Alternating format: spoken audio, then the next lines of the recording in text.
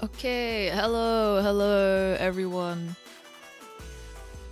My brain immediately paused the moment I decided to open my mouth. How is it going?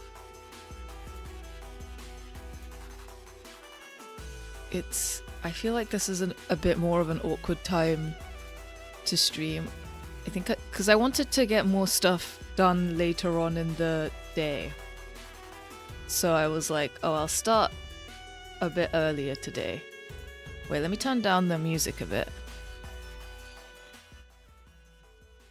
And then I might just pause for lunch in a couple of hours. Should be like 15 minutes, and then come back. Art stream, then we Minecraft. Exactly. On Friday, we Minecraft. That one I'll probably start around 1 PM for me, which is the usual time.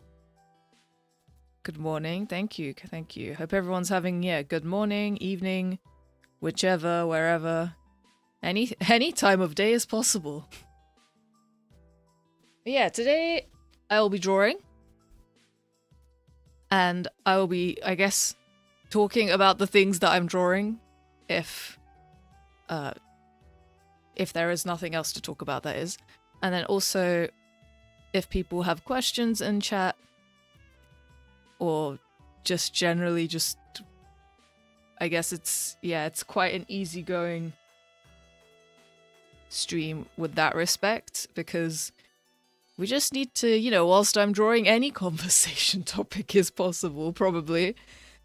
So yeah, I'm working on quite a big piece. I want to hopefully get to the coloring part of it today. It'd be nice. I feel like it's nice to color on stream. I still have a bit of the line art to do. I wanted to encapsulate different parts of the process.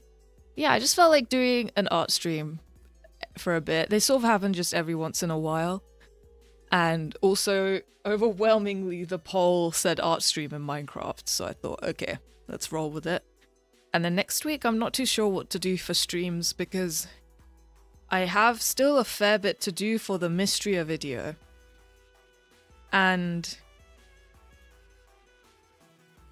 I want to finish that, as I said, before the end of the month.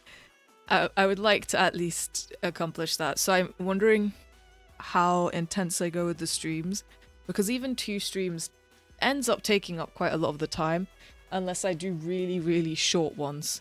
But I think shorter streams are hard to do. It's very easy to sink in 3 hours into whatever I'm doing at the time.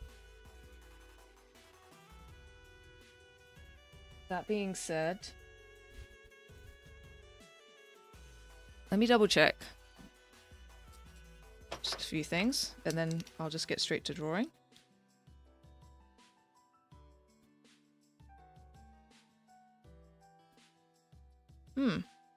I think I'll just get right into it, yeah.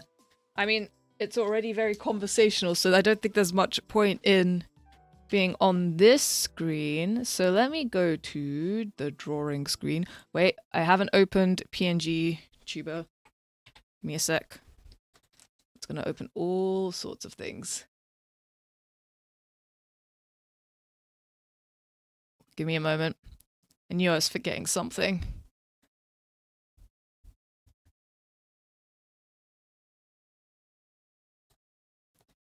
Here we are. Yeah. I mean, it's fine if it covers this part of the brush stuff, because that won't change much, but it's just like the opacity is at 100, and then is it anti-aliasing or anti-aliasing? I never know how to pronounce it. It's not a word that I say out loud too often. And then let me get some background soundtrack, just generic stuff. I'll just have a playlist on. And then, well, I guess just a mixture of Nintendo soundtracks, because those are always a go-to. Just let me know. Oh wait, the desktop audio is muted. It should be unmuted now. Let me know if it's too loud. It should get quieter when I speak. Yeah, so audio check. Is the balance of audio okay? That's the main thing. Alright. Just a few things, and then I'll start talking about drawing.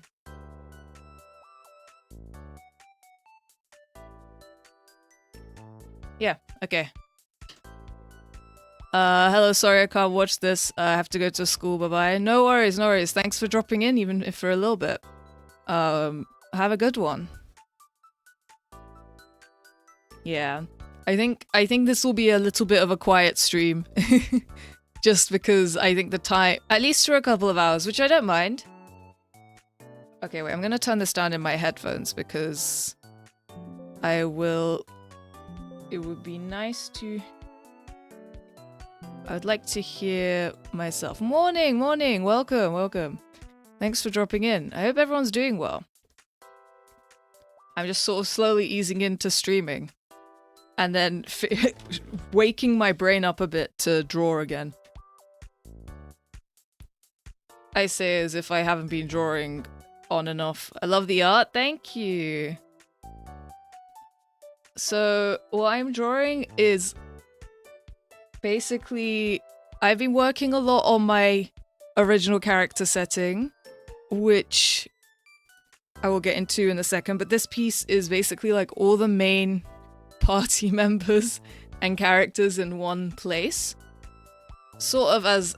it's called New Cover because it's like a redraw of another cover that I did. Well, not a redraw, but just a new edition of a quote-unquote cover. I always call it a cover art, like... you know those main arts where it just shows all the main characters? Sort of like you'd see on the cover of a video game. So that's why it's called New Cover. And basically, the project is loosely named Wildcard. And it's set in a universe where basically people and their magical abilities are ranked based on a deck of cards, and each person has the symbol of their card sort of engraved, not engraved, but printed on their neck. Can't be removed. And yeah, the main two characters, there's supposed to be one of them, but for some reason they're two Ace of Spades, and they are twins, so they're the people in the center of the canvas here. I don't think you could see me circling it, my brush is quite small. There we go. It's a big canvas, so that's them. And then, yeah, I think as I go over each character, I'll talk about them a little bit more. I will finish line arting, hopefully. Hopefully it doesn't take too long. And then I would like to get to some colors today. I really like doing colors. And yeah, but my challenge is going to be trying to draw whilst chatting as well. Just wanted to drop in to say hi. I've got to get some messages real quick.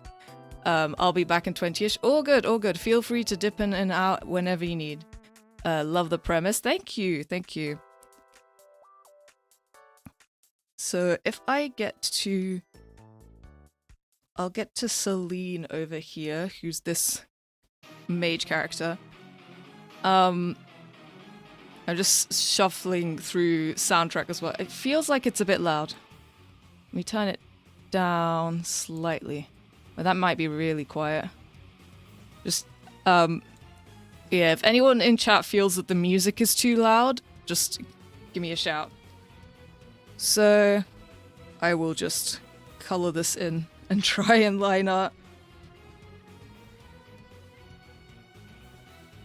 And then I'll probably get rid of a bunch of other layers just so I can see this a bit better. Like this guy. I think Sakina can stay there. Let me get rid of these lines. Okay, most of these people need to go. Here we go. There we go. Just as much as possible so I can actually see properly. Okay. And then I do have some of the character references on a separate tab. If anyone wants to see any of them, let me know. And generally, if people have any questions, feel free to ask. There's, I guess, like, there's a lot of time to talk in a stream like this. So, the character I'm currently doing lines for is Celine, who has the Ace of Hearts card, and she is very appropriately from Hearts. So the setting is broken into the four kingdoms of hearts, spades, diamonds, clubs, and so on. And each kingdom prioritizes a different value or thing. So spades is very militaristic, for example, and they consider themselves the kingdom of strength. And then clubs is like the kingdom of plenty, and I'm trying to find something. Here we go. Just references. And then diamonds, I would say, is the kingdom of wealth in both sort of the literal financial sense and the scholarship, like wealth of knowledge sense. And then hearts is like the kingdom of love and entertainment. And Celine's family in particular is like a very prominent journalistic agency in the continent. And basically her family is the Fortier family. And they have a strong hold of all the media, especially in Hearts, and a lot of the Hearts entertainment complex has been centralized on that family. And her older sister is basically heir to the title. Her older sister's named Millicent. And so Celine was born as quite a sickly child and was bedridden a lot of the time. And as a result, her parents sort of just wrote her off as, in a really awful way, just wrote her off and didn't pay attention to her particularly at all. And so she was sort of left to fend for herself growing up. And then in the time that she, oh my goodness, this hair strand. I'll come back to this hair strand. In the time that she spent sort of growing up basically on her own in her room or in the library, she would just read a lot in bed and study spells and write spells for herself. And then using that, she was able to regain a lot of her independence physically. But despite that, her family still were like all in on Millicent basically. And so she's underestimated by them a lot. And so she feels in all aspects of her life and all the relationships that she builds, that she has to prove herself or cement a position or legacy for herself. But she's so like hyper focused on that it causes her to make questionably bad decisions sometimes. But despite that, she's very strategic, let's say. And in terms of her personal interests, she's more interested in things like mysteries, solving mysteries in particular, detective novels,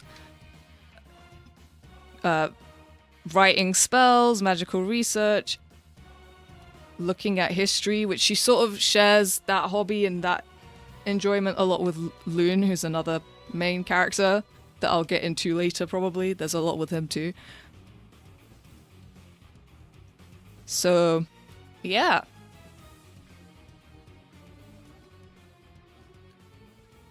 Oh, let me see. Something is up with this strand of hair. There we go. Finally. I'm trying to figure out. Wait, let me flip. Xenoblade music is going hard right now. So my goal for the project one day is to turn it into an RPG style game.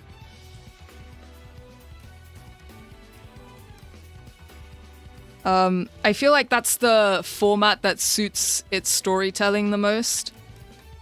And so a lot of like the art and writing that I've been practicing is in part in preparation for that.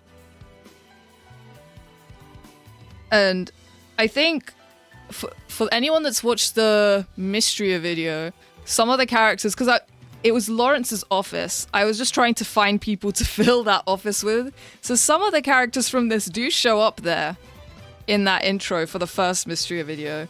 And I realized, oh, I have to keep them showing up if I make more videos for Mystria. Oh, which I will be. That's coming very soon. Hold on. I'm gonna turn down the music even more. It's a little bit distracting to me. Oh, no. I should have picked a more chill playlist. But I don't want to meddle with it too much because I will get distracted. Okay. She does have an earring, but I haven't really... Something with a pearl on it.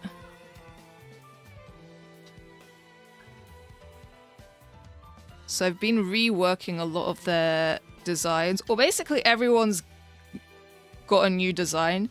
And that was sort of what I wanted to draw this piece for, to showcase it all in one place. So that I can, I don't know, have a main thing to refer to when introducing the world and everything. And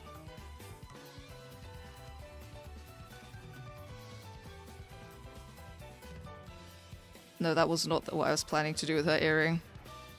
One sec. Let me lock in on this earring. This is not it either. Oh dang, you're streaming early today. Hi Mal, welcome Michael. Yeah, I realized I wanted to go live for a good bit and have like a lunch break in between. And then hopefully still have time to do other things in the day after. So just for today, I was going to test out streaming early. But I think it might be... I feel like the nice middle ground of early is maybe what you call it, 12 p.m. or even 1 p.m. so I can just get the lunch break out of the way. But welcome in. I hope you're doing well. I'm drawing all sorts of OC bits today. Wait, they're disjointed. Let me bring them back. This is what we've got so far. Wait, I've redacted someone. Where is he? There he is. So we're currently I'm doing my best to line Celine. I realized that, yapping at the same time as drawing is so hard. It's so hard. Setting up my Nintendo PC for some GameCube games. Let's go. Always good to get on the Nintendo PC. There we go. I literally named... Did I not name this layer? Okay, I did. Looks sick. Thank you. Okay.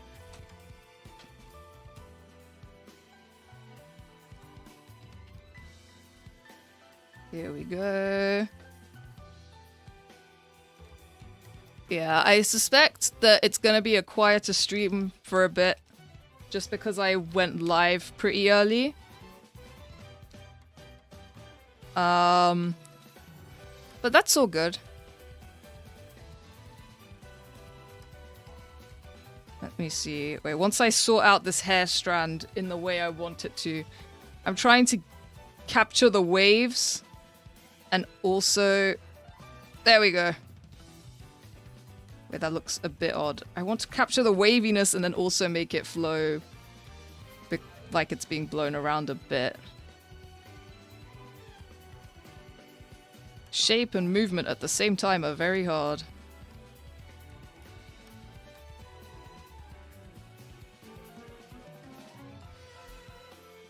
Nope. Something is off. Let me see.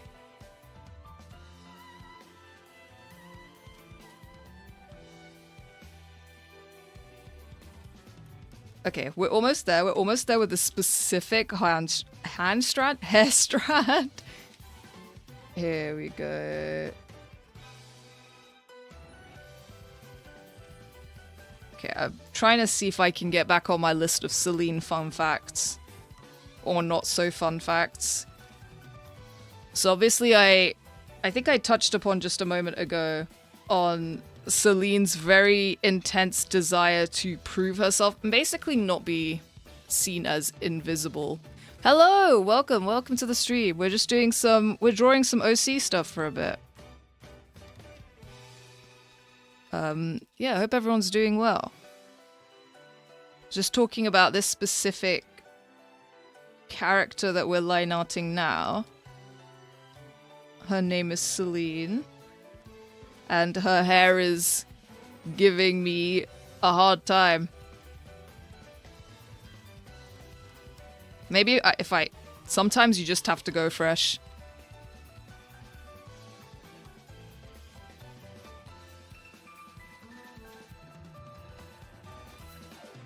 Okay, I think I'm thinking too hard about these strands. I will resume Selene lore once I figure out how to get this right. It looks fine in the sketch, but you know, when the sketches are this messy, I really should sketch tidier in the future. Because when they're this messy, I really struggle to decipher what I was doing. How are you? Yeah, I'm doing pretty good actually. It's pretty early on in the day, so I'm a bit more refreshed. How have you been?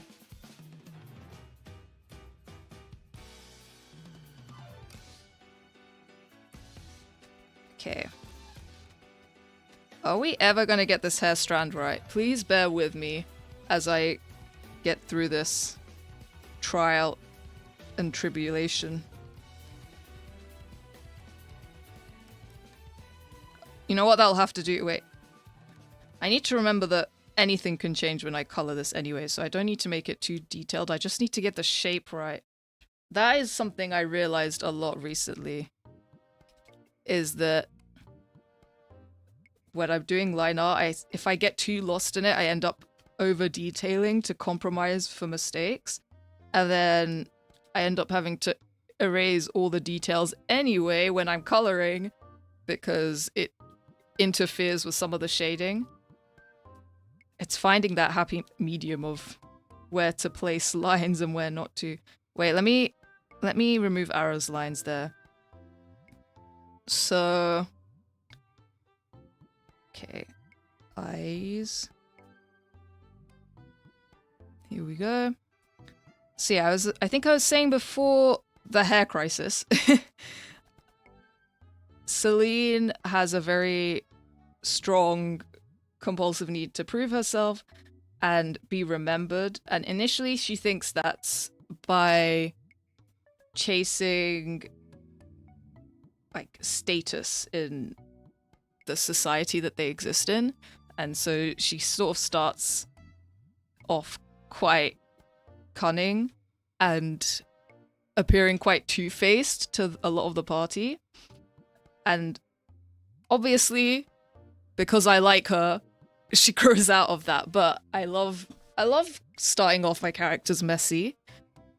So because she doesn't trust others not to use her in the way that she's sort of been cast aside and used, she sort of has this attitude of, oh, okay, so I too have to do whatever it takes to get ahead, even if that means maybe betraying my friends a little bit. But I think as she builds trust with a lot of the other party members, in particular Ara, she's able to gradually climb out of that and realizes there's other ways to be remembered than, you know, ruining things or stepping over others. Pretty good, gonna dye my hair today. Nice. Glad to hear that things are going well.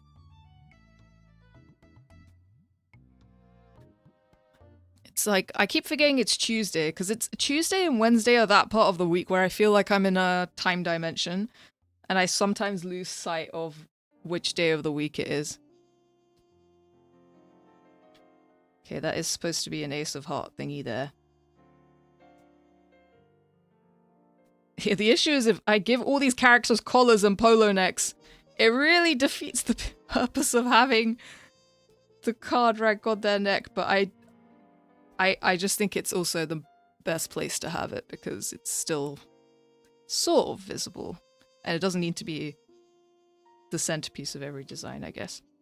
So yeah.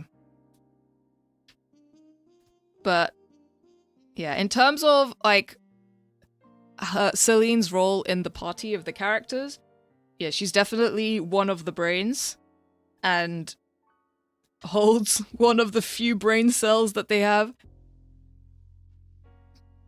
So yeah, she tends to be the one that helps them out when they're conjuring plans for something, maybe even something dangerous and illegal in the world, but done for the right cause, who knows? And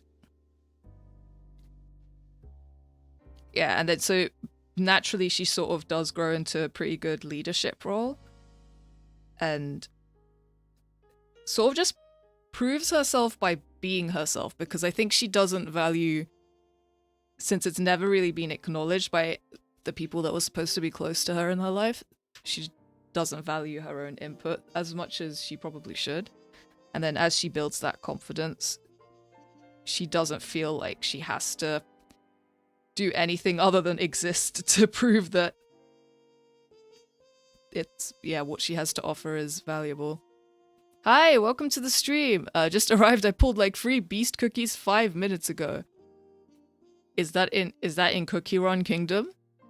Or is this a secret second thing that I know nothing about? But I hope you're doing well.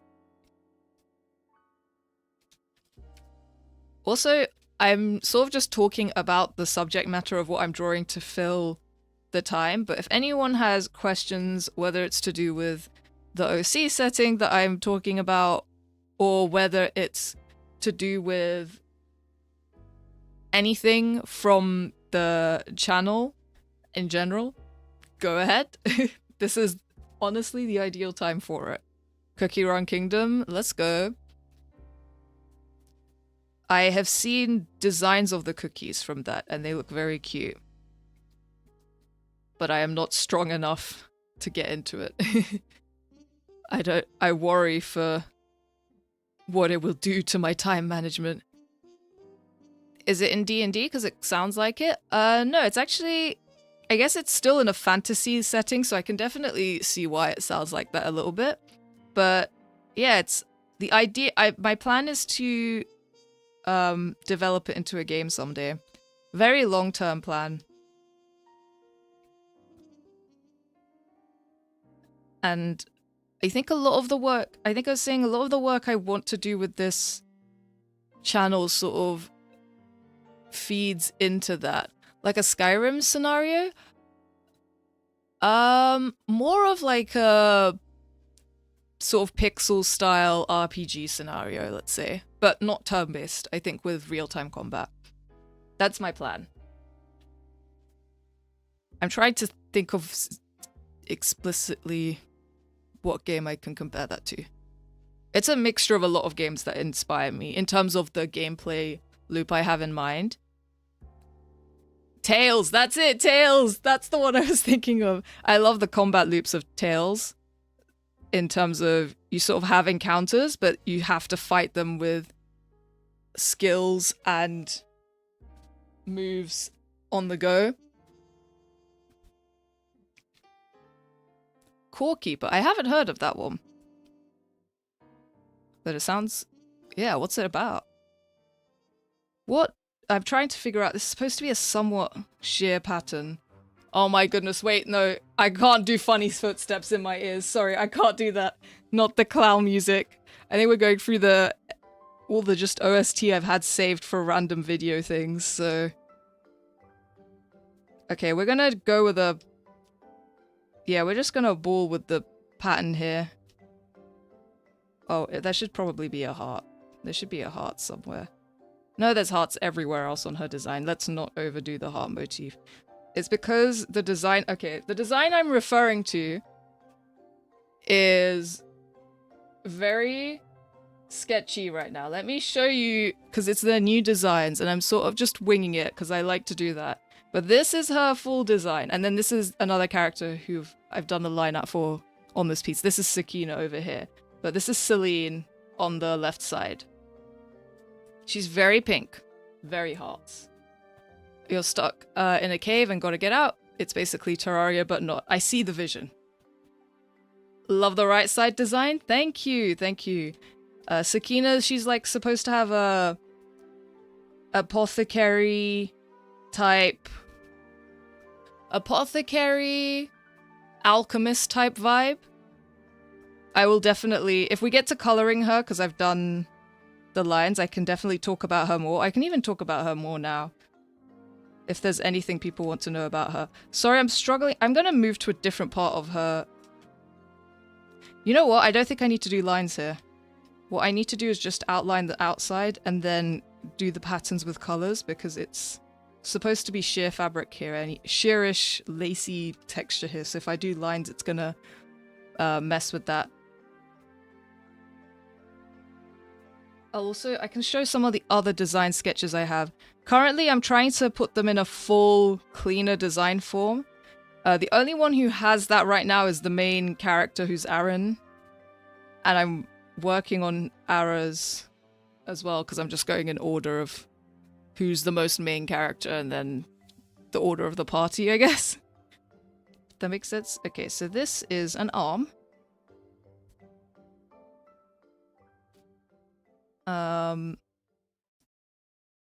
Here we go. Yeah, Sakina's design was born out of my need, my want to see just more hijabi characters existing in media, and like just existing as themselves, because I feel like I see so little of that. I think even in a game setting, I've hardly seen it at all, except maybe in character creation. And to me personally, it's a very important type of representation. Oh, my pen. So yeah. But like, I feel like my approach to creating characters in general, or writing, is writing out of like what I like and what I want to see more of. And sometimes still being appreciative of the things that inspire me, but combining that with things that are personal to me. I feel like I think if I write ironically, I don't enjoy it as much. Like, because I see a lot of things that are created like out of spite to a certain genre. And because they're so focused on that, they lose any substance in the media itself.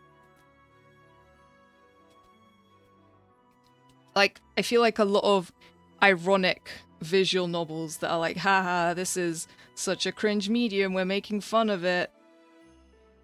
And I think when it comes from that perspective of looking down on something else, I struggle to connect with it.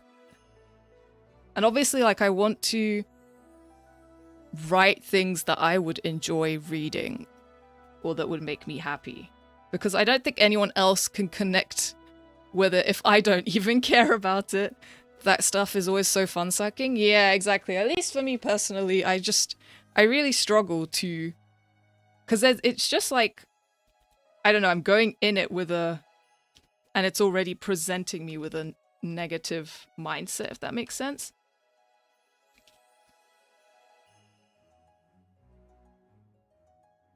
I'm not necessarily... And to be fair, I'm not really saying it's objectively bad or anything. It's just the type of approach that's definitely not for me. Okay, so Celine is also a mage, in case the book did not indicate, but it looks like a generic book right now because I haven't drawn all the little embellishments. so much nicer to get into a story when it feels like something genuine rather than a haha lol, we're doing this because it's dumb. Yeah, I think also I feel like irony has been so overdone, and I'm like, I don't know, when I get sucked into that, I feel like I'm not having fun anymore. And I do, personally, I play things and I read stories to have fun, even if the story is sad. It's kind of, the emotional aspect is still a form of fun or enjoyment to me. Reminds me of cooking a nice chicken and it's already burnt but not unrecoverable. Yeah, exactly.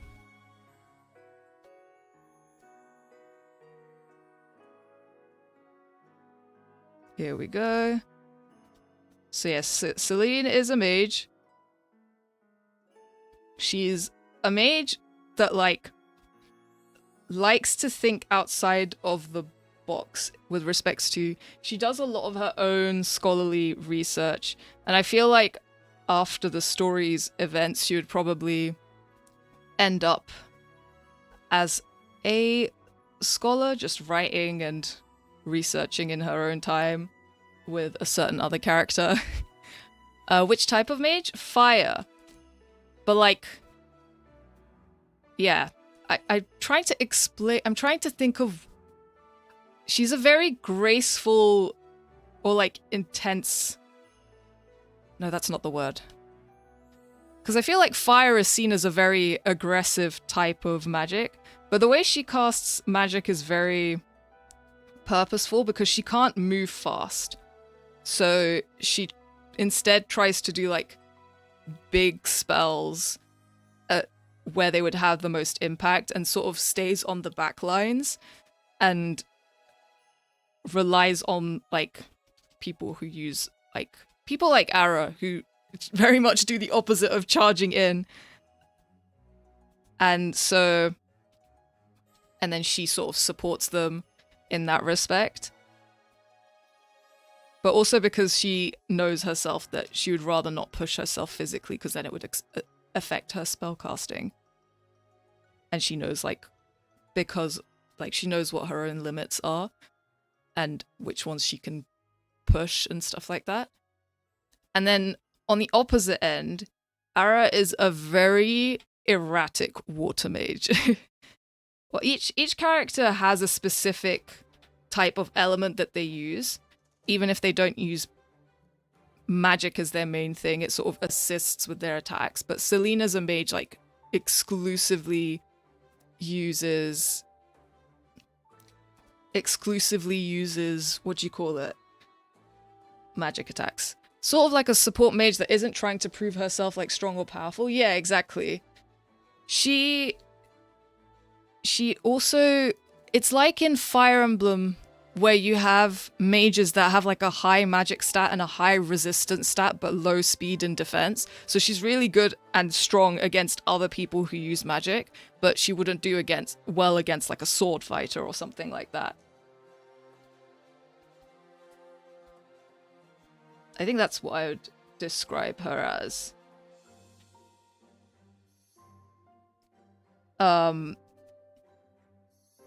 Because there's another character who's a more glass cannon mage. Hello, welcome to the stream, everyone. Arting it? Yeah, we sure are. We'll be arting it for a bit. In about an hour and a half, I'd say. I'll take literally 15 to have lunch as well, and then we'll keep going for as long as my hands accept. So this is her personal tome that she uses to cast. I'm trying to get all the funky details on it.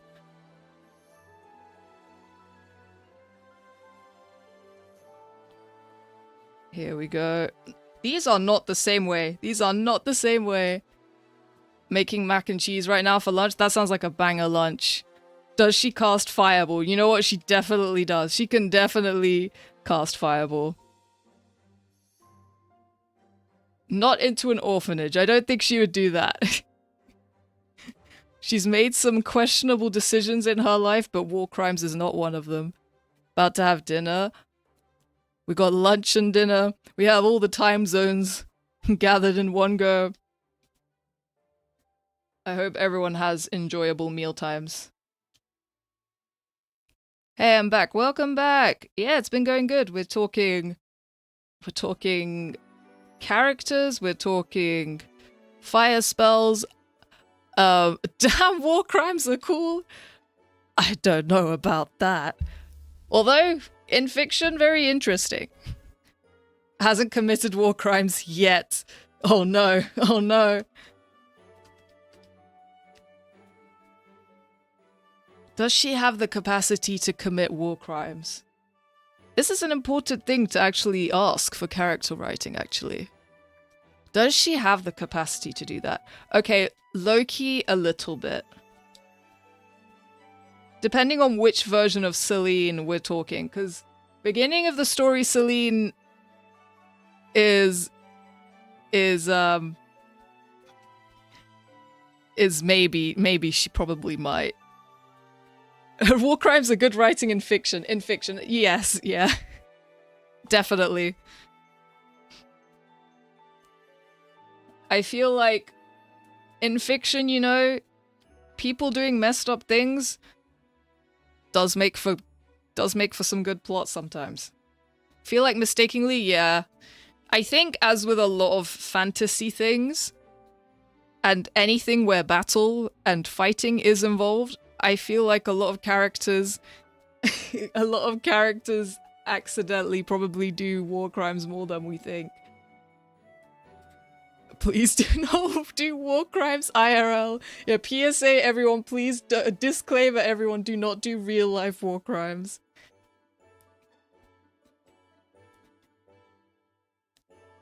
It is surprising these days how many people think it's okay to do war crimes IRL. But I won't get too much into that. Okay, this... I saw just be like, hey yo, check this out, this is gonna be lit. Tosses mustard gas, oh no. Yeah, this is gonna get loads of views. On my way to rob a bank right now. Okay, but that Loki is... is that in the realm of war crimes? I don't think it is. You might be safe. Although I shouldn't endorse that, actually. I shouldn't endorse that just because it's on youtube.com. Well, there goes my Saturday night out. Love that we're planning ahead. Planning for a weekend. Just ask Canada. Yeah, oh yeah, bank robbing, regular crime.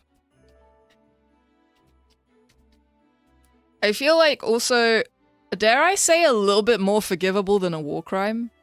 No war included, sadly. Unless you believe.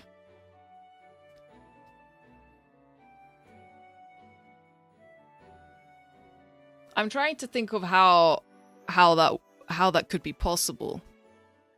But maybe, like, I feel like, you know, anything is possible. In both good and questionable ways.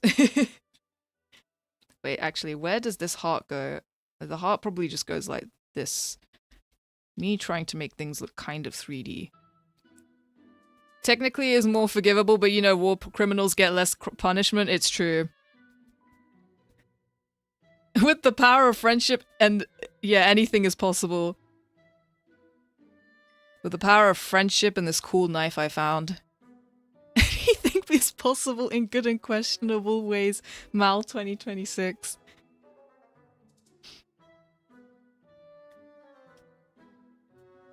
Now, would Celine rob a bank? If she had to, yes. I think almost a good chunk of the main characters would probably rob a bank. With the power of friendship and the power of Cthulhu. And like one weird cat that happened to be there. Yeah, wouldn't you? I don't know, actually. I would... If someone told me that for the cause they were going to... Should I say this on stream? That if someone told me that they would rob a bank for the cause, I wouldn't tell. Don't come to me with your criminal confessions. Don't... Disclaimer, I'm joking. Maybe. But no one confessed crimes to me. And no one take this as an endorsement of crimes. What cause? That's a good question. I'm going to tell you my crime plans, yeah, in live chat, where it's all documented.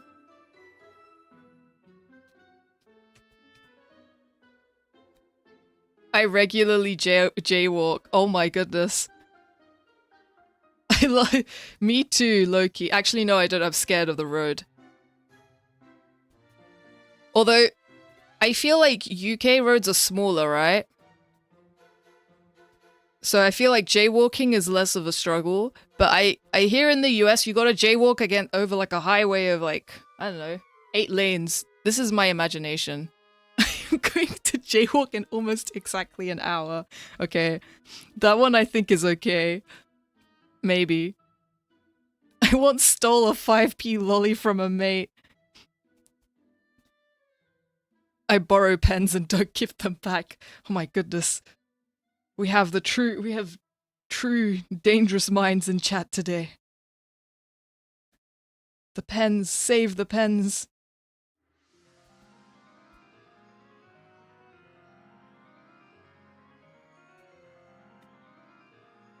I'm not gonna read the Tesla's one out loud. I'm gonna pretend I didn't see that. I leave the tea bag in when I pour the milk. Okay, same though. The only thing I don't leave in is loose leaf. Because tea bags? Kinda weak. Sometimes. But that might be because my own palate is desensitized to the bitterness. But loose leaves? Those need to come out because they'll change your tea to something else. I sometimes change the saddle heights of random people's bikes. If true, that's diabolical in such a non-consequential way. Oh dear. Because you know when people lock their bikes, can you even stop people from changing the saddle height? I must know. Also, stuff is happening with this arm. Let me flip her because I'm really struggling with this torso because so much is going on.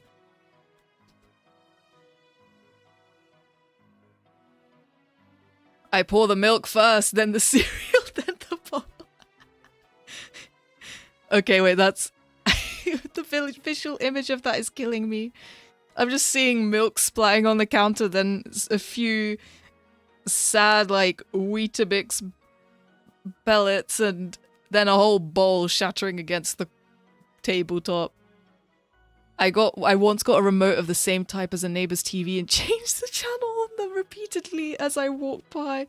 That's so evil. I didn't even know that works. Oh my goodness.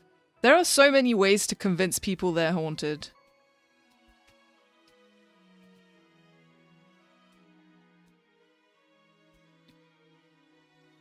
Okay, this is a belt. There's another belt attached to the belt. Kingdom Hearts was really cooking something with the put belts everywhere to make a design look cool. I sometimes go into my brother's room and turn on his lights.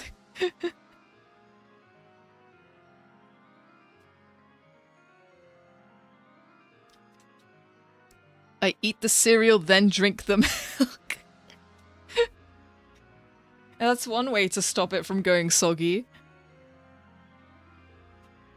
But it's giving choking hazard. I once lied to Mal on stream about changing the neighbor's channels and she believed me. Yeah, I for some reason started going in with the premise that these were all confessions.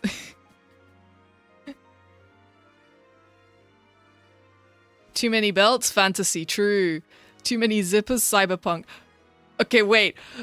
Silver Bell Cookie debuting in chat saying, bold of you to assume I use milk. I use vinegar. That is crazy.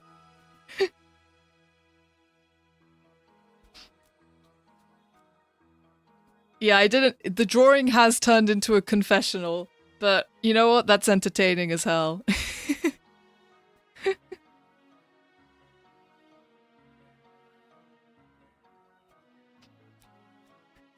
It's the way that this was born from. Do you think Celine Fortier of Hearts would commit war crimes? And I said, possibly, on accident. And then we were like, I don't know how we got to normal crimes.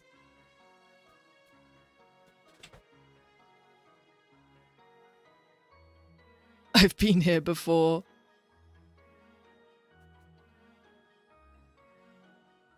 I once raised a steak while lowering some milk.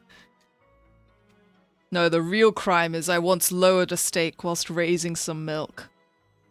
I changed the formula.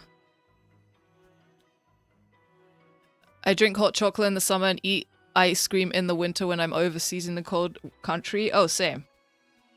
For some reason, I drink hot beverages all year round. Because tea is like, I don't know, if I don't drink it, this is like the most British thing, but if I don't drink it, I feel unfulfilled in my day. It's just something about a warm beverage. And then, yeah, ice cream sometimes just hits different in the winter. Sometimes you just have to have it. I once stole the Krabby Patty formula. Oh no. I feel like that's akin to robbing a bank. The untold fortunes. Now, what have I attached to her belt there? Okay, wait, I need to open a different version of I need to open the one that's not watermarked. There we go. Oops. Here we go. Let me open it up here. And let me take my signature off it so I could see. Oh, it's a heart. That should have made sense. I don't know what I was thinking. There we go. We gotta stop confessing Chat Mal as a Fed. I don't think I would survive even one day as a Fed. I would literally sell myself and everything. Day one. I wear shorts in the winter. Now that's a power move. These designs are so peak. Thank you. Actually, I'll go through all the designs. I'll go through the whole cast's designs in a second so that people can be acquainted with what I'm working with. Hype Fates music. This battle theme is insane. It's so... I feel like I forget about it and then I listen to it and I'm there. I'm present. I wear sweatpants all year round. I think I do the same thing somewhat, but with jumpers because they're kind of essential to my entire fashion. And so I really struggle in the summer when I'm like, what the heck am I supposed to wear if not layerable items? Okay, this hearts gem thing. Wait, what layer is this? There's 2 layers for her lines right now. Day 1 of asking Mal to play Core Keeper. I mean, anything is possible. The way I pick games to play is truly based on a whim. Because I have to be, if I'm in the correct... I have to be in the correct mood.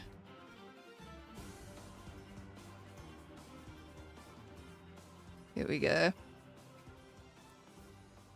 Right. I haven't tried out Hytale yet. I've seen it though. We need to do the Kirby motives. When we did the golf, that was really fun. That was so chaotic because I really don't know how to do physics in games, right? And then I was like, and we were playing on Discord and I was like, just literally going, fuck it, we ball, and shooting stuff across the map. Sometimes it worked. But yeah, Kirby Golf must make its resurgence for the people. Have you ever played Life is Strange? No, but I've heard good things about them. I mean, that's how you win. True. Have you completed Legends ZA? Yes. I have. I just have to edit the second half of the footage. Hey Mel, did you hear about the guy who invented the knock knock joke? No, I don't think I did. Have I walked into something? Have you ever played Life is Normal? I haven't played that one either. Is life normal or is it strange? This is the really not strange thing. The really important question. How many Legends ZA are there? It's just one. It's one game, but with DLC. It's just that the video I made for it has 2 parts. Okay. Wait, I'll bring up some character sheets for a second. Because I realized I've only shown you guys Celine and Sakina. Okay, so Aaron's design is done. So I'll show that. We will be getting distracted today as I draw. This is how I literally always end up drawing. Life is a highway. Real true. Legend ZA. One whole legend. Z is so British of you. Us Americans say Z like the big ballers we are. You know what struggles me? What I struggle with is that all the trailers were calling it ZA Royale. So when I was playing the game and recording, I was literally switching between Z pronunciations. Okay, let me show everyone character designs. Clip Studio instead of Fire Alpaca. Clip Studio is now ingrained into my brain. I bought it on sale, like, I think with my uni allowance or something. No, even before then. It might have been a birthday present. It's like, it was like, I feel like, because it has crazy sales. I call it Zee. Now this is a new one. But I hear Fire Alpaca and Krita and all like the free alternatives just do a really good job. Okay, so we're going to characters. Men. This is a men's. So this is our main guy, Aaron Atlas. He's the only one who has a completed character sheet. He cute. Thank you. This is the intention. Eats your character reference. We love to see it. Smash next. Oh my goodness. Yeah, okay. Actually, yeah, he's an adult, so you can say that. You can say that. Please send. I immediately need to draw them. Oh, wait. Let me drop you the PNG in a moment. Thank you, everyone. He is in my brain at all times. So this is Aaron Atlas. Sundara Prince of Spades. He has the Ace of Spades rank, as does his twin sister, which we shall see soon. What else? Other fun facts about Aaron. This guy is rowdy as hell, and yet he's riddled with anxiety. He should get kissed by another man. This is actually, in fact, what happens in canon. Yaoi, it is true. It's happening to him. Oh yeah. Imagine being a talented artist. I have been drawing for like as long as I can remember my life. But thank you. His shiny tie. Thank you. I love drawing iridescent things. Does the Yuri also exist? Oh, absolutely. I will introduce the Yaoi and the Yuri both gladly. So this is Aaron. He's the only character with a completed sheet. Also, Michael, if I forget to send it to you after stream, please remind me. I'll definitely pass him on. I will also just upload all the character sheets when they're done. But I'm happy to send them to people as well. Does his sister Yuri? Mayhaps. Mayhaps. Okay, so now let me go and show... Ara's design is currently a sketch here, but I am literally working on her character sheet as we speak. So this here is Ara. Why can't dinosaurs clap their hands? I don't know. I'm assuming this is a joke punchline on its way. Gay siblings, exactly. Aaron is like bisexual, but yeah, he ends up with Amanzas. Too much light in those eyes, he's gotta suffer. Oh, he will. He will. This is just a fact of life. He's main character, so I'm gonna put him through so much. So this is Ara. Unlike Aaron, she literally cares about, like, she's winning the I don't know how to say it. In my head it's like ID gaff. I don't give a fuck wars. If bro doesn't have a Dimitri arc, I don't know if he has a Dimitri arc, but he has something. He dresses like bisexuality. I love this. If you need a man to kiss him, I volunteer. There is a man's.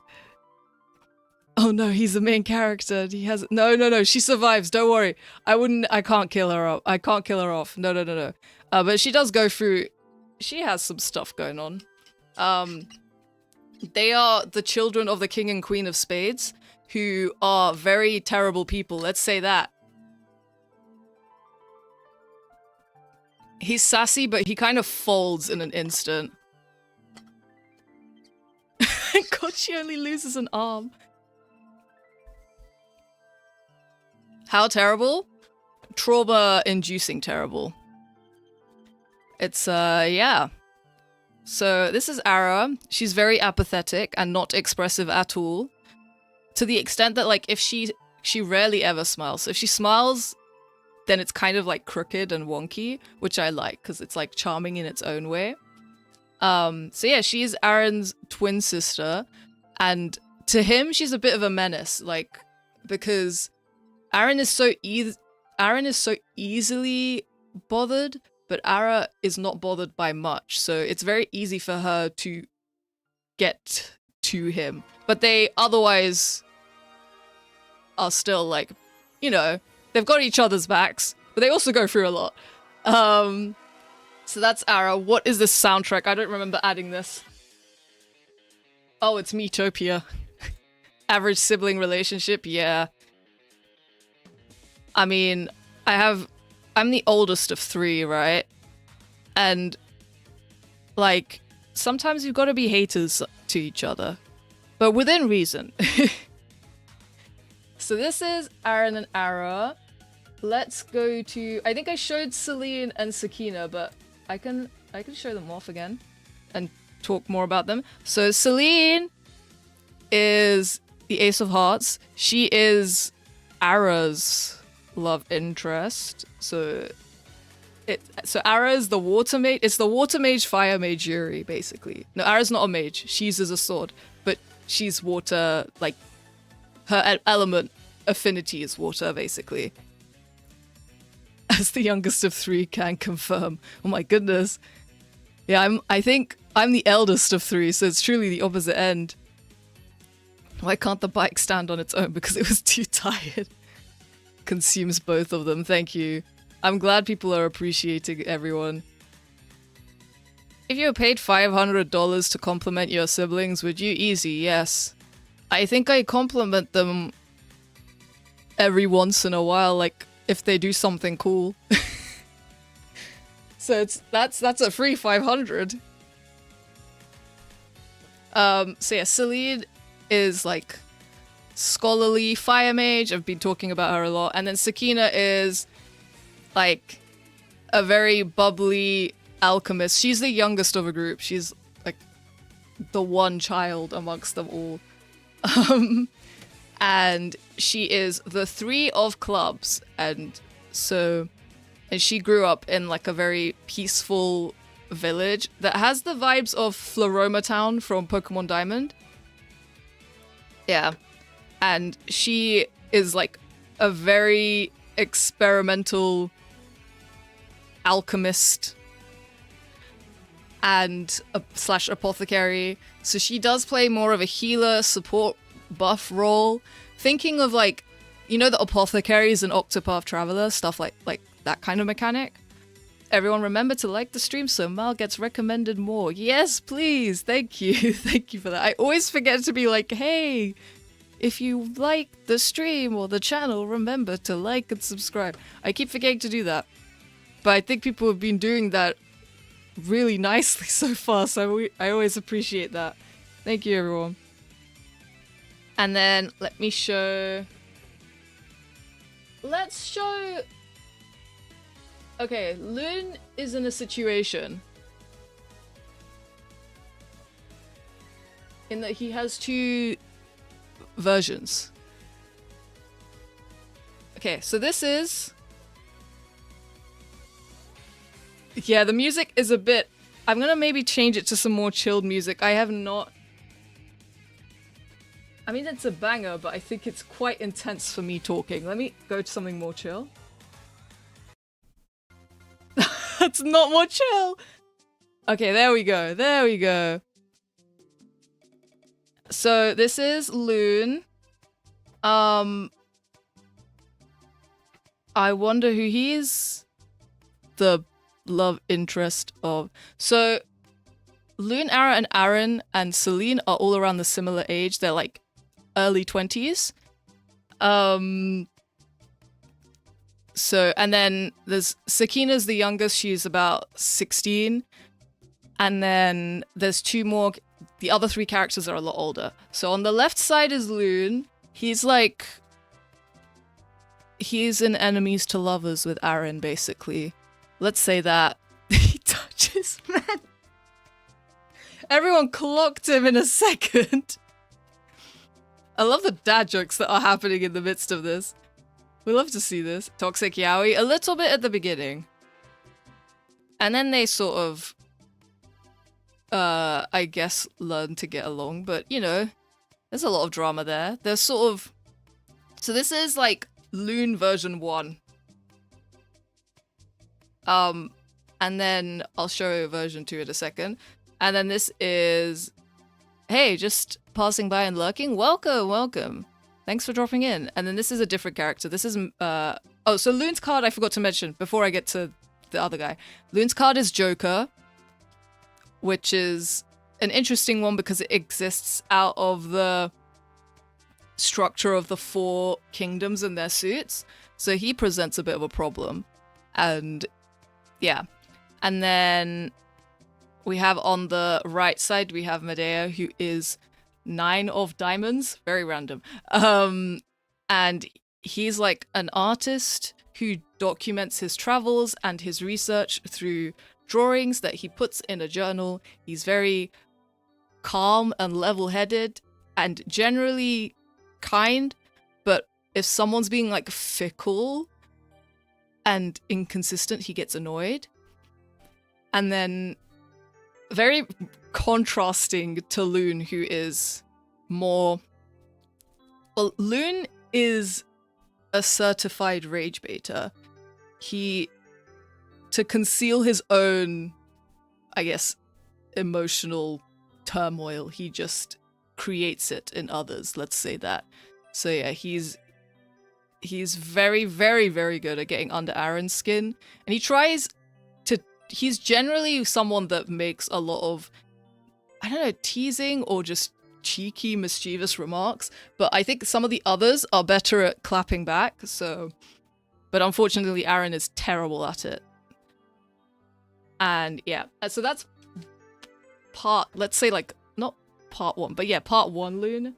I'm not going to talk about the character as much on the left of this, but she does look suspiciously similar in design. So this is, on the right side is the second half Lune. There's a lot going on with him. And then this is, on the left side is Redacted. I don't know if I can talk about her yet. But on the right side is, yeah, Redacted character that's definitely not connected to Lune in any way, shape, or form.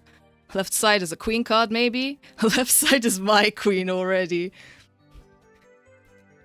But yeah, it's from evil, sinister vibes to purple space vibes.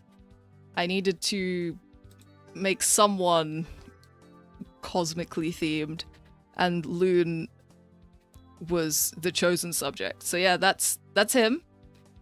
And then we have one more pair of characters. So this is... On the left side is Oswin, 10 of spades, retainer to the twins. And he's basically he's basically like an older brother, parental figure to them, more so than their actual parents are, because he's actually, I guess, nurturing towards them. And yeah, left side is 100% Eldritch Horror being that's the rules card. Rules card. Oh my goodness, that rule card, what an icon, honestly. So yeah, that's Oswin on the left. He is very, I guess he's like very grandpa, but fretting grandpa. When oh, this is all from the quiz video. I might put some soundtrack, like calm soundtrack on in a moment. Sorry. Okay, we can do Zestiria. So yeah, Oswin is left side guy. 10 of spades. Very cautious, let's say. Frets over the well-being of others a lot. Needs his 8 hours. He's like a rogue type character. And he moves very fast and has like a affinity to lightning. Just dropping in to say hi. I'll watch the VOD. Have a good afternoon. Thank you for dropping in. It's good to see you.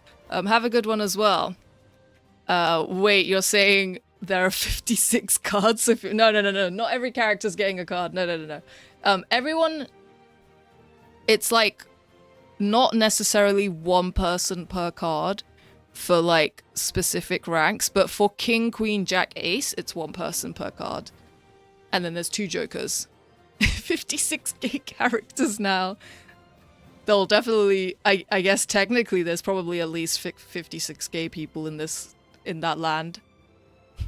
Is there a lore reason for so many cute guys? No, it might be my same face. So that's Oswin on the left. Peak Cinema, thank you. And then on the right is Cilia.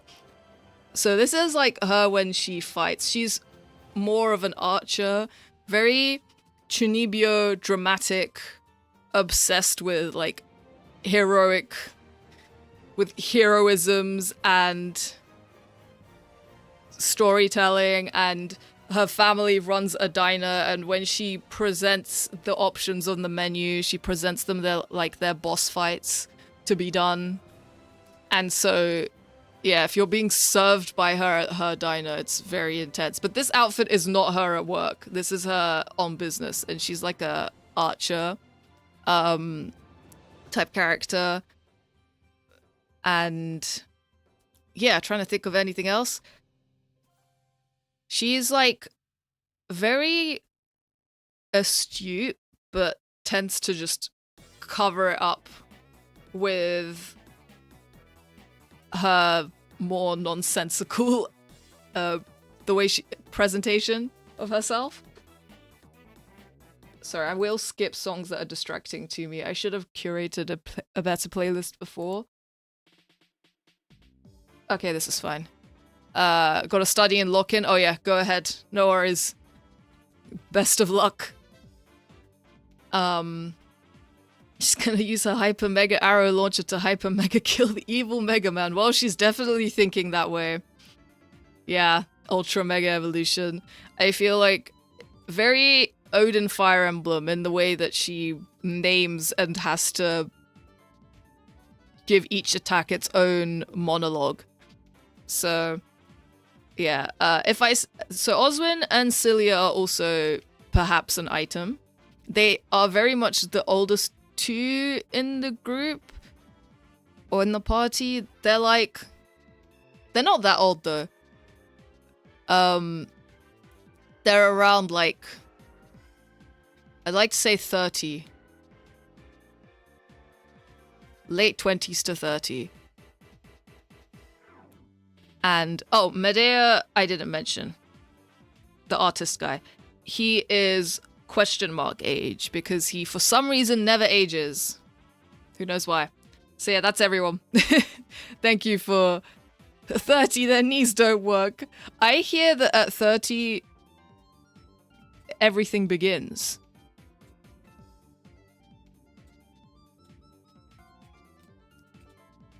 Okay, wait, no, why did I cross them all? I need to refer to the...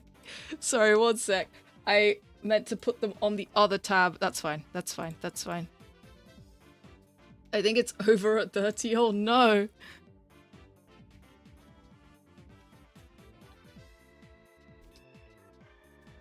Oh, the artist guy is a painting. Boom, law solved. Who knows?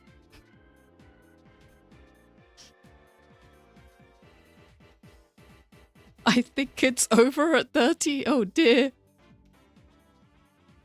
No, I hear like, I don't know. Me personally, I'm looking forward to 30.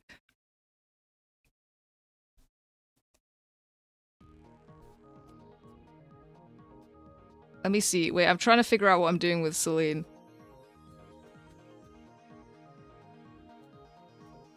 I never beat Claire Obscure, so 33 is still the cap.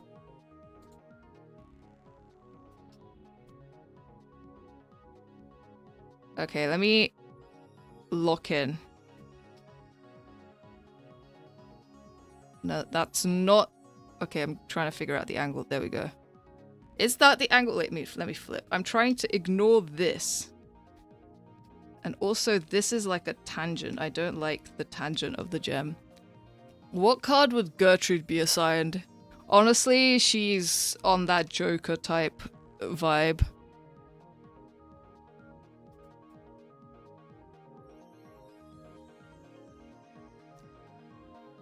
Here we go.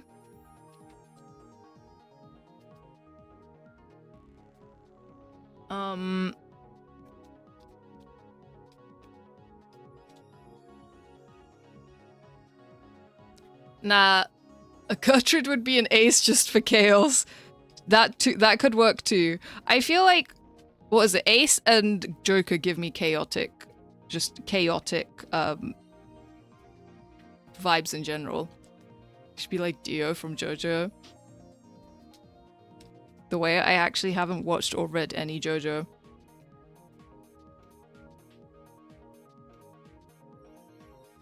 But I'm trusting. I feel like that feels correct.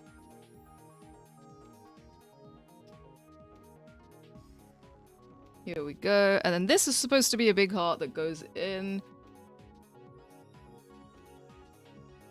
Wait, let me fix... I'm trying to fight the amount of tangents I have.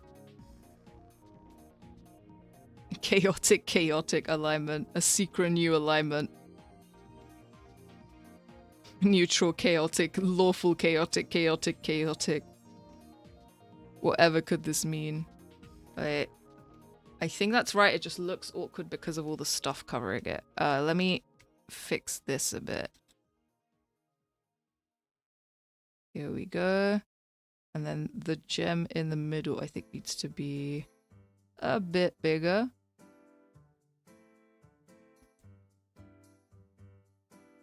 The Gertrude chaotic alignment, exactly. Her alignment, I think, is just menace. Brackets affectionate.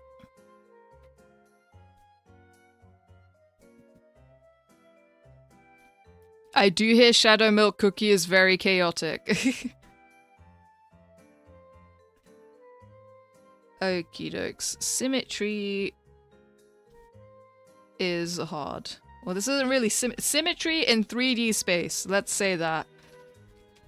Nope.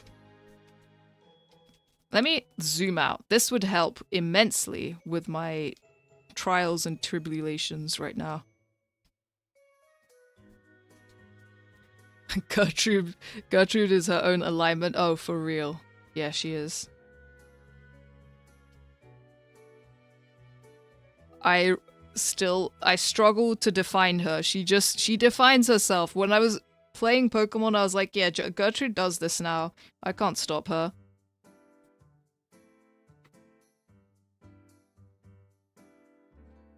Okay, what am I trying to do here? I don't think I need to make that into a...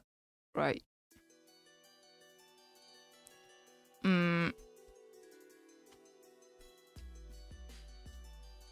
Okay, that goes there. This goes here. Something like this. It's just really... You know what? I need to do a new layer and draw it. I should have done this before. I just need to go on a separate layer and draw it and then erase it. Details in 3D space. My nemesis. Okay, there's so much going on here.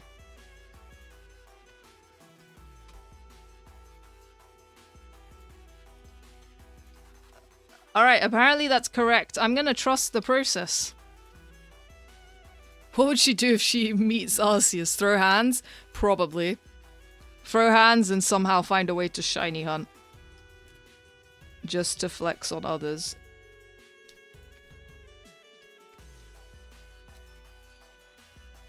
She'd maybe use it in, like... What's going on there? In one... just one ZA battle to prove that she has one, and then... never again. She would disrespect. She would disrespect. It's very lucky that she was not the one to be in the Legends Arceus plot.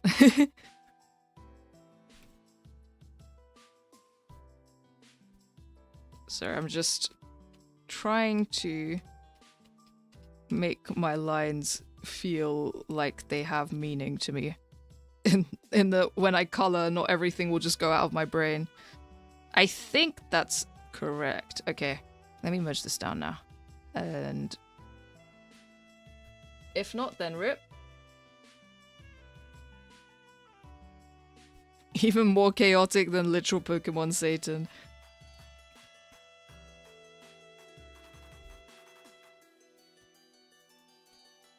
I think Giratina would go into hiding if he saw her.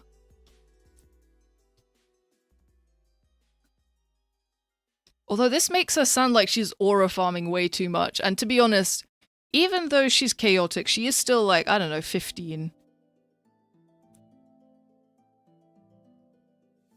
Giratina lost its job to Gertrude.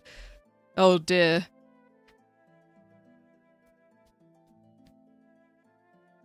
I feel like Giratina would quit because she just, I don't know, disrespected so much. Like, just said something. Something devastating. Does Gertrude like pineapple on pizza? Probably. Prime aura farming age.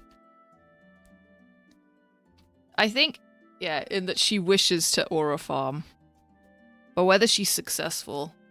I feel like she's like a 50% success rate. Hooper is a good pair with Gertrude. I can see that. The thing is, actually, largely she does just use a normal team.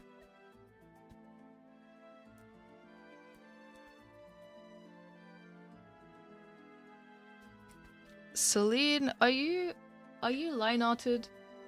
Am I allowed to move on?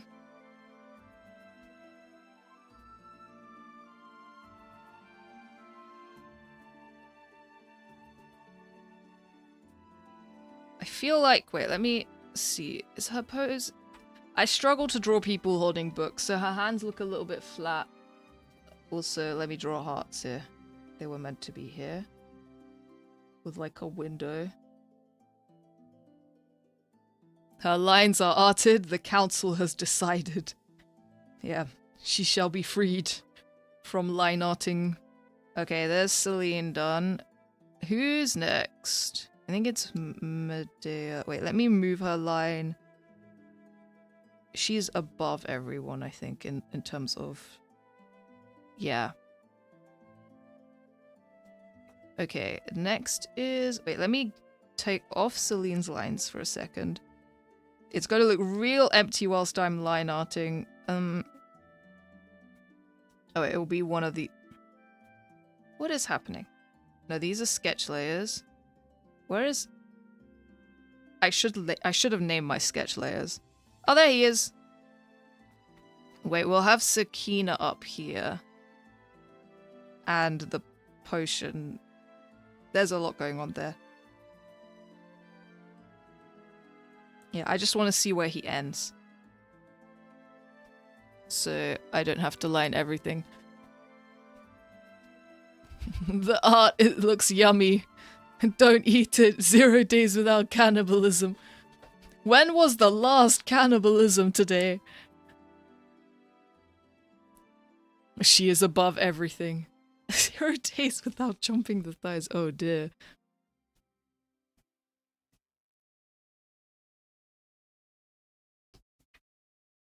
Here we go. Wow, surprise, surprise. He's holding a painting frame and he's looking a bit too jovial there. 15 minutes ago? Oh my goodness. I love that we have a counter here. Has the music finished? I'm just gonna find a relaxing Nintendo music playlist. One sec.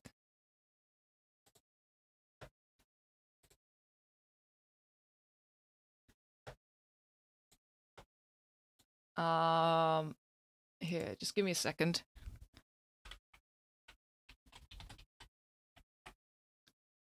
Jamming out to Ado songs? Okay, taste.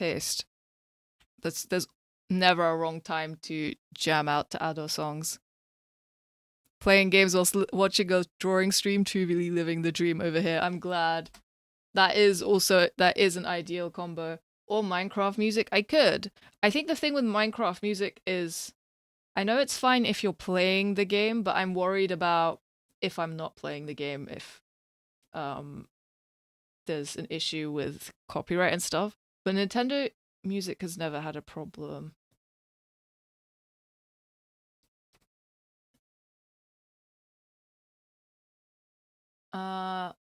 I mean, this is 90 minutes of Nintendo music for studying / relaxing / calming. Okay, now this is drawing vibes. Minecraft music is fine, I've tried it. Oh. Okay, I could probably give that a go if this one finishes then. Because Minecraft music is actually just really good for that. Okay. Wait, let me go to Medea's reference. Where is he? There we go. He will just hold a giant portrait frame and look at the camera. And then I'll try and find... Wait, let me make sure that shows up on the stream screen a bit better. Oh, I've seen the Celebi movie. I remember that one being, I feel like, really sad at times. Yeah, I haven't seen like every Pokemon movie. I sort of have watched them sporadically as I grew up. Okay.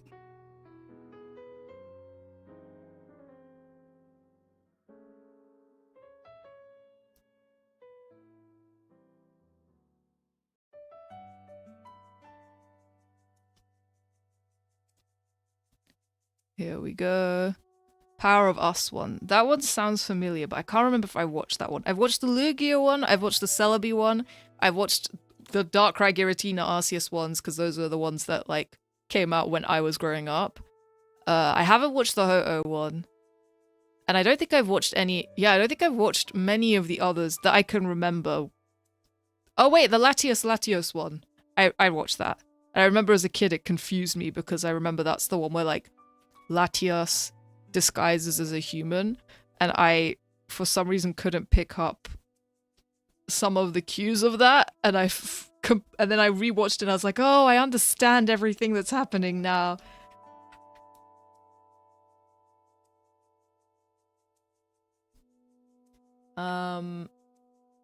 Watch the Mewtwo one as well. I think I did watch the Mewtwo one. Maybe like once.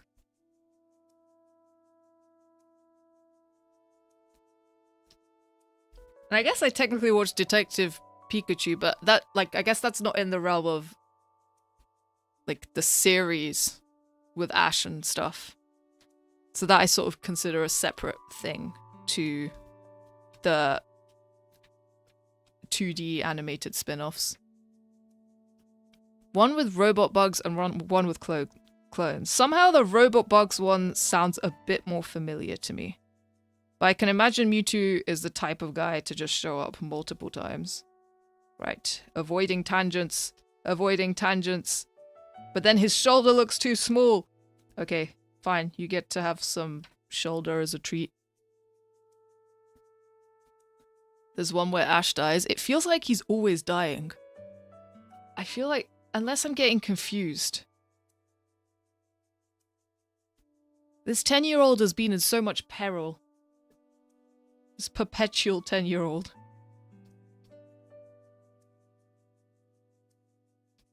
Here we go. Okay, there's a sleeve. Hand. On frame. Frame edge. I'm very much winging this.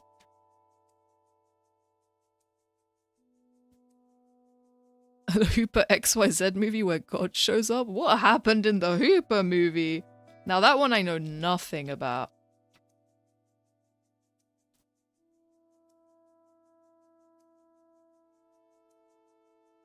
Oh wait, no, let me do that on a separate layer so I don't have to erase through his hair. There we go. Nope, I can do this. I can do straight lines with my arm. I don't want to bring out okay, I'll bring out a ruler. I have a ruler. It's either he's dying or Pikachu is dying. Exactly. The main character is almost always in mortal peril. Okay.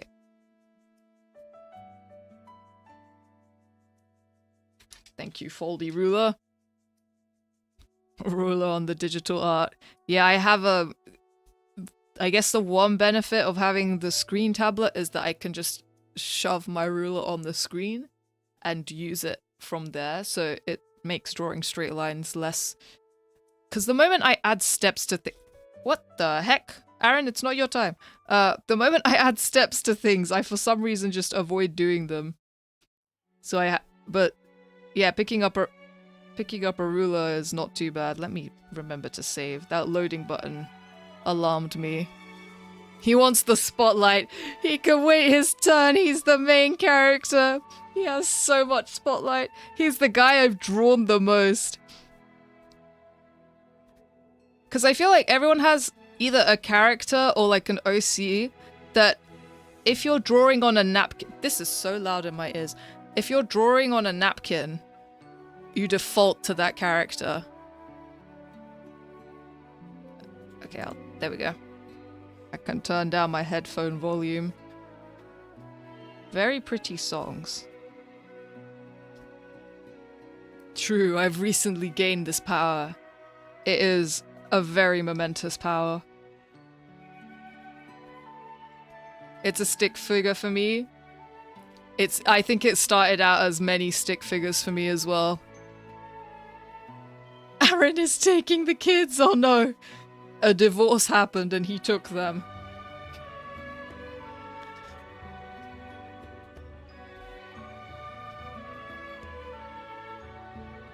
Here we go. I don't know where this song is from, but it's giving Xenoblade.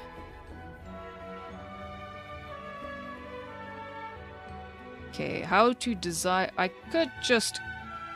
could reference portrait frames. I could do that.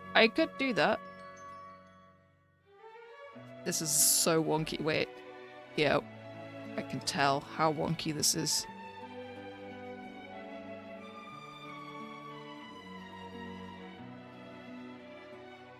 Here we go.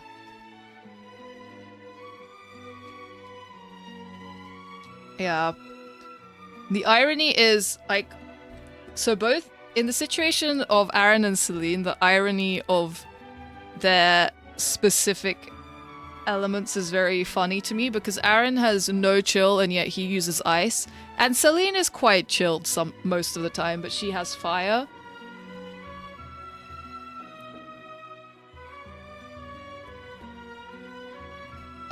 And the way that, like, when people cast spells of a specific element in this setting, it affects their emotional state. So, depending on the person and also the element they have, they might respond differently.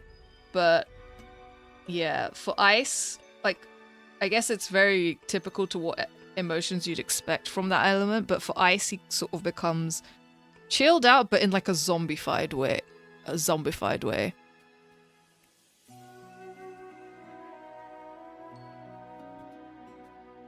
Like, for both twins there, when they use, like, strong elemental spells, they sort of become the opposite of what they are. Fire generally makes you really angry. Yeah, it does.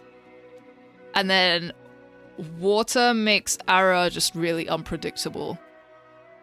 Sort of like, think turbulent, vicious ocean in a storm type. Explosive magic makes people volatile a little bit, yeah. So it's very situational when a character might use it, practically speaking. Because also then that affects their decision making. Nature magic, I think, is very, I would say, like, fiercely protective and defensive. It's one that's harder to describe. Water makes you drunk, kinda? Yeah, a little bit. But, like, in Ara's case, I don't know. She, looks like she's lost her mind.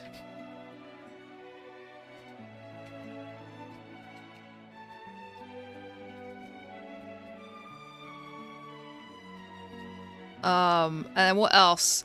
Oh, electric. So Oswin, who has electric, it makes him like, you know the squirrel from Hoodwinked that goes absolutely insane when it has coffee? It makes him like that. Nature magic makes you high or something. I guess that could work. I was thinking more of like self-preservation and survival. And that's why I was thinking, oh, yeah, it makes you very aggressively protective. But it can change very, like, depending on the person's natural personality as well. Like, the magic they have usually tends to contrast with the type of person that they are.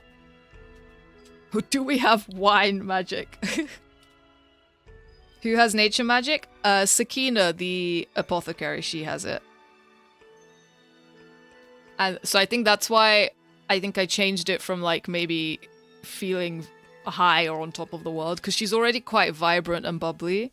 So something like fiercely protective and intense kind of contrasts with her more cheerful personality.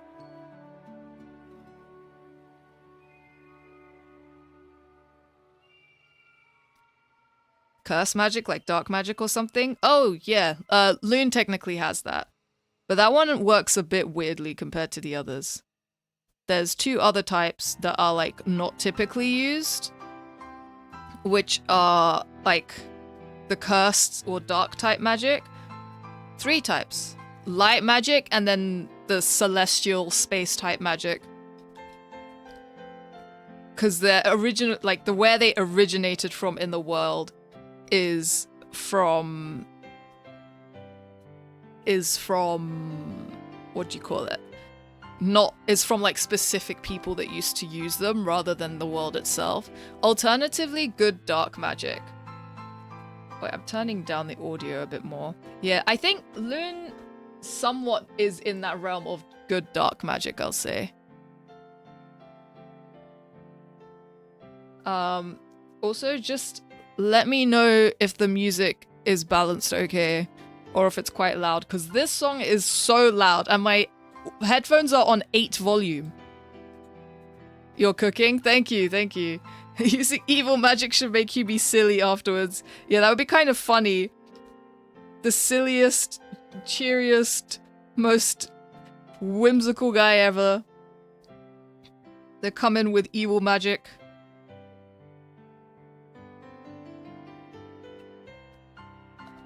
Okay, this guy, I don't know what his proportions are right now, but I feel like these are not what I wanted him to. I was too zoomed in. That feels about right.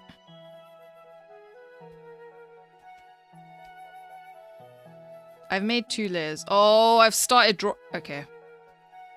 Let me be careful with this. Geo-based magic. I think geo-based magic sort of falls in the realm of like the earth and nature part. And then Cilia, who's the archer, she uses a for plot reasons, she used a purified version of the dark, like, evil type magic. And then also the, like, a flying air type magic. So manifests as this very angelic visual, if that makes sense. So that's like the opposite of the geo-based magic, I guess. And so she deals well with people that use cursed magic. For that reason. Okay, that's supposed to be his thumb there. Hands do be looking weird sometimes. Is there speed magic? I would say that lightning / electricity makes you very speedy. And the thing is, yeah, like it makes you speedy but a little bit unhinged. A lot of them also like take you to a very intense or extreme version of that mental state, so it's not sustainable to like maintain those spells all the time. I'm gonna be asking a lot of magic questions. I'm so interested now. What about blood magic? Oh, so it's not considered like an explicit magic form, but I will say that the basis of people receiving rankings, or like the basis of all and like how magic is manifested in the world, is like either through people's blood or like through the life that exists around them. And so your rank is sort of given to you in a way that involves taking someone's blood. That makes sense. And they're like people who exist outside of the, well, I guess above the card rankings. I've just generically called them sages for now, but they're the ones that oversee who gets what.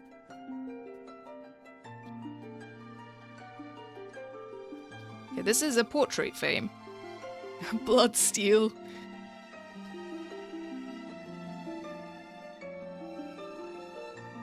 Yeah, it's a little bit vampirical now I think about it. Vampires are OP here. True. I'm trying to still work out the nitty-gritty of how it works. How's the food production in Fantasyland? So, I will say Clubs is like the most fertile country of the four. So, in Clubs, a lot of the growth of crops and dealing with livestock, that usually happens there, and they usually export it to the other nations. Is the nature magic based around healing? In Sakina's case, yes. So she uses it in like a more defensive way, but I think obviously like there will probably be other characters that I come up with that would use it in a more combative way, but she's like the main representative of that magic type in the party. Medea uses it a bit, I think maybe in the form of poisons. Let's talk politics on Fantasy World. Actually, yeah, wait. With respect to that, what do people want to know about? Because there is a lot, actually. We love fantasy political drama. Just coming up with random embellishments to put on this fancy-looking photo frame. Actually, let me have water as well. Hydration reminder. Is there war crimes happening? So they're technically not at war. So I'll say not war crimes. But dictatorships, yeah. Is there a character that's just an unhinged, regenerating, undying bastard? Loon a little bit. Kind of on accident. And not through his abilities. He sort of just keeps getting into situations where he's being very haphazardly revived. And by situations, I mean 2 times in the story.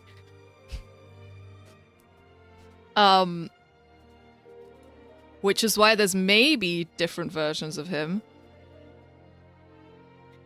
So yeah, Loon is really just coming back on accident. But as a result, he doesn't really register as, like, he's technically not fully human, I guess. When are we getting the story? This is a good question. I want to develop it into a game. So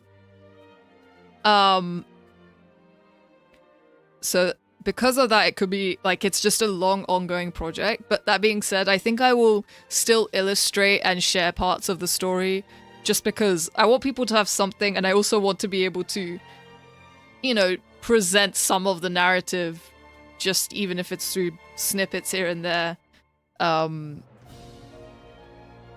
So, yeah, for my own enjoyment as well. Oh, but does he like lose an arm and just keep going while regenerating? That's what I mean? Not really.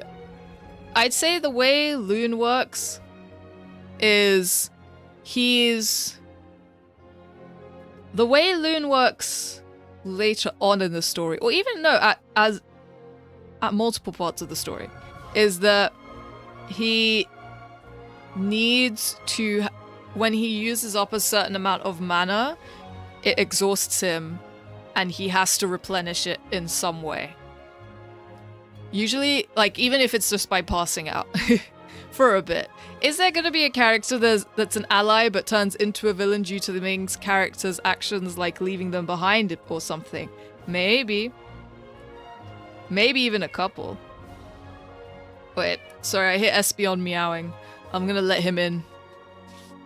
BRB.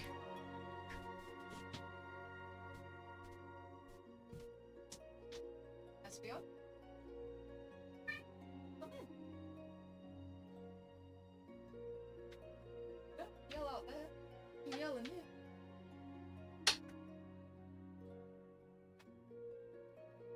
What's up, Espeon?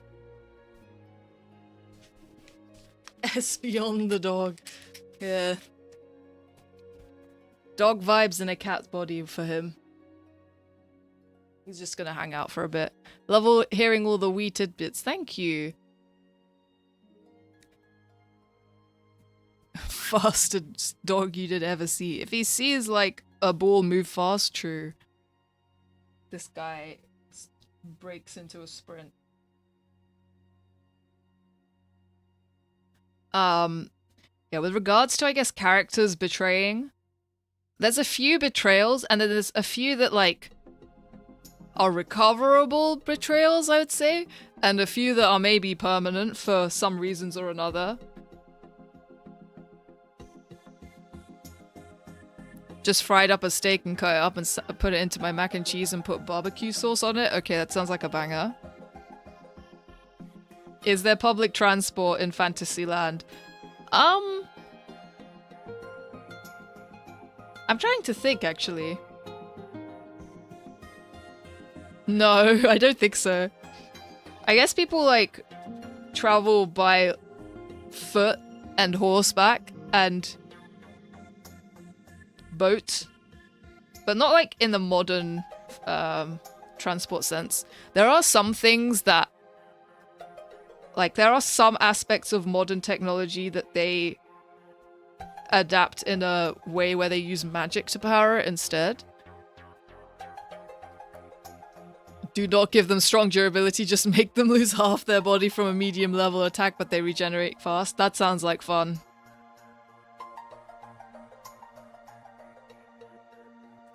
Yeah, Loon is like a very glass cannon type character. Is there a lot of crime? I will say yes.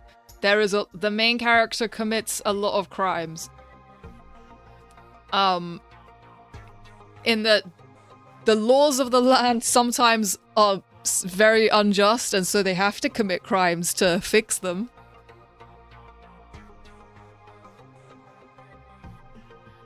So, what layer are we even on right now? Maybe I should merge these because I'm clearly not treating them like separate layers. They get used by newspapers and town criers, pretty much.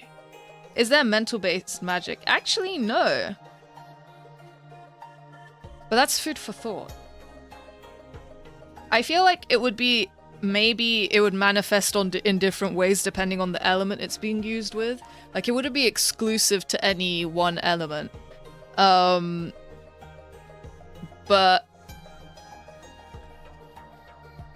I feel like there would definitely be spells that mess with people's heads.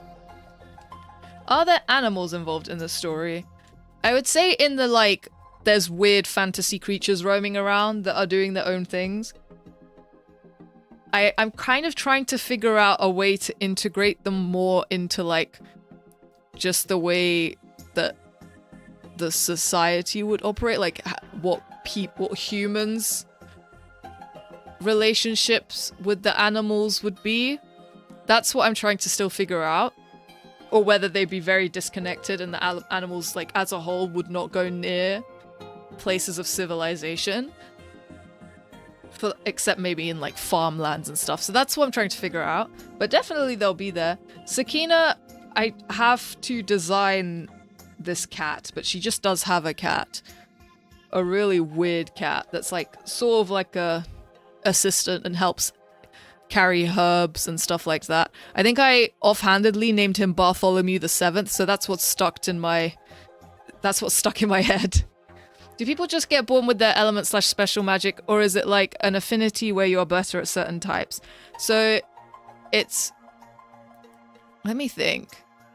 I think you are usually confined, for the most part, to one element, unless it's like one of the weird ones, like the cursed one, and it's sort of imposed on you, because that's sort of how it's like in that situation with the cursed or like dark type element. It's very different, but the other elements, it's like naturally you are born with an affinity to one, and then the card rank you have is assigned to you at a specific age.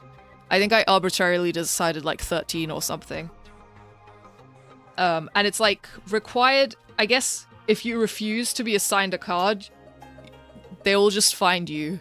Like, people will find you and kill you. Conjuration. I haven't thought about that as much. Nor physics manipulation, actually. I've kept it very much confined to... Because I'm also thinking of how it would translate in, like, a game mechanic battle setting. So if I overdo it, it will be really hard for me to figure out how it works. So I very much stuck to, like, different types of elemental spells and which ones would have this status effect. Or for example, Aaron is musical, so he sings and stuff like that, and he plays instruments, so you could mix that with his abilities to inflict buffs on or debuffs on the enemy or yourself. Is there water-based magic? Yeah, Ara uses water-based magic predominantly. She's like a sword fighter that sort of infuses her attacks with water magic. Very Tanjiro, actually, now I think about it in terms of the fighting style. Nuclear bomb magic. I think that's just fire magic gone very, very wrong in this situation.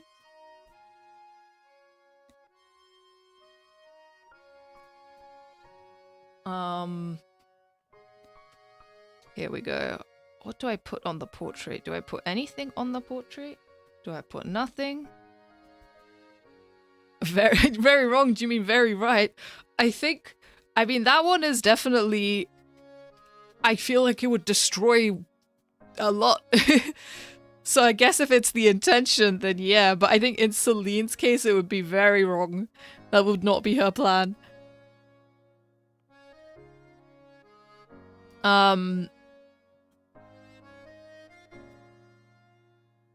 The magic cleanup squad gotta be working hard. I think the way... So there are places of, like... I think I called them, like, elemental verge points. They're, like, specific sites where the main elements that people feel are really concentrated. And people stay away from them because it's just so perilous to go in there that, like, you can't... Unless you're, like... Yeah, there's no unless. It's just so perilous to go in there that you can't even... No one bothers. So that's where, like, people think or have been hypothesizing that the source of all the magic in this continent is. And why people connect with specific elements. What's the passion project? I missed the start. Welcome to the stream. Is it your OCs? Because I love OCs. It is my OCs. The passion project for them is, like, I want to develop them into a game someday. And yeah, so I've just been talking the world, the characters, answering different questions. We're delving very deep into the magic system, so my daydream memory is being tested very well right now. But it's good, because this is also allowing me to figure out what is and isn't intelligible to people.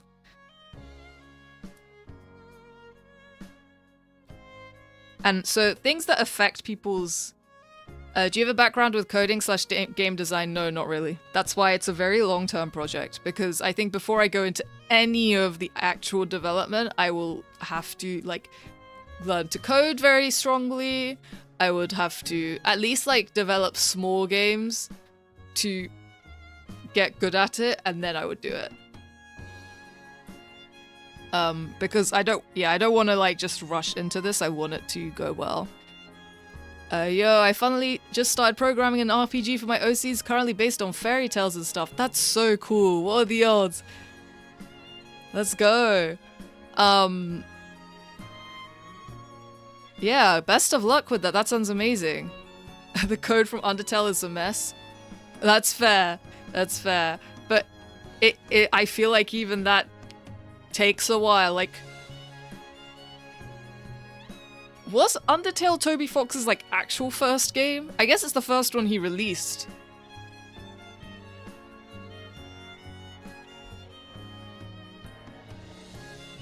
I'll just say a game development takes a long time. Yeah, I've been working on what I want to do for a bit, and it's very tiring. It takes long. That's the thing. If this thing needs a decade, then I will give it a decade. Will you do music too? A whole game is actual insanity. I have been practicing, like, because I play piano already, so I have some background in music theory. But I have been practicing music compositions just like as an offhand thing to work on. Will we get a Discord channel to keep on track with the project? That would actually be a good shout. If not, until I start doing more concrete updates for it, I will probably not do it immediately. However, I do on my Blue Sky post a lot. Like, whenever I post art or any character designs that are ready, I sort of share them on there. And the first introductory thread I made, like, I think last year is on there, which sort of summarizes everything. But yeah, I might, if people are more interested, I might occasionally, especially through art streams, just go through some of the stuff on my channel. But a Discord server is also not a bad shout.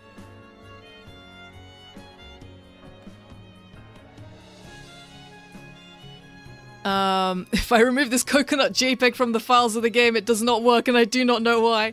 This is what I'm bracing myself for. Is that what happened in TF2? That's so funny.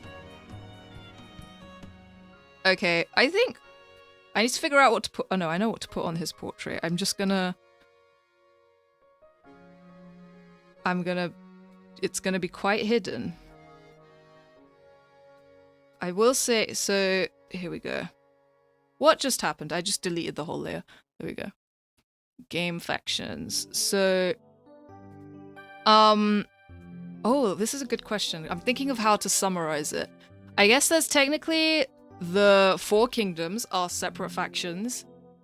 There's the main party who sort of end up separating from all of that, but are derived from those factions. And then what else? And then there's 2 that outside of the 4 kingdoms, there is like there are these isles, I haven't named them properly, that exist above, like they're floating above this giant chasm of decayed mana. And that's where people who are like either escaping a specific kingdom, or like don't historically haven't belonged to any kingdom, sort of go out to hide, and they don't belong to a specific kingdom. So it's people are sort of allowed to exist there outside of the ranking bounds, but very like on a very subdued level. So on that island, there's 2 other factions. One is a cult that originates from who seem to draw this cursed power from the decaying mana chasm at the center, and the other is like the remaining descendants of an ancient kingdom, which is called like Aletheia. Again, this is something that I wrote down but never figured out how to pronounce verbally. So I don't know if it's Alathea, Aletheia. And so the main 4 kingdoms are overseen by 4 sages, right? But there are 2 other ones that are technically dead from hundreds of years ago. Here we go. Okay, that's about roughly what I want on the painting, and then there's some fuzzy lining of a coat here.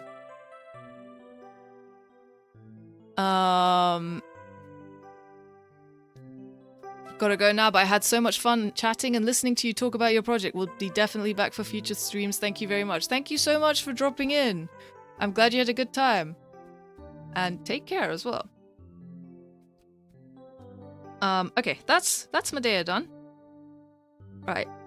Okay, so we have 2 more people left to line up, and then perhaps we might be able to color today. Let's show everyone who's been lined today. Wait, Loons... I did redo some of their lines because I changed my brush settings literally last night. That's why there's so many sketch layers. Where is Celine? Come back to me. Okay, that's the lines so far, and I'll be doing... I need to fill in the space in the background with, like, past patterns and stuff. Is there lifesteal magic? Oh, I think I missed that, actually. I don't think there's specifically lifesteal magic as a general thing, but Loon fights by when he depletes his MP bar, he then uses his HP to cast spells. Let's say that. Hi, welcome. What's going on here? I am drawing original characters for a bit. That being said, I might take a small, like, 15-minute break just to eat some sandwiches and pray. Oh my goodness, the layers, unnamed. You're the bravest soldier I ever met. I did start naming the lineup layers because I'm at my wit's end. Turning the sketch layers on and off. I never name my layers, it's so bad. I just wanted to bring up the cards in the background. I adore playing card imagery. Thank you. Me too. I'm obsessed with it by virtue of being so attached to this whole playing card setting. This is a great little explanation. Can't wait for future streams. Thank you for dropping in. Thank you so much. If it's okay, I'm gonna dip out for like 15-20 minutes, just eat some food, drink some water, pray, and then I'll be right back. So let me pause the Nintendo Music situation, and let me save my drawing. I have been saving. Enjoy your sandwich, twin. Thank you, thank you. I'll be right back in a moment. One of my main OCs is a Magician Man, where every card has different properties. Oh, that's a really cool ability. Okay, let me yeah, go eat, girl. Yeah, we crunch. I will be back soon though, so yeah, I'll see you all soon. Lunch break, toilet break, everything break. BRB in 20, and actually for people who might end up joining in that time, I'll put a message in the chat so they know how long to wait. Oh, hi, welcome. Welcome to the stream. I'm just breaking off for a small bit to have lunch, but I will be back soon. So yeah, see you guys soon.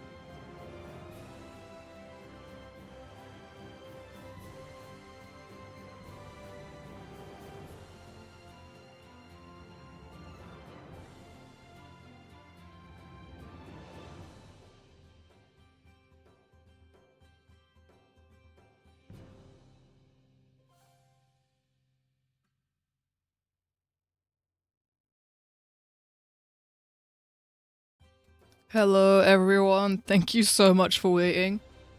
You know, when, what do you call it? Sorry, I'm just trying to make sure there's like no food stuck in my teeth, because I literally just ate. You know when you have a food item so much that you start to like get fed up about it?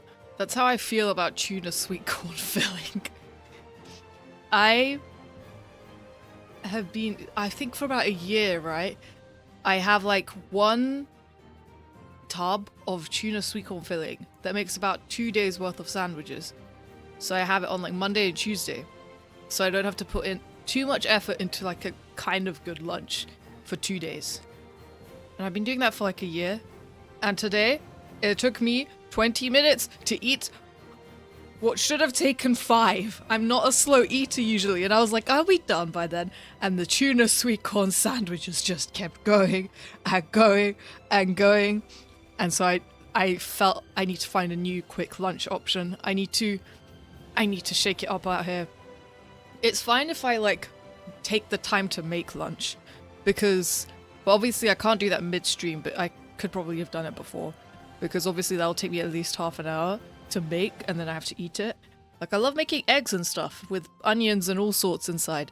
That's great because you can mix that up so easily. But the same tuna sweet corn filling, it gets to a point. So yeah, that's my crash out. Thank you for bearing with me in all that time. I hope everyone's doing well. Welcome back. Thank you. I'll catch up on a few chat messages. Hang on. Let's see.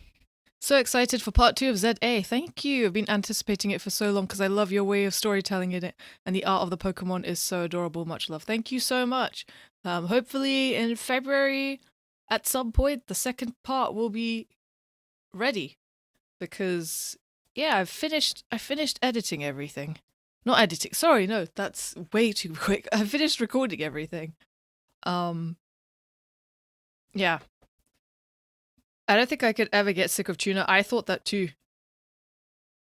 But somehow, I think I've just had too much of it. Or it might just be that sandwich filling is, like, obviously not as fresh. If you, like, unless you make it yourself, right? So, because it's pre-made, I could only have it so much. That being said, I'm now going through a phase of having grapefruits every day. I love grapefruits, but we'll see how long the grapefruit phase lasts. But I need that vitamin C. I'm trying to build up my reserves to just not get sick as much. On its own, yeah.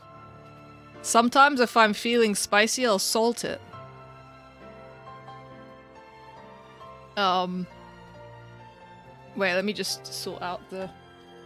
How's the music volume for everyone watching? Is it well balanced? It's just in my ears, it's so loud. I mean, I don't need to listen to it. Just everyone else does.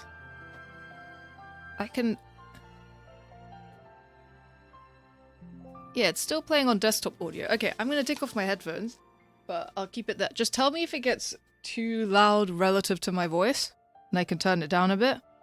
Right, we have 2 more characters to line up, and then maybe we can do colors. Who...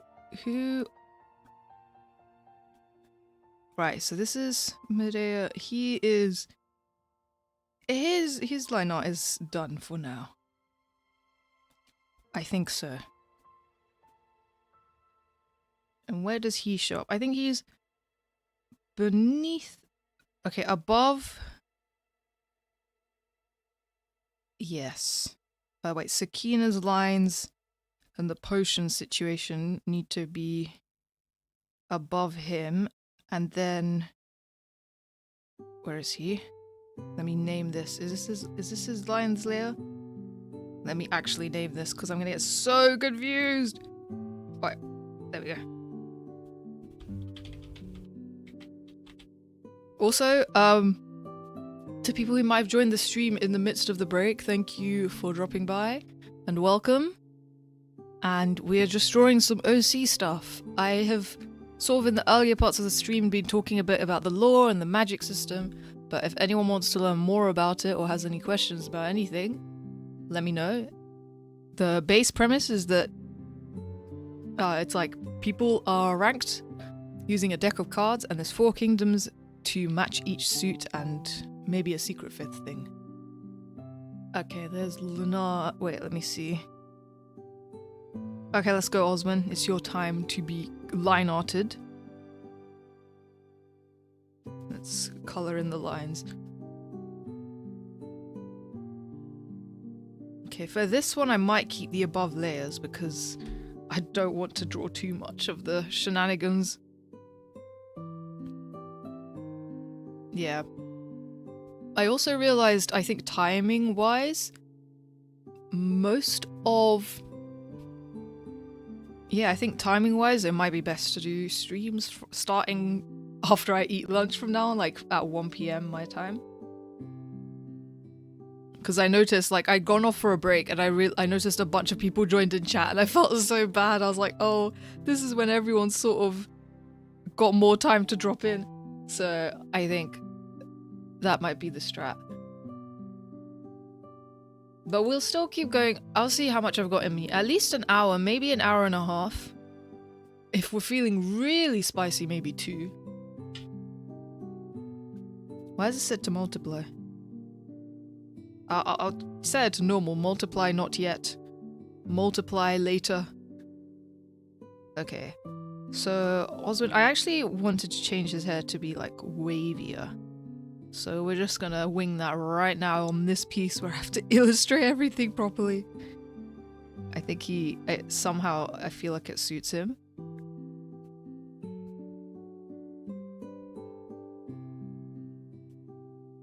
Here we go. Oh dear. So yeah, Oswin is our resident electric mage type character. He's more of a rogue, so he has a dual wield dagger situation. The daggers look like tasers somewhat. Not tasers, they have like, one of them has like 2 prongs that are sharp at the end. But they have that, and then the blades are a pale yellow color. And he fights very fast. He's sort of that kind of debuff type. Maybe doesn't hit strong, but hits a lot. Slows enemies down, or sort of gets the jump on them and distracts them. Despite that, he is very, very careful. He tends to be maybe overly cautious at times, especially when it comes to the twins, because he's sort of promised to himself that he wants to take care of them. A previous when he was sort of training to be a part of Spades Royal Guard, a mentor of his died on a job that they were on together in part because of an impulsive mistake that he made, and so he has overcorrected that by becoming more cautious. And the mentor, her sort of final wish was for him to make sure, like, to oversee the next generation with hopes of reforming Spades, because Spades as a country is, due to the royalty, like, it's very, very hierarchical and also oppressive. And what else? Yeah, it's like, if you're not a noble, you're not having a good time there, and you can't speak out against the royals or anything like that. And so, and the king and queen as a unit hold a lot of power for their kingdoms. If you have a really bad king and queen, then you're sort of stuck with that. And Spades has a tendency to get very bad kings and queens over history, and especially in the present day. And they're sort of starting to look towards, there's been like talks of Spades as a kingdom trying to move and encroach on other kingdoms in like very sneaky, less obvious ways. So yeah, and then so Oswin's sort of main goal was to try and at least be a source of reason and guidance for the twins, and his overly cautious nature obviously stems from the fact that he once made quite a dire mistake and is basically beating himself up for it still. And yeah, so that's his like general background. He is like, he's sort of a very old soul trapped in a young body. He needs like his beauty sleep and everything. Not beauty sleep, just his 8 hours really. Alright, I've got to head out for my class, but it's been great to catch the stream. Enjoy the rest of the stream. Much love. Thank you very much for dropping by. Take care. Take care. Yeah. I appreciate like people dipping in at different parts of their day. And so yeah, if anyone has to head off for any reason, yeah, feel free. Here we go. I am not used to drawing these angles, but yeah, that was the other thing. I wanted to make a piece that would kind of push me a bit more artistically, in that I have to draw like 5 billion characters in one space. I think, so art-wise, I feel like generally I've fallen into this trap of drawing like when it comes to my full illustrations, like one character standing there, and it's a zone of comfort, but I feel like I'm not getting a huge amount of fulfillment from it now. So I'm trying to do more, even if it means that I draw less pieces, draw more ambitious projects or stuff that takes more time, but I have to give it more thought. So for example, even like I have to try and give each character an in-character pose and position them on this canvas, and also try and indicate either some story or personality thing. It's really hard. Because I'm like, okay, but this guy is just standing there making a face. Does that tell people enough about them?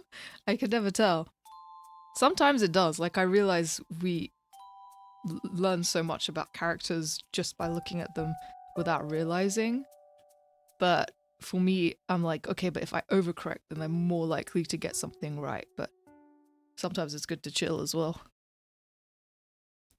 But yeah, I think the other thing I've been enjoying about the drawings I do in the videos that I've been making for the channel so far is also being able, sort of pushing myself art-wise, because I have to convey a certain thing for that scene without spending too much on a single frame of drawing, which is quite hard because I'm like, oh, but then I have to add this thing in the background. And I'm like, okay, but if I do all of this, or if I make every drawing fully colored and shaded and rendered without thought, then I'll be working on that video forever.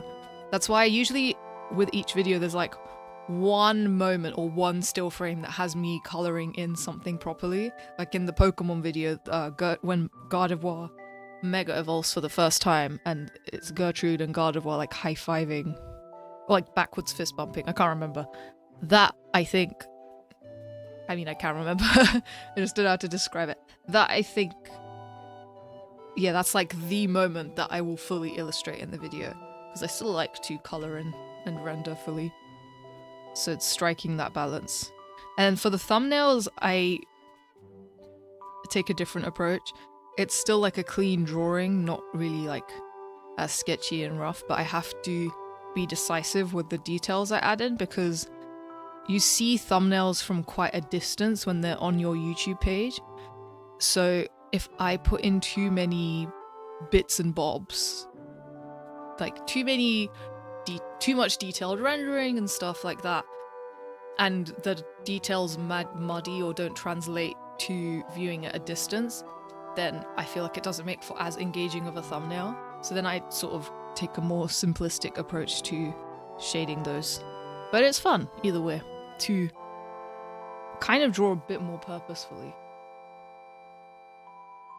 Because before I still do, have a very vibes-based approach. Do you draw the thumbnails before or after the video? It's like the last thing I do before I post it. Because sometimes when I'm editing the video, I change, like, the overall message of the video changes from what I originally thought it was, so I kind of want to do a thumbnail that matches that. So usually the order it goes in is obviously recording, editing, and then I write based off of how the edit looks, or like I draw the scenes and script some of them according to that, and then I incorporate those into the edit, and then I post, like, draw the thumbnail and then I post it. Sometimes before I start the playthrough, I will come up with a loose idea of a character, just because I struggle sometimes to think of stuff on the spot. So going in, like with Gertrude, I didn't think I knew she was going to be the way she was immediately, but I knew visually what kind of character I think I wanted to go for, just based off of the type of characters that already existed in the previous one, which was just Lawrence, actually. So yeah, that tends to be my approach. The thing that takes me the longest is cutting the footage, ironically. Just because there's so much to go through that usually, like, I wish I could do it quicker, but I don't want to rush or burn myself out as well. But, like, I think the drawing stuff, if I'm good with it, can take me like a week. But the footage cutting can take me 2 to 3 weeks, and that's why it's sort of loosely on a month-based schedule, but it's 2 to 3 weeks of not having other things from my life interrupt. So December was a month of just everything happening. Not in a bad way, it's just a busy month, even though I don't even, like, celebrate anything in the holidays. It's just still when people make all their plans and have all their time off. So because of December being so busy, it really, like, I didn't work on any videos as much, but it's good because it just allowed me to also take a breather. So that was why there was a bit of a gap between uploads as well. Okay, this is supposed to be his, like, scarf thingy on his neck. I'm trying to get the creases right. I don't need to overcomplicate it. This is good. Here we go.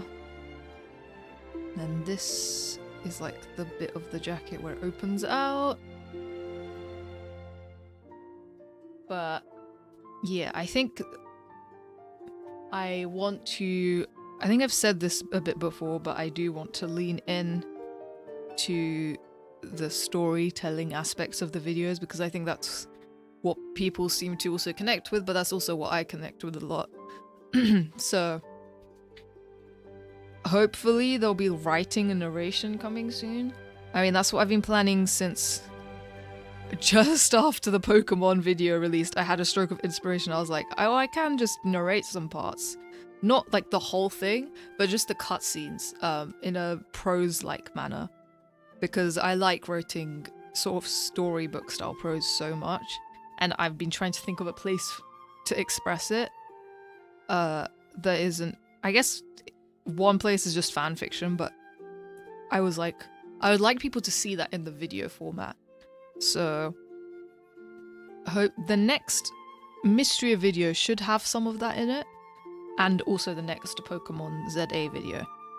I was in between whether I should do it because they were already done in a specific style, but I think it's fine. Like, because the core of the videos remains the same, and also it would...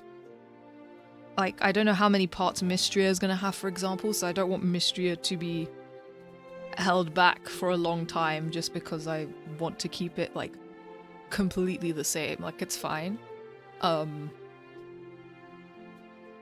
So that's the plan. And then this will really manifest itself when I play Tomodachi Life. Whenever that releases. Sometime in the spring.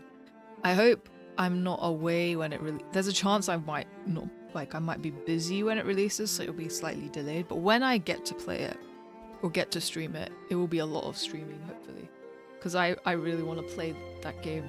I've been so excited for it. There's so much I want to do with it. So much so much insane fan fiction that you can write with that one.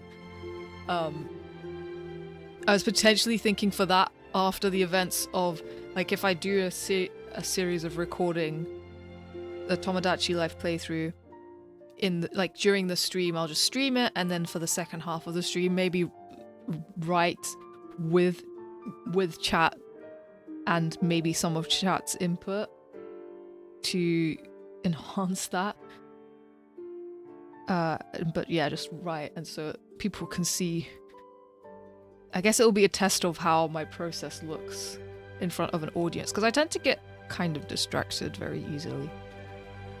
But sometimes it stops me from overthinking what I'm writing or putting down and thinking it through more clearly, so we'll see how that goes. It'll be nice to see what writing on stream is like based off of something unhinged that's happened in Tomodachi Life or something.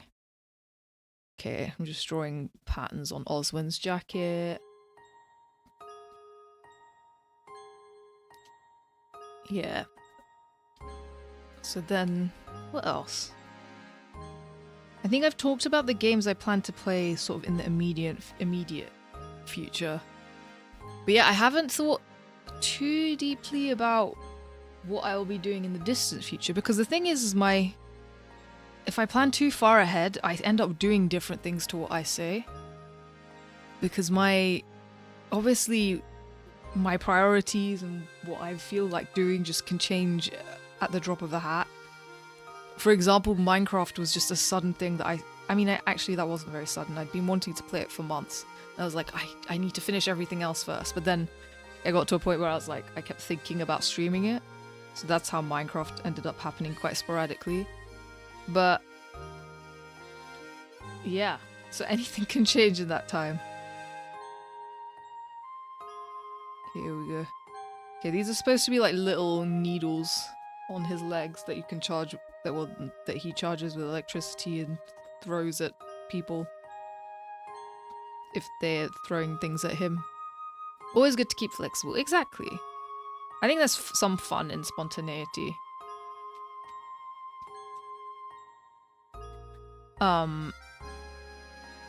Because also in that time, games could come out. I could maybe stumble across a game I really want to play. I could maybe have ended up planning to play one thing and then going off it in that time.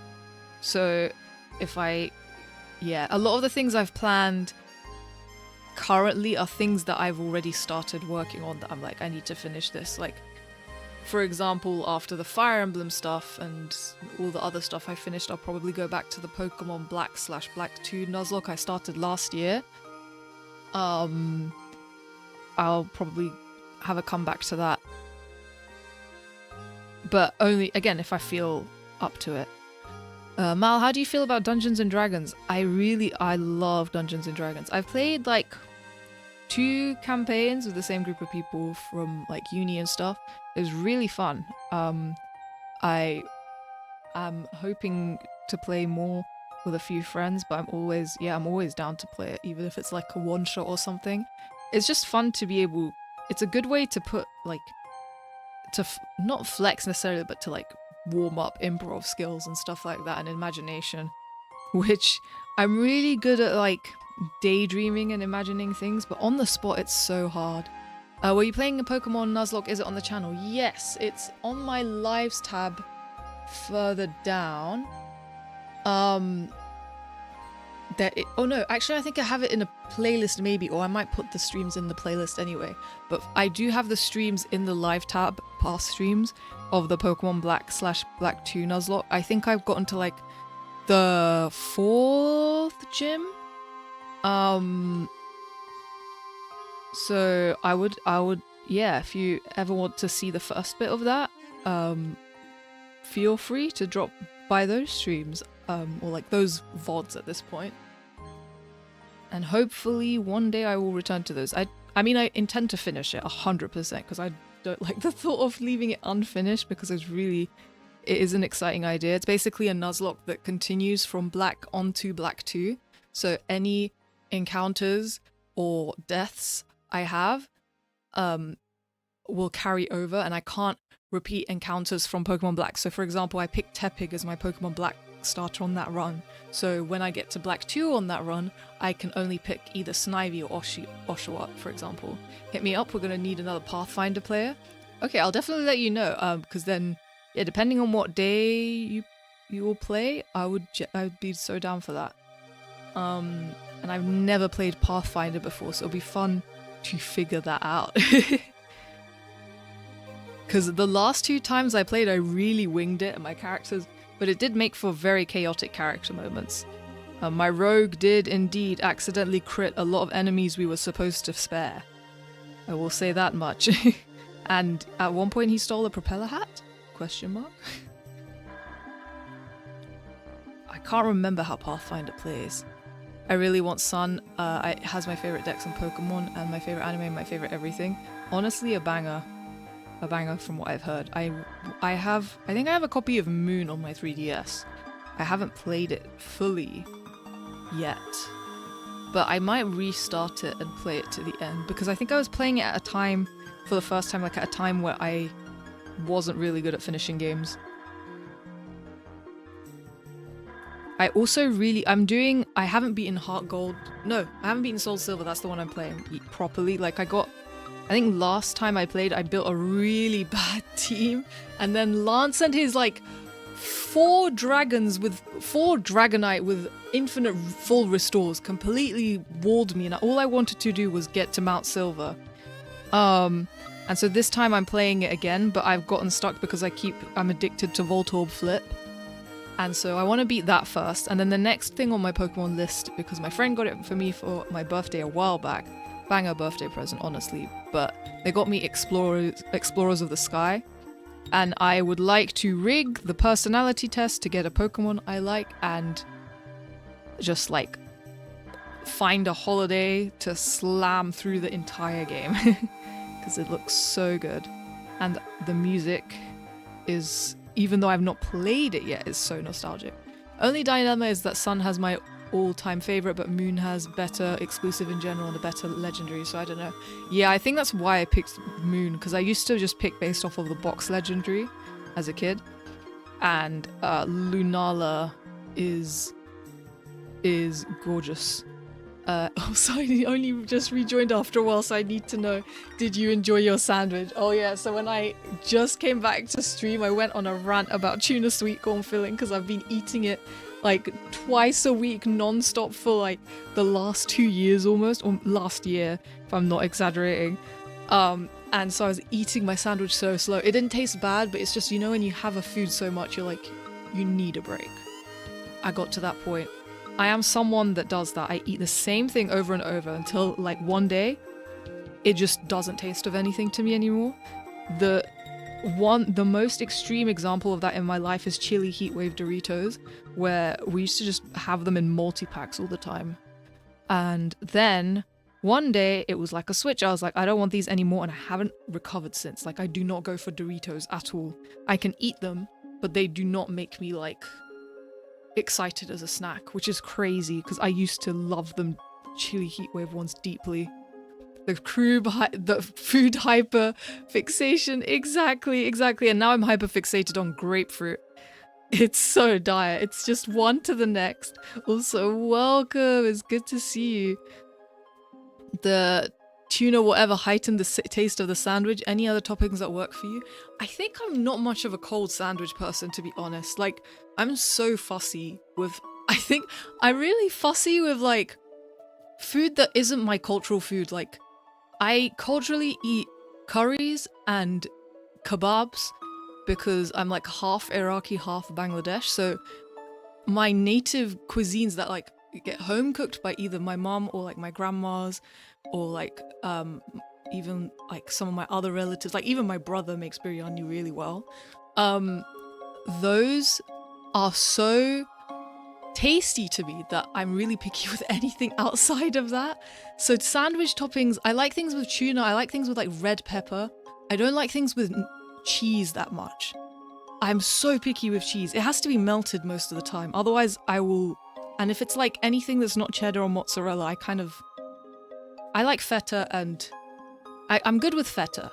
And I'm good with the other, like some of the other Italian cheeses as well. Feta's Greek cheese though, but like pecorino, parmesan is okay on pasta. Not the chili heatwave Doritos. It's so dire.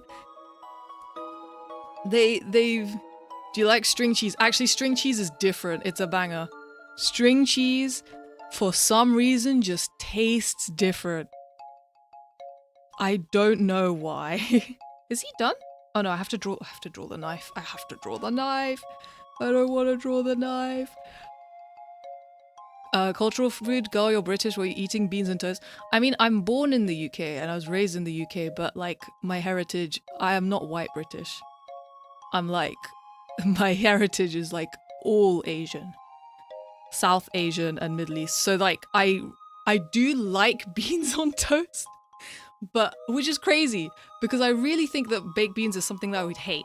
But for some reason, when I was a kid, I hyper fixated on baked beans and it was really bad.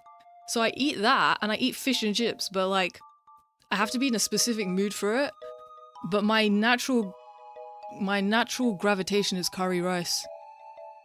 Feta mentioned I'm Greek, lol. Feta is an icon, honestly.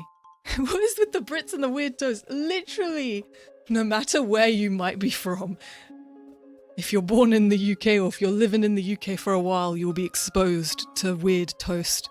This is the unifying experience. It's so funny.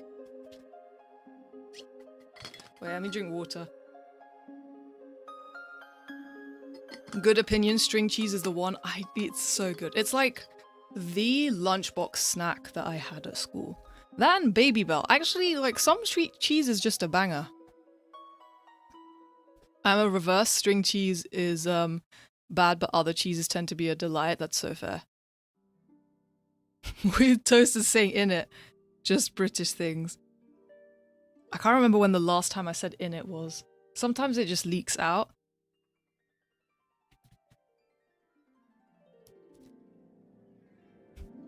I'm from the UK and I live in Ireland currently, and all my friends call me the British one and always talk about tea and randomly bring up the British invading everyone, then turn to me, etc, etc. Sorry, LMAO. Yeah, I can... It is, it do happen. I mean, like, I'm pretty sure my grandparents remember British occupation, like when I asked them about it, which is kind of crazy to think about how recent that was. I think the first thing, like when I've gotten on a Discord call though, is sometimes is Say Tuesday. That one I get a lot. But I don't mind that much. I hate cheese and I can only stand cheese on pizza, and only because there is no option. Yeah, I think until recently I was very much like that. But like specific cheese is okay with me.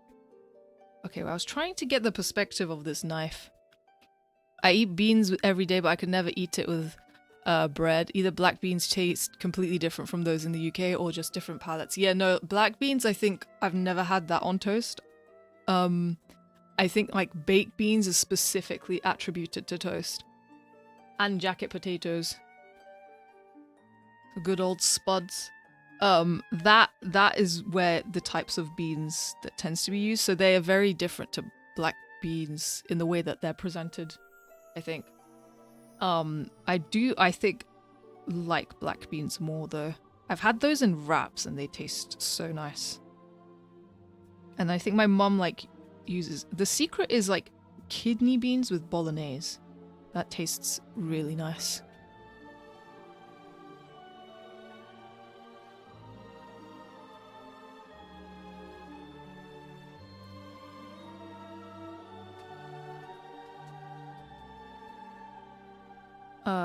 Here we go.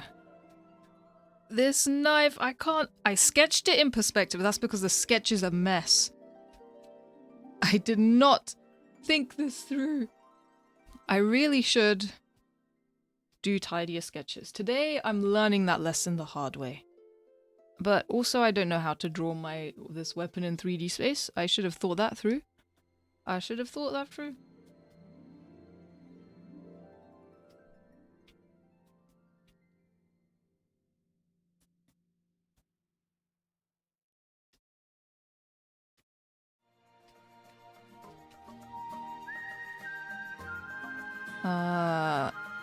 Here we go.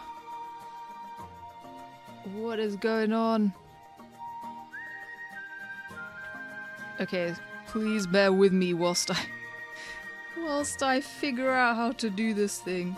Okay, draw the rest of the blade first. Something like that. What was I trying to do? Apologies for the possible motion sickness inducing canvas rotation that's happening right now. Hey, welcome Emmy, it's good to see you. How you doing? Coming in to say hi Mal, this is looking sick. I love you guys so much. Thank you. Hope you're doing well. Who are you drawing right now? Sorry if explained in the beginning. Oh no, it's all good. I'm drawing the whole gang of OCs. All the dudes. All of them. I've been, what do you call it? Sort of on and off yapping about them right now. The person I'm currently trying to line art is Oswin, whose knives are giving me, what do you call it? Not an aneurysm. That feels like too much.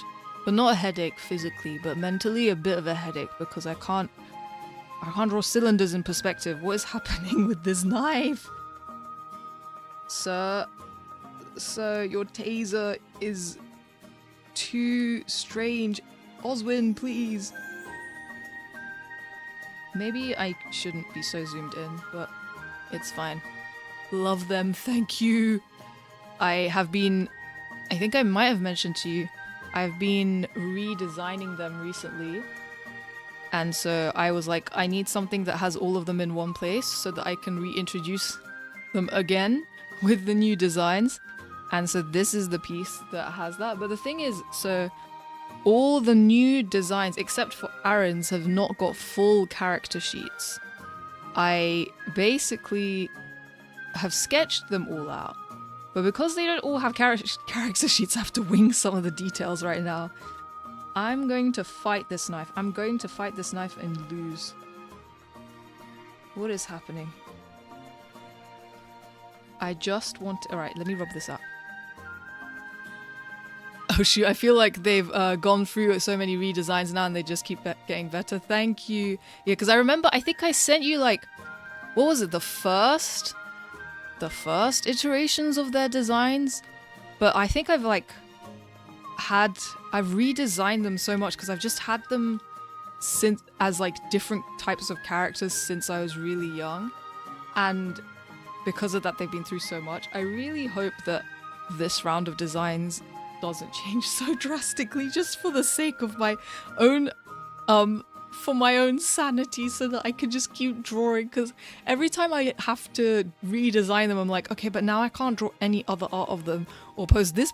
I will still probably post old pieces of them, but I can't do XYZ until I finish this new design, so I have something for people to refer to, and I maybe don't need to put in that many obstacles. But yeah, every time I sort of feel like I've improved in my designing, I obviously reevaluate my older designs and then have to change them. But it is the artist pipeline. Whenever I see my Umfi's OCs, it gets me inspired to work on mine. Such a mood, such a mood. All it takes is me seeing one of like your character sheets or Michael's character sheets and I'm like, okay, it's time to open up Clip Studio Paint at 11 p.m. at night. Because that tends to be when I open up my phone to check TL a lot. Your art is so tasty. Thank you. I'm always happy to provide a meal. I will... Okay, okay. We have something that's working enough for me on this knife now. Now, how do I draw this little squiggly emblem? Okay, something like that. Right, we take those. It's gonna get covered by his hand anyway, but we take those. And then I have to do the other side. That's actually not that bad. Kind of looks like it's going away. We are symbiotic, exactly. This is how the OC ecosystem is sustained. True harmony. Okay. Knife handle. And then what's the bottom thing called? The hilt is like the holdy bit, right? No, the hilt. No, the crossguard is the bit that's just before the blade that's like literally across. And then the hilt, is that the end or the bit where your like the handle is? Because that's what I'm trying to describe here, this squiggly little situation. We live in a constant circle of inspiring each other to scream and be normal about the funny little guys. Exactly. It's a win-win situation.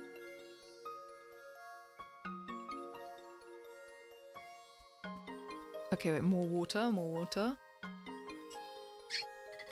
For some reason, yeah, it makes sense. I talk more in an art stream than Minecraft. My vocals must not be strained. But I have energy still, which is good. Okay. Wait, which... Okay, no, that... I almost got confused as to which of his knives I was drawing. Oswin, you're breaking my brain! Supposed to be the normal one. He's not that normal. But relative to a lot of the others, he's a bit more normal. Hello, the teacher is absent. I hear if it's 15 minutes or longer, you can go home. I don't think that's true, though. Welcome back. DKC music neuron activation. Oh yeah, I don't have my headphones in. I'm just playing the music on loop, so I actually don't know what's playing on the playlist. It's because it was playing. For some reason, it's really loud in my ears on that specific video because my volume was at 8 out of 100, and I usually have my volume on like 15 to 20 in my headphones. And my volume was at 8 and it still was like distracting me and I don't know why. So yeah. I need to... I'm glad that we're hitting some bangers on the 90 minutes of Nintendo music. It says it's for studying and relaxing. And those were the vibes I sort of... Okay, this is angled wrong. Because if that's the front, and if that's the side, then that's not how that looks. Perspective. Aha. Everything is struggling. Okay, there we go. I think he does still look like he's holding it in a very awkward way. And this is... We're so Barack brackets Obama. Welcome back. Are you Barack or Jova? Choose your fighter.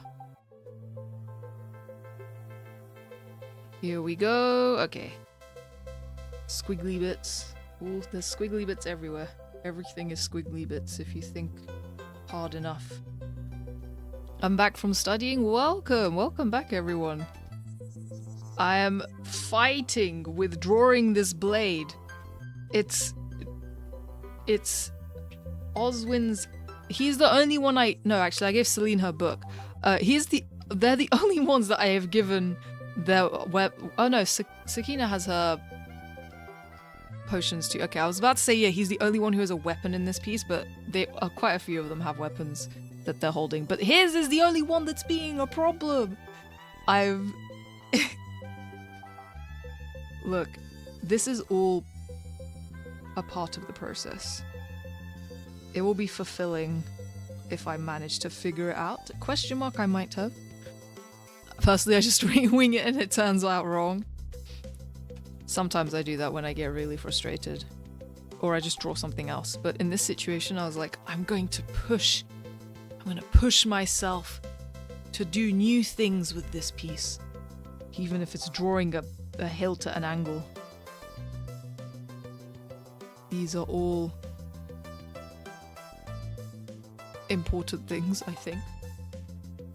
Okay, now we're getting somewhere. I think maybe, perhaps.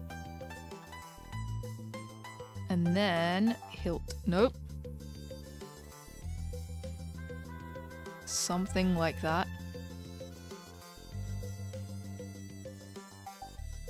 Let me draw this shape that goes into like... I don't want tangents to happen because then it's going to be unclear where Lune starts and ends and where Oswin starts and ends. Tangents. I remember when I saw like a post pointing out tangents and like in pieces, and it changed how I thought about drawing so much.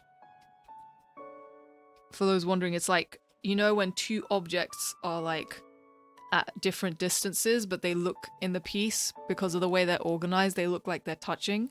That's the tangent. And there's nothing really wrong with it. It's just really hard to work with when you're trying to convey that one thing is in front of the other.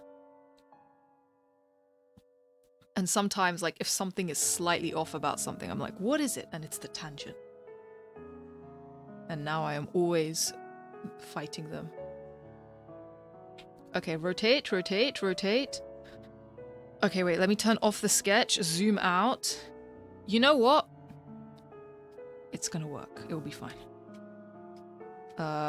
Here we go. I need to erase... It's kind of behind him. All that for something that's behind his head. Is it behind his... I'm trying to think actually where that exists in the space. No, this side... This bit is behind his head. But this part of the hilt might even be in front, which means I have to move it because it's poking his eye out. Rotate, rotate. Rotate. No, but that's too much rotate. Math isn't real, it can't hurt you, the tangent. Tangent jump scare. Exactly. They never tell you about those. They do, actually. They told me too much about those at school. Drawing weapons from an angle, my beloved. Exactly. And like, I was like thinking, oh, could I draw this thing flat? And, oh, his dagger's a bit smaller. Maybe I can get away with this. Wait. Shrink it. Little. It's like, if I tried to sketch it flat and it just didn't look right. So I was like, no, I have to commit to it. Even if it's not gonna work fully, I have to commit to it. But now we're struggling. Oh, no, it's too angled. It's not actually in line with the... What is happening with this? Oswin. Where's your sword? Don't need it. Yeah, I now... check out this new weapon I have where I explode you with my mind. Okay, something is not right, and it's throwing off the whole vibes of this weapon. And what's crazy is this is not like... Oswin, I wish to move on. I know you wish to move on too. You are not a man of nonsense. Let me go.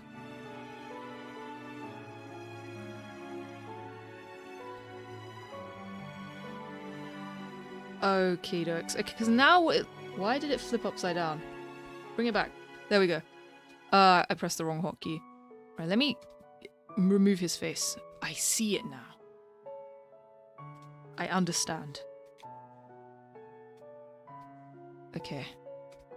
I hope I understand. We're gonna find out.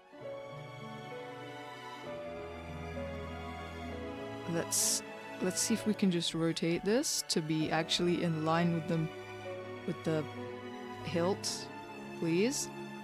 Aha! The culprit.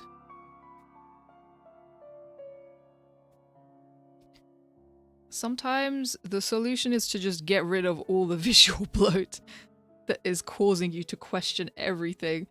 Now, hand back. Now. Rotate. Rotate. Okay, we're getting somewhere, but now it's poking out his eyes again.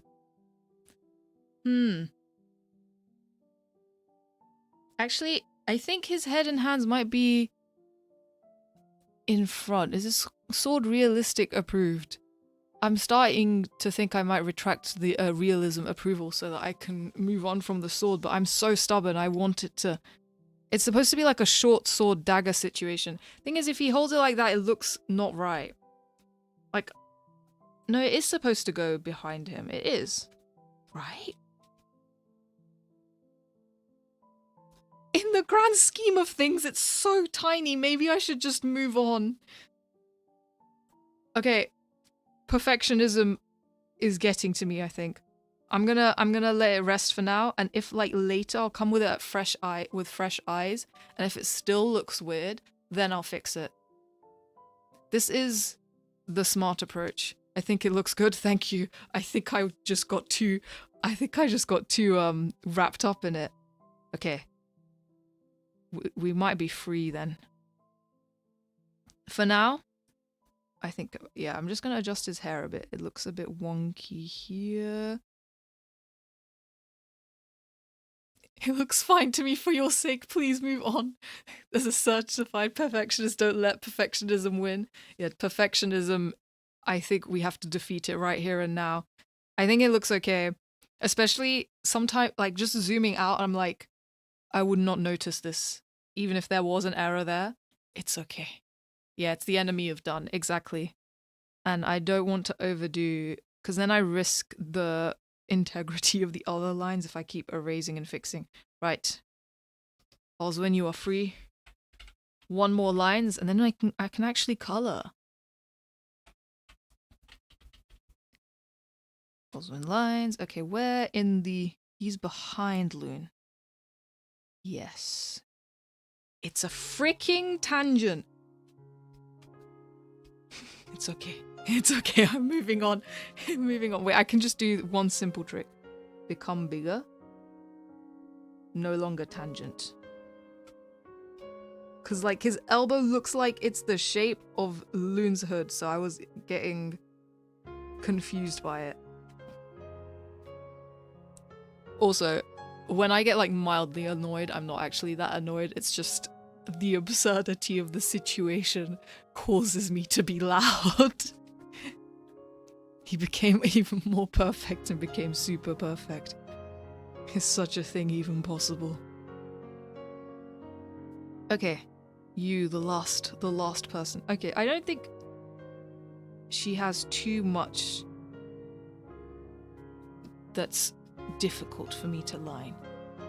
Thank you, Cilia. But I think her design is one that is very easy for me to draw, which makes me relieved.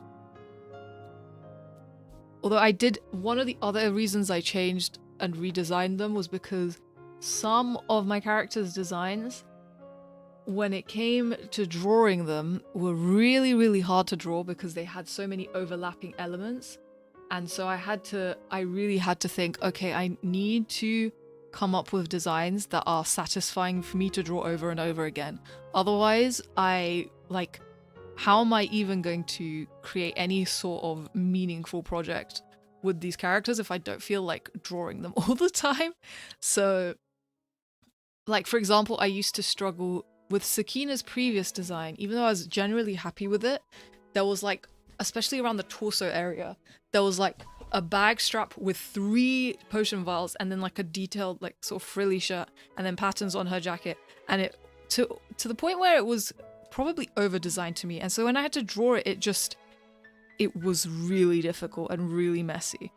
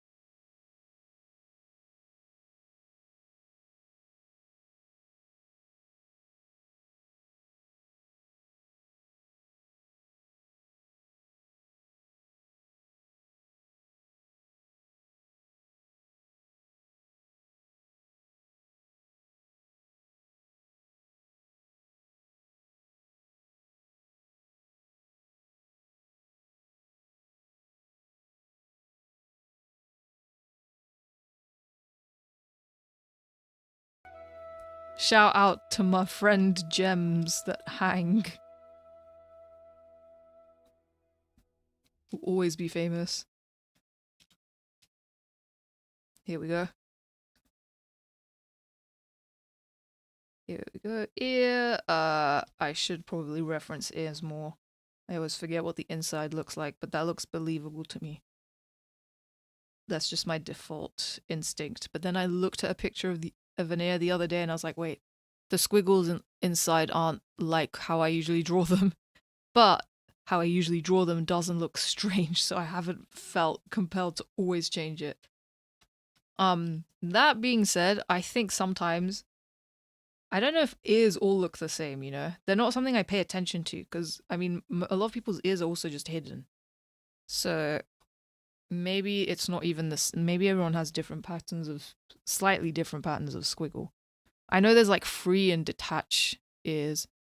Ears are so forgiving, any squiggle works, no squiggle works. Exactly. I've seen so many artists come up with fun ways to do the squiggle as well. It's really fun to see. Like I've seen spirals. I think I've seen X's. That's quite a common one that I think is fun for certain styles as well. Can't remember if I've seen heart squiggles. Probably. I could see it working. Let me draw her ponytail on a different layer so I can do it in one swooshy line. Almost. We're gonna redo this line a few times. Okay, that's pretty good. Sorry, Loon. You've been encroached upon. There we go.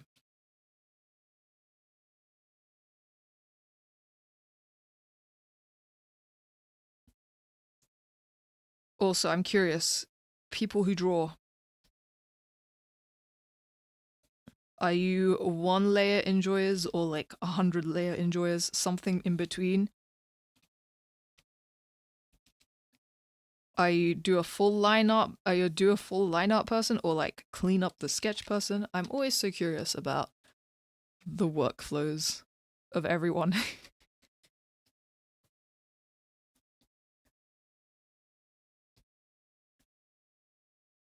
Okay, wait, I want to draw like stray strands as well. But I'm very happy with this hair shape.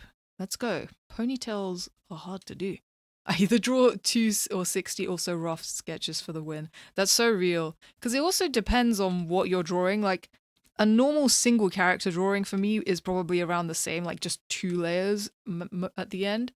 But then, like, when you have so many different elements to organize, it ends up getting up really fast. 100,000 layers enjoyed here. Almost every separate detail has a different layer. I'm scarred after the sketch line out overlap incident. Oh my goodness, yeah, the canon event for all artists when that realization hits. I feel like there's like a divergence at that point. Either it like someone decides to become a single layer painter there and then, or they go in the opposite direction. They're like, fine, I will always back up and draw all the layers from now on.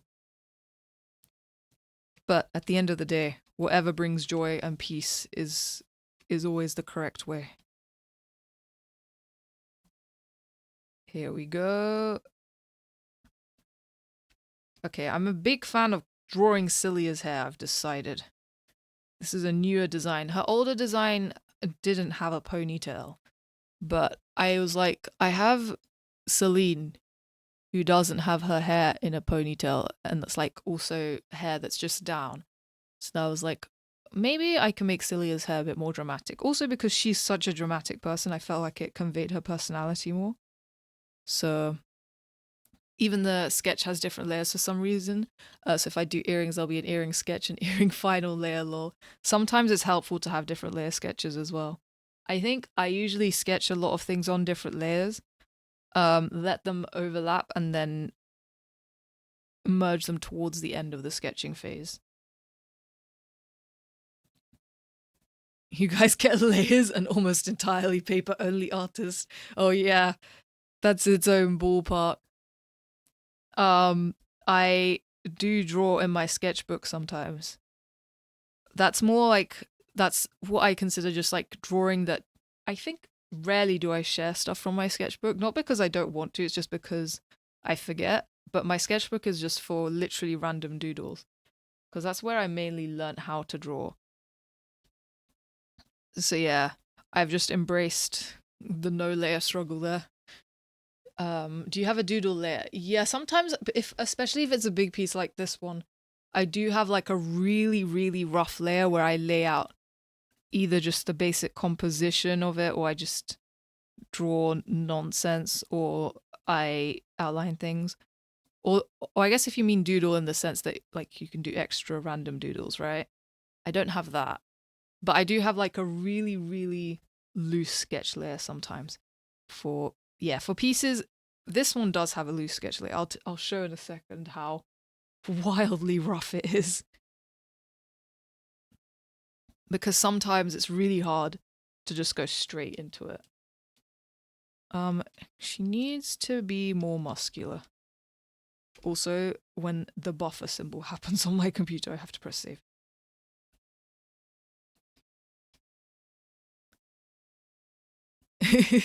Trace paper. Is this a layer? That's what I was thinking. I was like, the closest thing for traditional art to a layer that I can think of is tracing paper.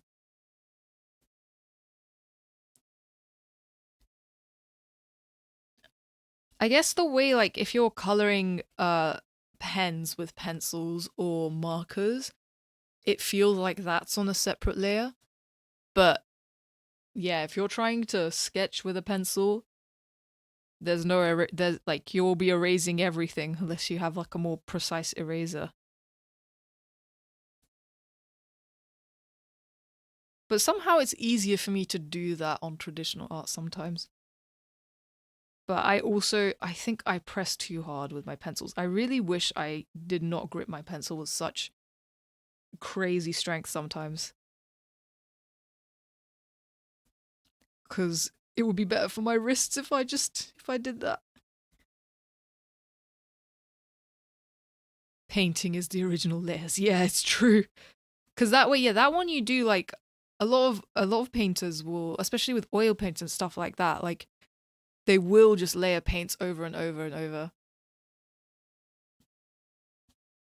Most layers were just references. I would just toggle on and off to help with certain parts of it. Yeah, I do sometimes have if I'm just drawing on like if I'm not bothered to put my references in certain tabs, I'll just put them on separate layers depending on what I'm referencing.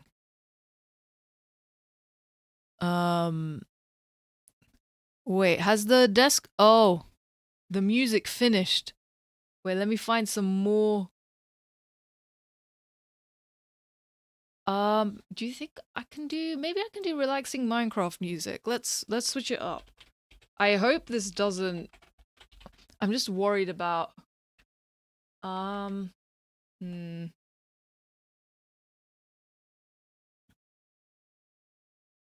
Actually, no. I'm really worried about taking that risk. I don't know why, but I think it'll be fine. Oh, I found calm Nintendo games music to finish the day. Let's do this. Again, just mention if the volume for the music is too loud. Because I can't tell what the listening... Even if I was listening to it myself, obviously I can control my listening volume, but not how it is relative to the stream whilst listening to it live. Here we go. Celia is being very cooperative. I'm very appreciative of how easy this specific pose of her is to draw for me. I think it's because she's like, all the difficult parts to draw are covered up by Loon's cape. This is a collaborative effort. Yeah, they'd work together, I think so. Here we go. Okay. She's supposed to be cross-legged, and then this leg is supposed to be coming from here. Okay, yeah, that works. That feels correct. She's sitting like that. I love it when things are correct. Or feel correct. And then there's some armor plate on this knee. Armor is weird, because it doesn't bend, but the things under it bend. And so I never know how it's supposed to look. But here in this situation, it's not really in a bendy zone. Okay, it's fine. This is enough. I need to not overcomplicate.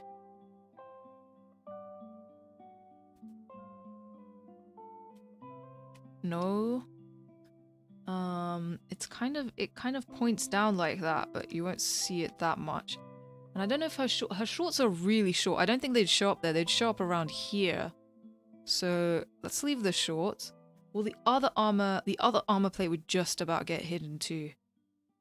And then, oh wait, this is like, actually no. This needs to move a bit.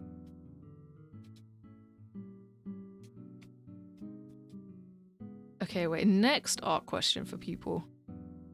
Do you prefer the lines / sketching process, I guess, if you don't really do like full line art, or do you prefer the coloring process? Because me personally, I think I prefer the coloring process. I have grown to like line art a lot more since I have maybe gotten a bit less afraid of doing it, and B, discovered this brush, which I really like. I'm so obsessed with this brush. But despite that, I just love coloring so much. It's my actual beloved. I drew the hand and the hair on the same layer. Woe is me. Okay, that's fine, that's fine.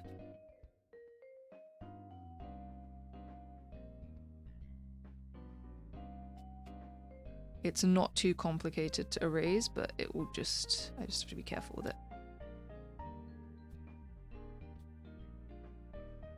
There we go. Let me do like a seam line. I love drawing these because they make things feel, I don't know, crafted. And then, okay, I didn't really outline properly what I wanted these patterns on the chest area to be. Sure, it's like a wing, a sharp wing like that, and then it just goes down. Okay, we'll do that. And then she has relatively thick eyebrows. Coloring is so hard for me. I wish I had your skills. You have such beautiful color palettes. Thank you so much. I usually, hopefully we'll get to coloring. I will get to coloring literally right after this. But usually my coloring process for picking the palettes involves like doing an underpainting layer in sort of a color that is relevant to the general mood of the scene. So if I want a warm palette, I'll do like an orangish underpainting layer, and then I'll loosely paint the base colors, and then I'll do multiply overlay layers, posterize, merge, and then edit everything on the same layer. And that's sort of how I end up discovering everything. I guess my general rule as well is if I'm if I'm doing the light in a saturated warm color, I'll do the shadows in a desaturated cool color, or vice versa. Or like if the light is pretty desaturated, then the shadows for me I'll do more saturated. That way it creates more contrast between them, not just like in the value, but in the saturation and the color. So that helps sometimes. And then I realize sometimes if I use one color that's actually not that bright, but I put a brighter color next to it, it appears much brighter. Okay, wait, I'm trying to do large eyebrows for her, but they're kind of hard to draw just as an outline. I usually tend to fill them in. I can't remember if she has square or... They look a bit rectangular there, actually.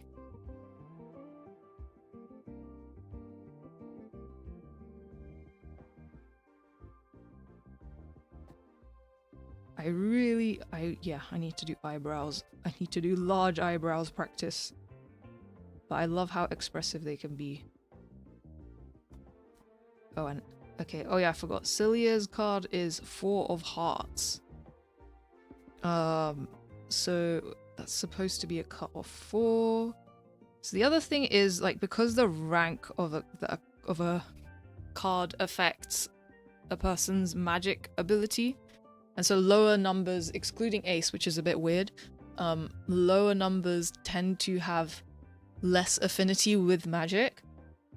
It also naturally, I mean, it unfortunately does result in like a societal hierarchy in the setting, which is a problem, let's say. So that affects things. And then in some kingdoms, it's more pronounced than others. Like Spades and diamonds are very, very feudal in the way that they operate, and there's a big gap between the nobility and just everyone else. And then clubs is like the most chill, but still it's present there. Like it's chill, but also if people quote unquote overstep bounds, they're sort of forced to feel like they should know their place, kind of, and discouraged in less overt ways from progressing themselves. And then hearts is like somewhere in between, where, because it's like mainly focused on the entertainment industry, it's more like there's a lot of bias towards who gets noticed in hearts and who doesn't. Loon, where are your lines? There they are. There's a bit that overlaps with this flower and I need to rub it out. There we go. Okay, that's the lines. Whoa, I didn't think I would... Yeah, I felt like I was taking so long, so I got worried I wouldn't finish them. And then I just need to do some grey layers to figure out... Okay, wait, let me merge this. Cilia, lines. More water. Wait, I'm gonna be right back in like 2 seconds. I need to fill up my water bottle. It's empty. I've been talking so much, so I don't want to strain my throat. I'm gonna also make some tea with honey just to preserve my throat. It's not in a bad state, but I like to take care of things before they become a problem. It's good not to strain myself. I'll be in 2 seconds. I won't change the screen because I'll literally be up and down.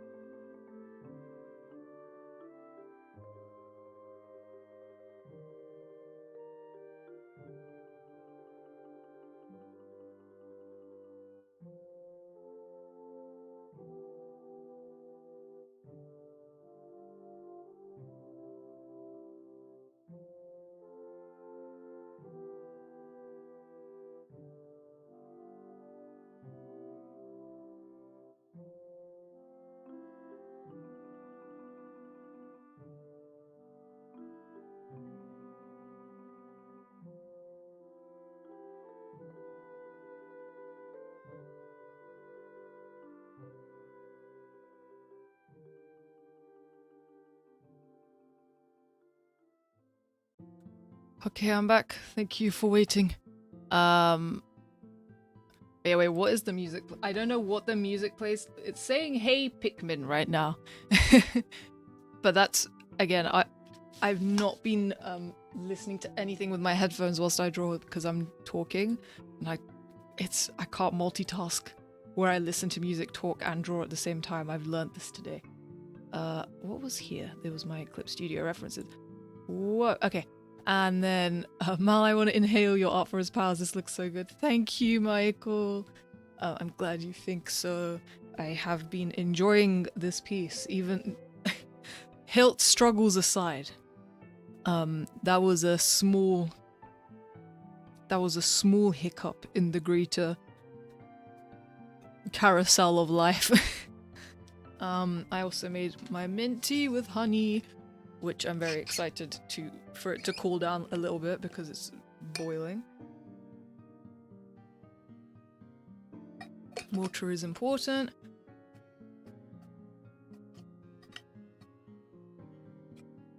I don't know how.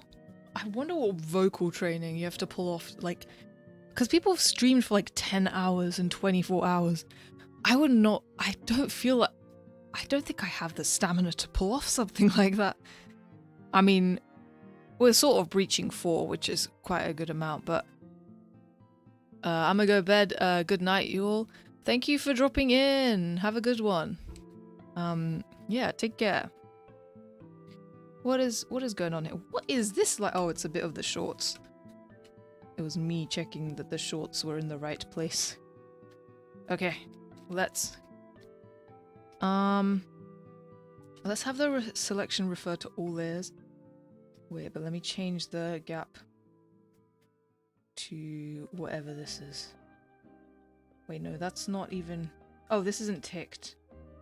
What? Yes. Right. Yeah, because I'm gonna try and... Okay, I'll select her on the outside and then invert it and then color her in.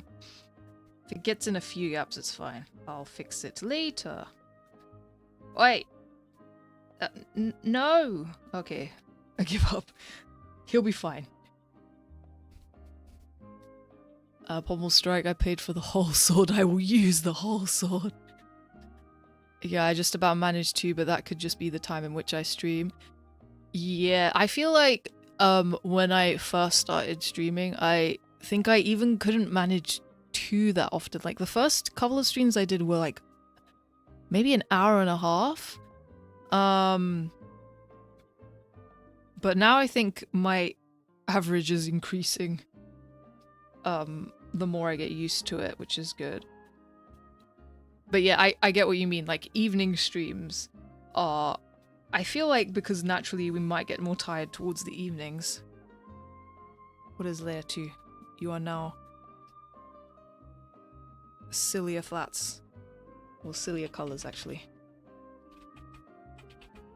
I'm astounded to see anyone stream past the 5-hour mark. I have no idea how people can go further than that with little to no issues.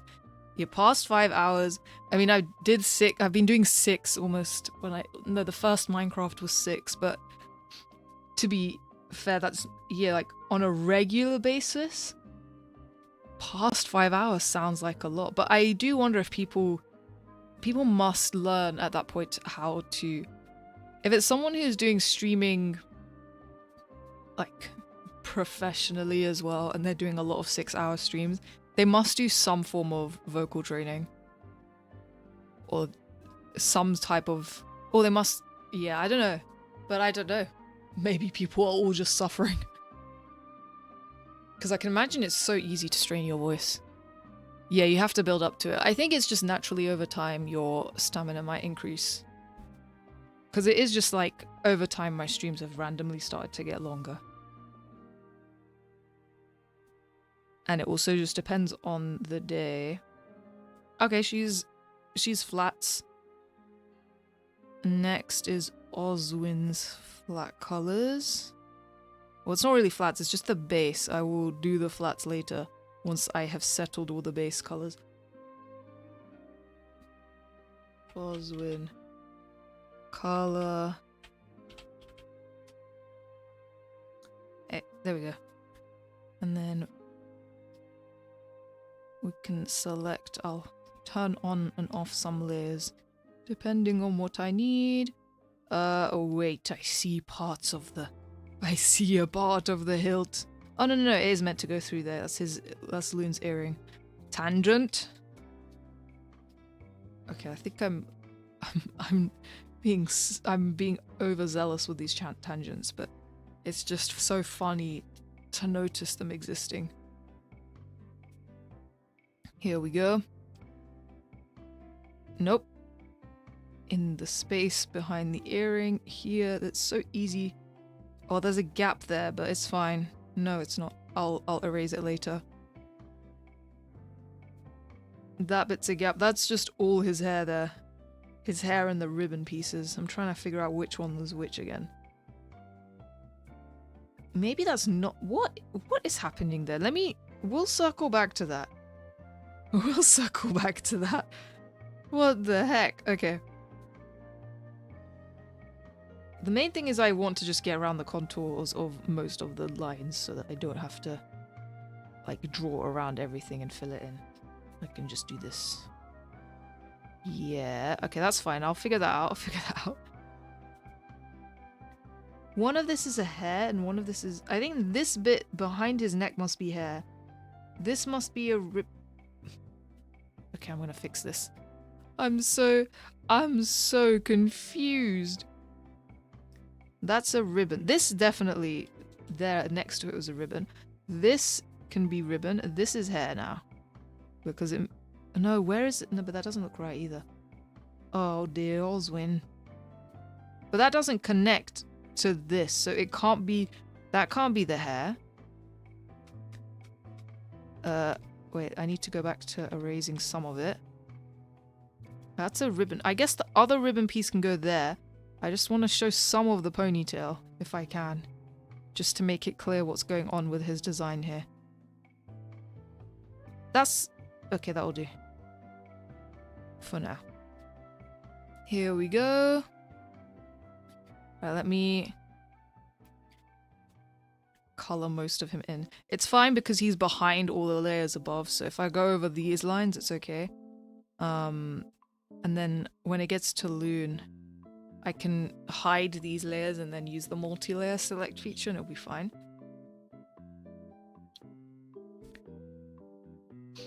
It's the fact that this step where I have to do all the flats is perhaps the most unfortunate step. Because it interests me the least.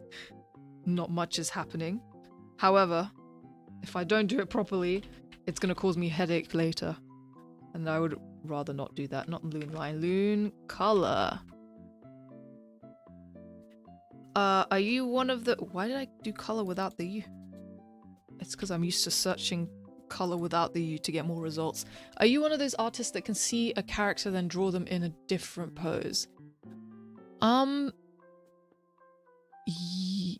Maybe? Like, if I have... Oh, as in if I have a reference of that character's outfit, then yeah, I think I can draw them in any pose. But just from memory... Like, well, not any pose, but... If I have a reference, I can pull off most poses, I'd say. To different levels of... ability. But, yeah, I think... If I look at a character's design and I have that in front of me, I can come up with a different pose for them.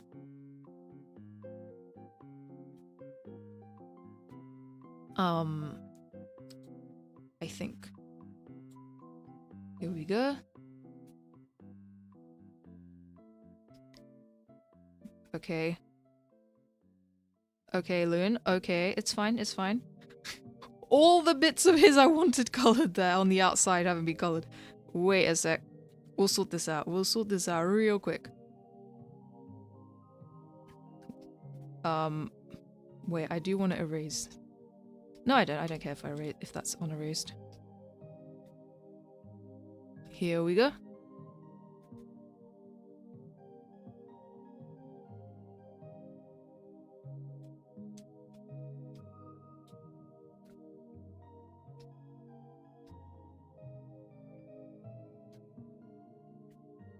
One thing that I always end up doing for Loon, no matter what outfit he has, it's always collared shirt and bow tie. He's always... I feel like if he was to just dress casually, he'd lean more towards very academic fashion. Here we go.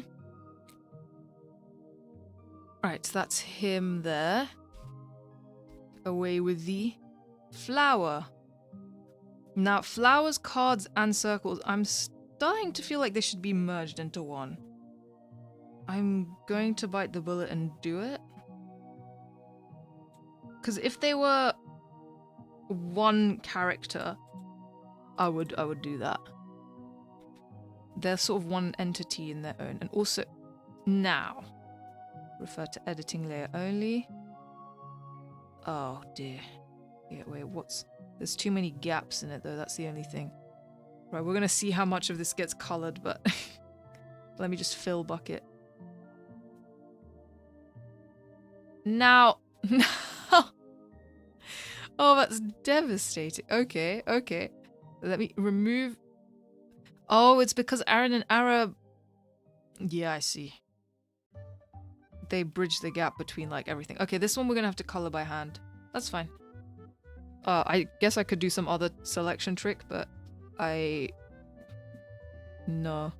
I don't feel like figuring out how to do it. Okay, I'll call it flower color because now it's on the flower named layer and I'll know what that means. I mean, this is fine. At least I don't have to draw loads of or color loads of individual hair strands. I'll just need to border it and fill it. When in doubt.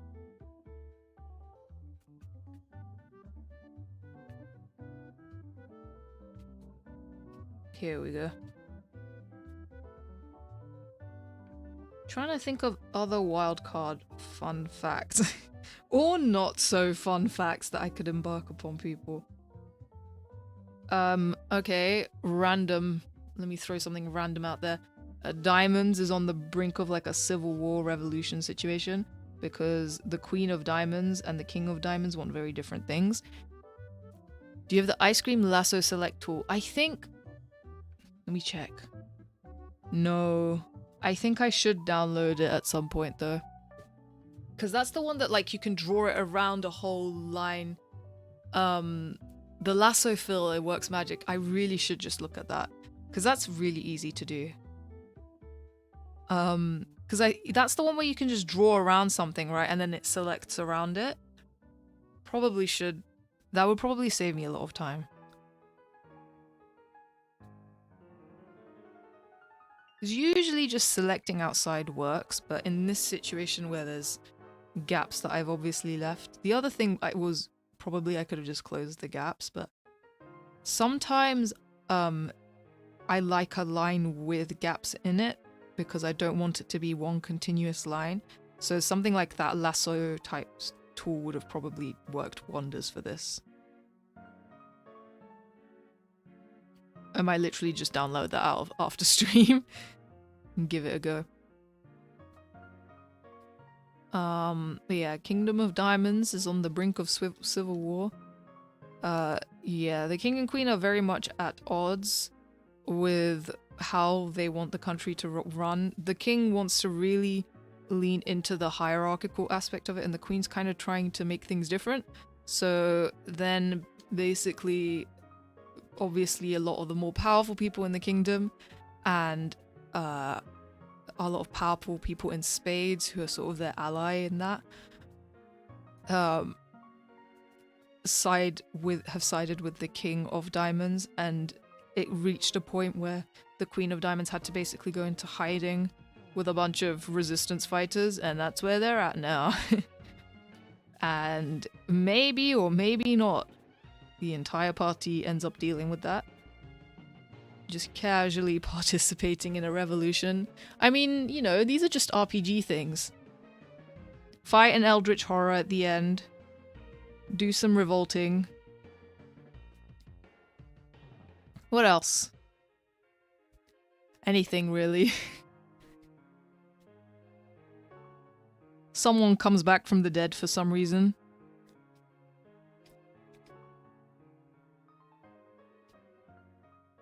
fill. Ah!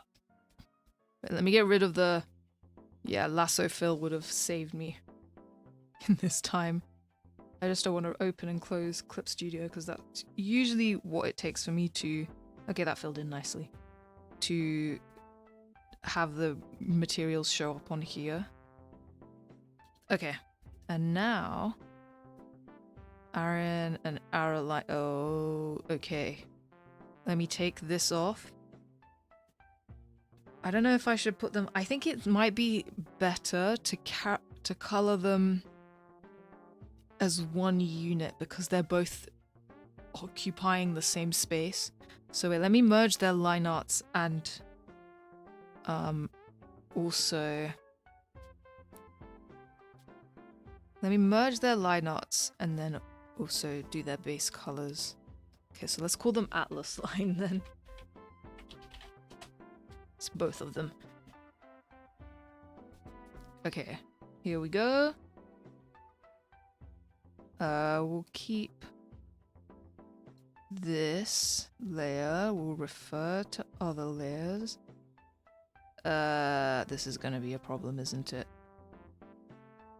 That side does not... Okay, I'm gonna have to figure out... Okay, okay.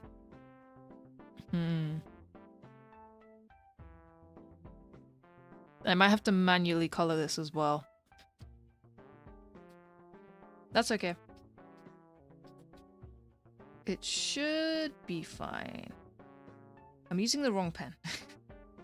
That's why... Okay, we need just a grey pen. Grey... Pen on a new layer. Okay, Atlas color. There we go. I've been... Again. I never spell color like this. Why? Oh, it's gonna go on top of the... Huh?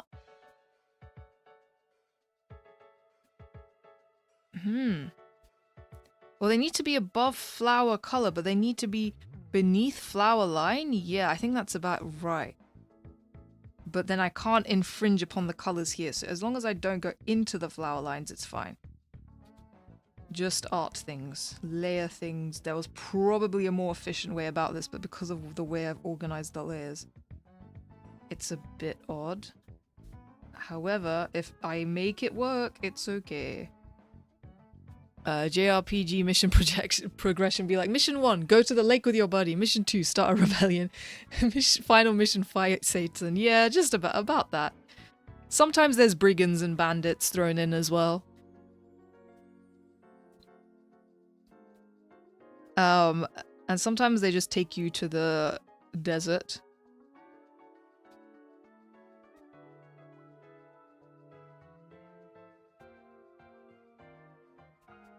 Also, actually, speaking of desert, in terms of climate, I'm literally info dumping every random tidbit that's been in my brain right now.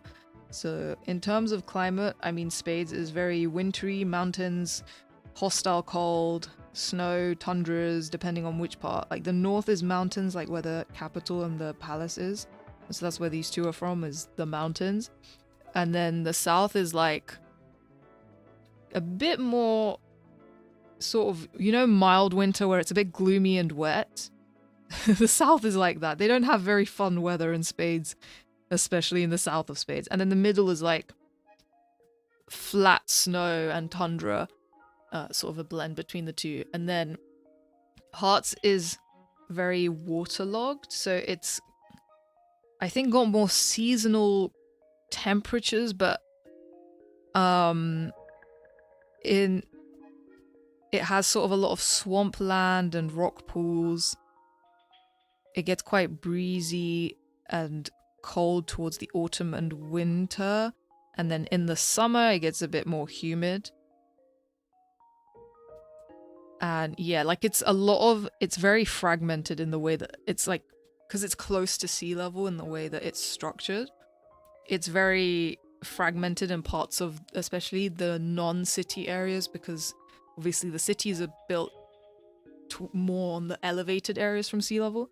So in the non-city areas, there's a lot of bits that have been flooded by the ocean and stuff like that. And so if it gets stormy, it's not pretty to travel through Hearts. And then Diamonds is very hot. It's not like all desert though. It's got kind of a mixture of, I guess, desert, savanna, oasis.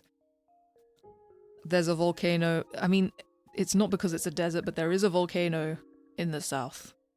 Towards the south. I can't remember. I need to redraw that world map.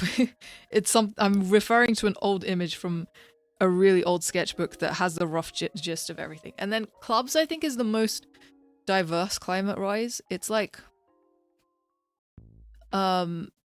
it's got sort of jungle types towards the south that are closer to Diamonds, and then in the middle there's a lot of redwood type forests and also meadows, and then to the north it's more of that but less flowery, like just more greenery, a lot of farmlands towards the north, like where there's crops that maybe grow in not fully cold conditions but like autumn type weather, like wheat and stuff like that. I think wheat tends to harvest around the autumn time, right? Okay, the mint tea is a great temperature right now. So yeah, that's the weather makeup of the world. What else? There's so much to talk about, and yet on the spot I forget everything. Okay, maybe if I just lock in a sec. Okay, that is just some funky potion liquid.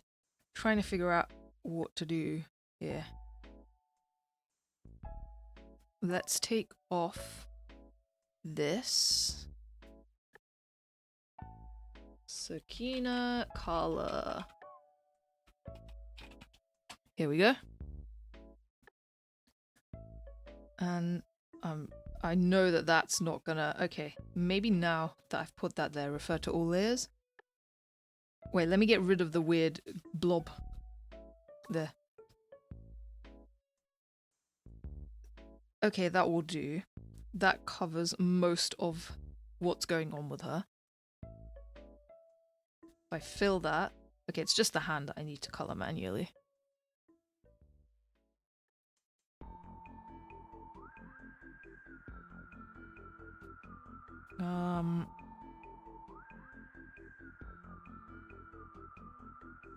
There we go.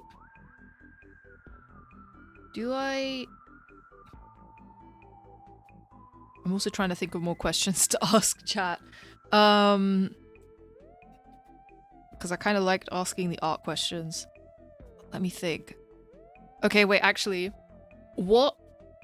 Because I know everyone picks their colors using a different thing. Like some people pick using the color wheel, some people pick their colors using the slider thingy, some people pick their colors. I do a mix. I eyedrop and use the color history and the color wheel. So yeah, I'm curious. How do people navigate choosing colors for their pictures? Because I have heard of so many ways. Okay, so we need Sakina here, and potion line, and we need Celine here so that we can color. No, we don't need potion line. We don't need this. Also, wait, Medea's supposed to be behind Sakina, like that. Yeah, okay. Just ordering things. Let's take Celine off there. We'll use his lines to... Yeah, we'll keep Sakina's lines. Okay, no, that's fine. That's fine. We'll just color in his hair a bit separately. And that's... Oh, yeah, that's... No, that's the side of the thing. Okay. Medea color... Bucket. Which part selected? What are you saying? Oh, did I not reverse? Oh, balls. Okay, I didn't reverse the selection. We love that.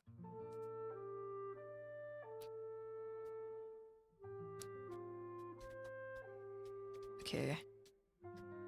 because I also wanted to configure the right click buttons on my pen to erase, but because I use those to eyedrop colors, and I haven't figured out how to configure it to both, because when I last tried that, it just kept it on erase, but then I have to configure the other one, I think, to go back to the default pen.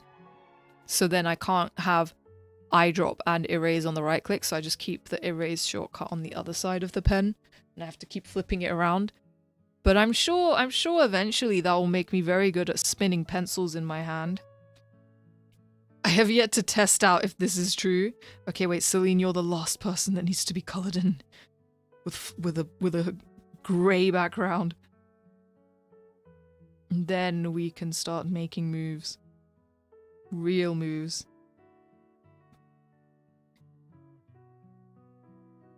Although, yeah, I have been going for a while, so probably soon-ish I'll wrap up stream. But yeah, I'm also wondering if I should wait to finish this piece. I should wait and do another art stream to finish this piece. Maybe that's a good shout, or if I just finish it off stream. If people would prefer to see me finish this on stream, let me know, because I can do that. I have a lot of other art projects I should probably be working on at the same time for videos and stuff, so I don't mind. But I'm also enjoying drawing. Oh, Cecil. Okay, here we go. This is the general blocking of all the colors and layers. In this situation, because there's so many elements, everything needs its own. Okay, now that has a bit of a silhouette. Let me fill the background in like a navy blue color. This. Yeah. Okay, Loon. I was gonna say finish yourself off. That does not sound right. That does not sound right. I just mean this bit here. This bit. Oh, and that's like the other part of Celia's leg. Okay, all of you people.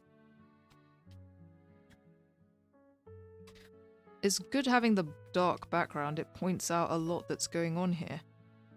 A lot that is not correct. And now I think we're good, unless I zoom in and find something else wrong as I'm coloring more closely. Right, next thing. Tend to use an eyedropper tool on a reference to grab whatever colors I need. It tends to work out pretty nice. Yeah, I like to do that when like a character's got like a character sheet to reference to, because sometimes I just like what color palette they've got already and I don't want to mess with it too much. And then anyway, when it comes to shading, that alters the colors enough that I'm thinking, okay, if I at least start from something more accurate. Some characters though, when they don't have references, I really struggle. Wait, that's Atlas. There's another line here that's crossing. What? No, Atlas line. Crossing over the other line. There. The drawstring is free. Hi, welcome to the stream. Sorry, just got here. Can you explain what this image is? Yeah, I'm drawing basically all the main party members of my original character story. It's set in like a fantasy setting where the continent is divided into 4 kingdoms, where each kingdom is based on a different card suit, and the people within each kingdom are ranked according to a deck of cards. And then the main 2 characters in the center, have for some reason been prescribed with the Ace of Spades card, even though they're supposed to just be one, and also they are twins. And that's like a very in the nutshell summary of what I'm doing. But yeah, thanks for dropping by. Let me see. So right now I'm just I'm about to sort of get going with the coloring part of this. I'm just thinking of, okay, I kind of want that to be a more vivid blue. But maybe, no, that's a good blue. And then I'm gonna very loosely draw gold patterns. Just gold squiggly lines with glitter. It's gonna look very sparkly. Because I don't want it to be too detailed since there's so much going on in the foreground, but I don't want it to look bare bones either. So something like this.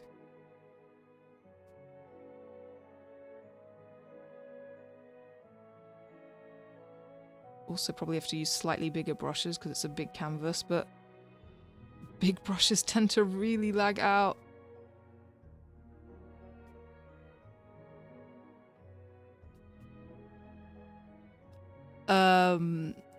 This looks fantastic, by the way. Thank you.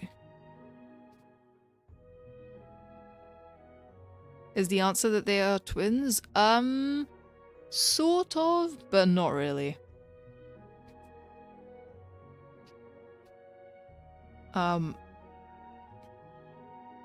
They sort of there is like an in-law reason that I don't know if I can fully explain just yet. How, like, I think I would rather do a drawing or some kind of comic to explain why they both have the Ace of Spades card, but one of them definitely accidentally tampered with something that they shouldn't have. And it had a lasting effect on them.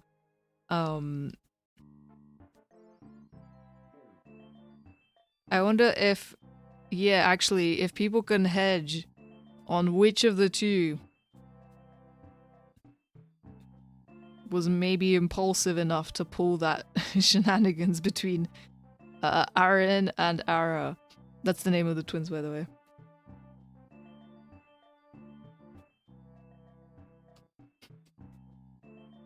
Nope, that's lines. I'm just trying to... Here we go. Okay, and then let me do glittery things. Glittery things. Wow, it makes everything look so fancy.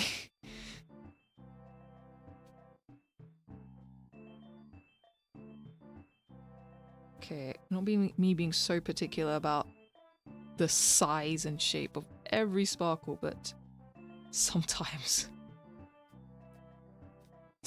it changes everything. Other times it does not.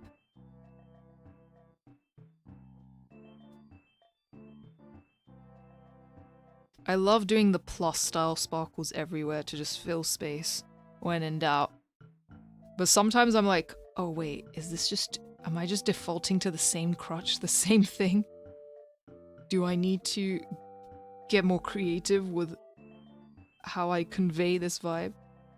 But it's just that they're so versatile.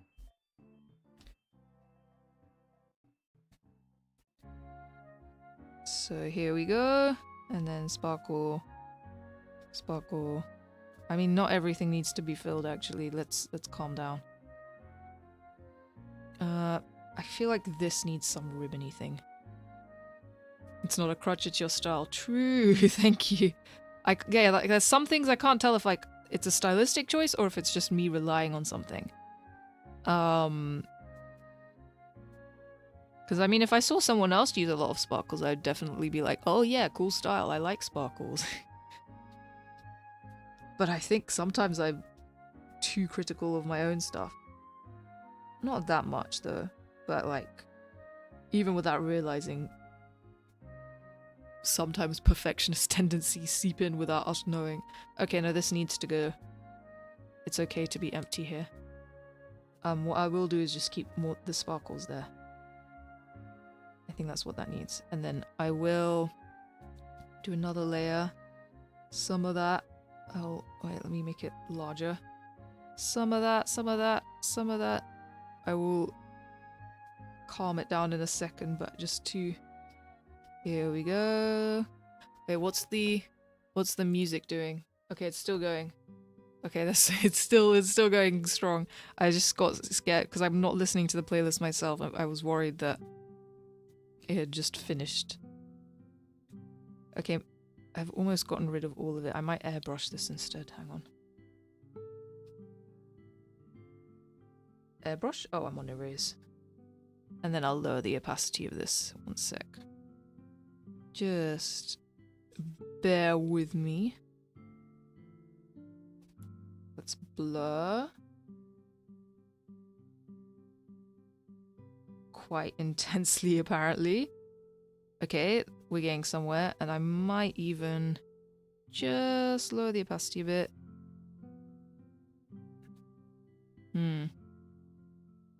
There's some parts that I think it's too strong, and some parts that... Okay, some parts I'm going to erase it from. Like here, and here. And let me actually erase airbrush just this bit. Doesn't need to be everywhere. Right, and then I'm wondering if I should go a lighter color.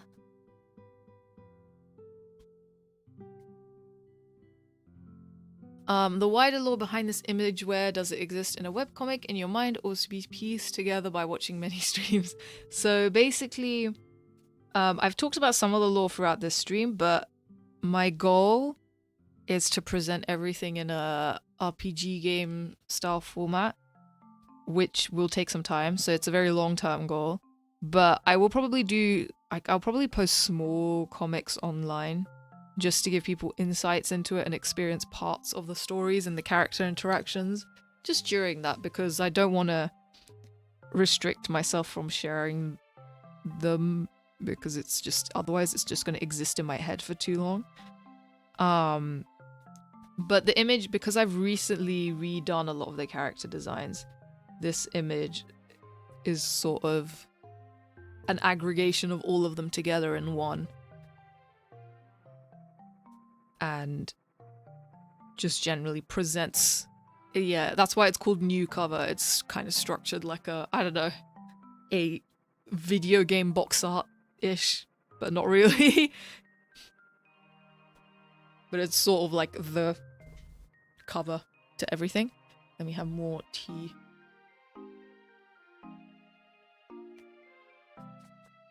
But yeah. So, but of course, at any point, even beyond this stream, at any point, if people have questions about the lore or they want to hear more about a specific character, I am always way more than happy to elaborate. Okay, this is too bright, but I don't want it to be too dark either. Let me lower the opacity slightly.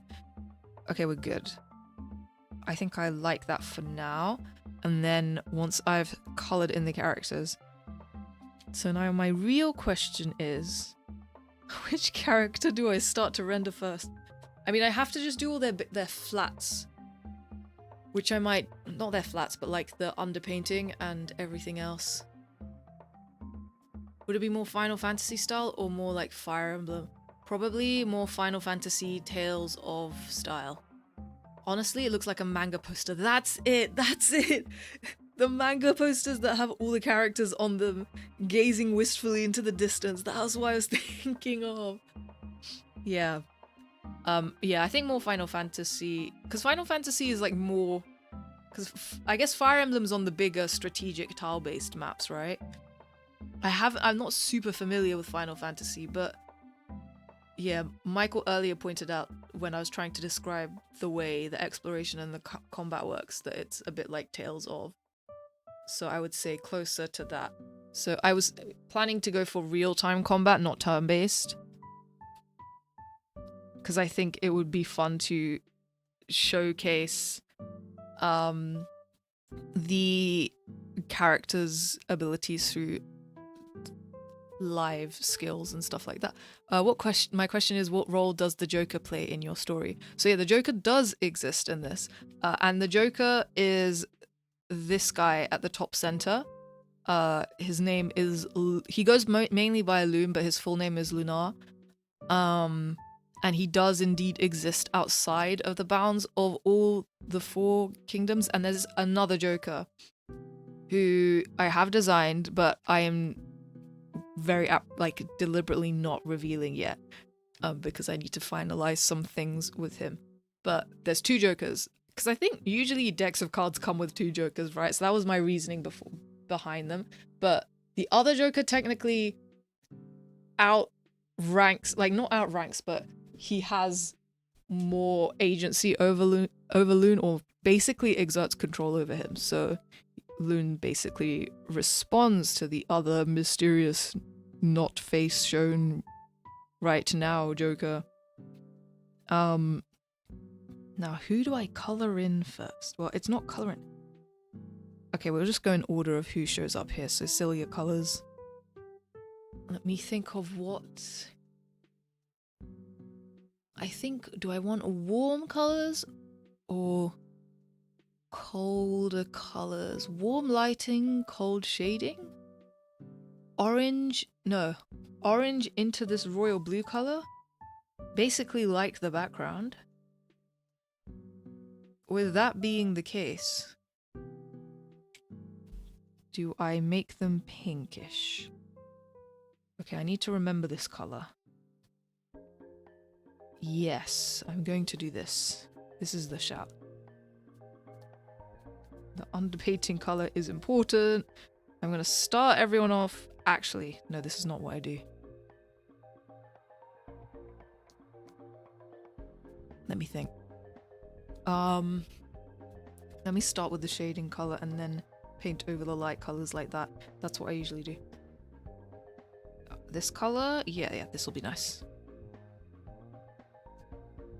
Right, and then I get the orange. And then I'll do a gradient. Which direction is the light coming from? I need to plan this because I think I don't know if it should be the same for each character or if it should maybe for the maybe for the outer ring of characters, the light can emanate from the center to make the center stand out more. And then like in a big circle, like, yeah. And then for the inner two twins, the light can come from outside. Yeah, that makes sense. Okay. So in that respect, Celia will be lit like this.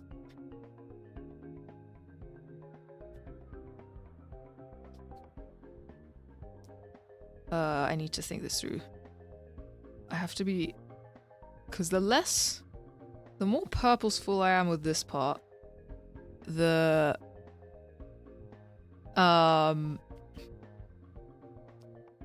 less headache I'll have later.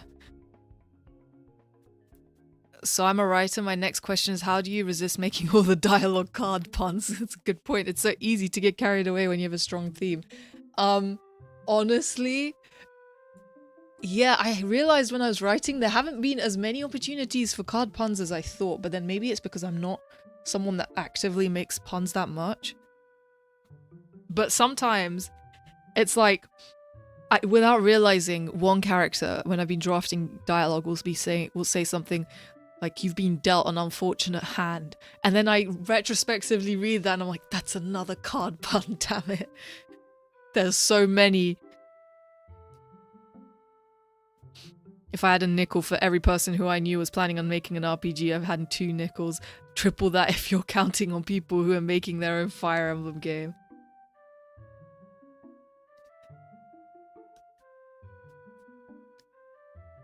Yeah, that's an interesting coincidence. I feel like I've heard of a lot of people who go from playing Fire Emblem to wanting to make RPGs. Which I guess it makes sense.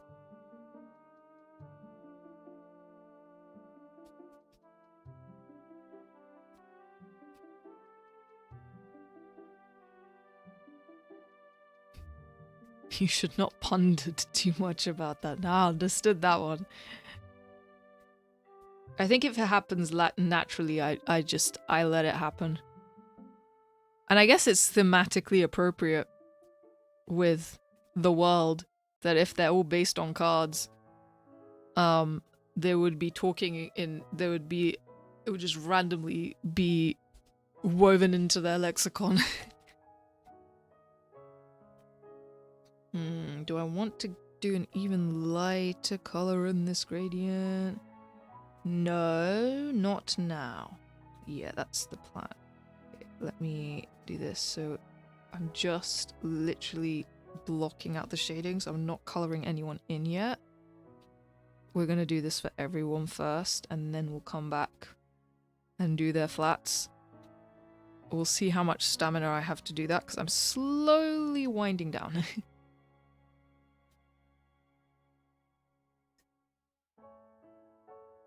Oh my goodness, it's been 4 hours and 40 minutes. Okay, yeah. So I should probably avoid overdoing it.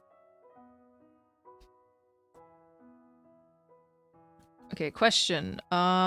Would people prefer me to finish this on stream, or are they okay with me finishing it off stream and sharing it on YouTube posts / Blue Sky when it's done? I am okay either way. Happy to do either.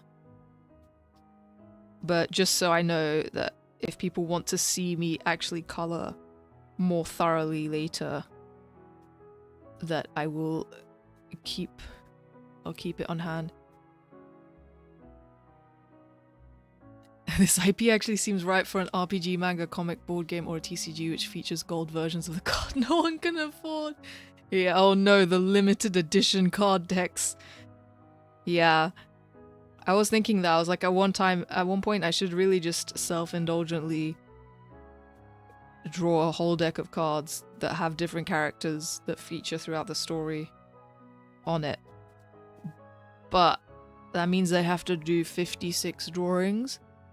Or like 54 drawings. I can't remember how many. And maybe that will be a thing for the distant future. Or maybe I just only draw the cards that the characters have. Like, have characters that already exist. But no, that wouldn't feel right. Because it would be like randomly Ace of Spades, Ace of Hearts, no Ace of Diamonds, Queen of Spades, King of Spades, Queen of Diamonds, but I haven't designed the King of Diamonds yet. So that would feel odd.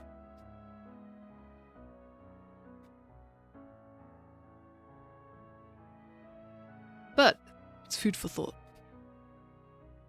Off stream because I love surprise and I feel you'll love it more if you don't feel constantly judged instead of just yourself. Yeah, I might finish it off stream, but I haven't felt judged by anyone streaming art today actually. It's actually been really, really chilled. I think I just get distracted when I'm talking. Should make placeholder cards. Yeah, that could be a shout.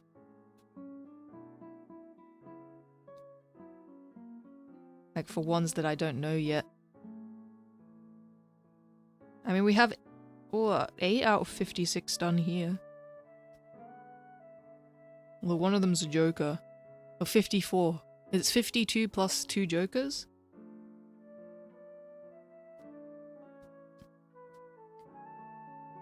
Here we go.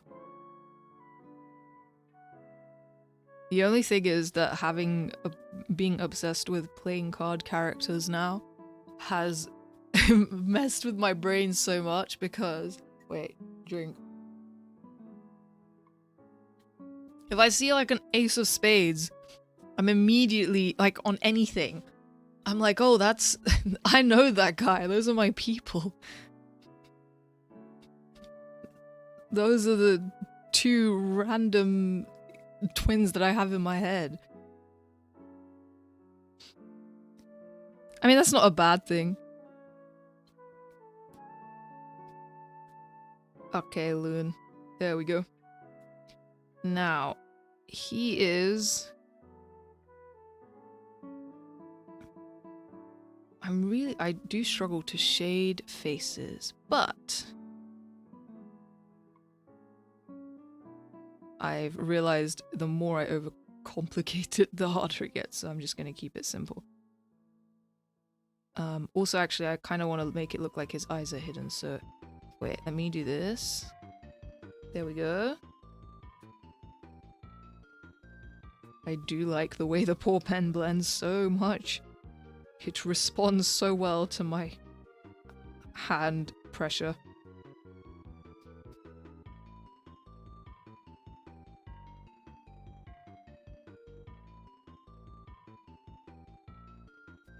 Here we go, here we go. Okay, that's Loon. I'm gonna slightly change the color of these gold swirls in the backgrounds because they feel slightly off in color now.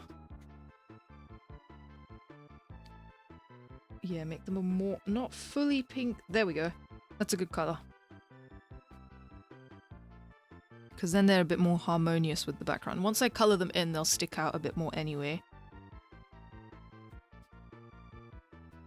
This is good. Okay, I'm happy with what's happening. This situation. Okay, wait. Let me think about the center. I wrote a book about different species of birds, and now whenever I see birds out in public, I fan out like I'm meeting a celebrity. I'm glad to know I'm not the only one in this situation. I think it makes sense, like, especially if it's something you've created or come up with yourself. Anything that ties back to that, because there's not really anything else that will tie back to it. It feels like it somehow exists in a capacity beyond our own heads, which is quite nice.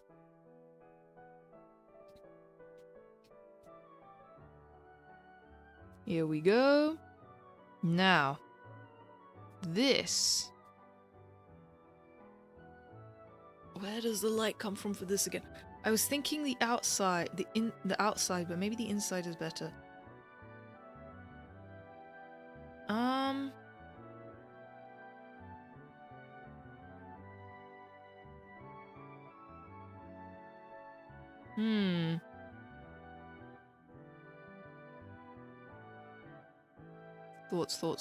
Thoughts. I'm thinking, let me test it. Let me test outside as I originally envisioned, and if it's not working, then I'll swap it around. I want to see whether it stands out against everything else. Oh! Hold on a sec. I need to erase something. I need to erase all this. No, not that, not that. I need to erase the bits that are covered by arrow.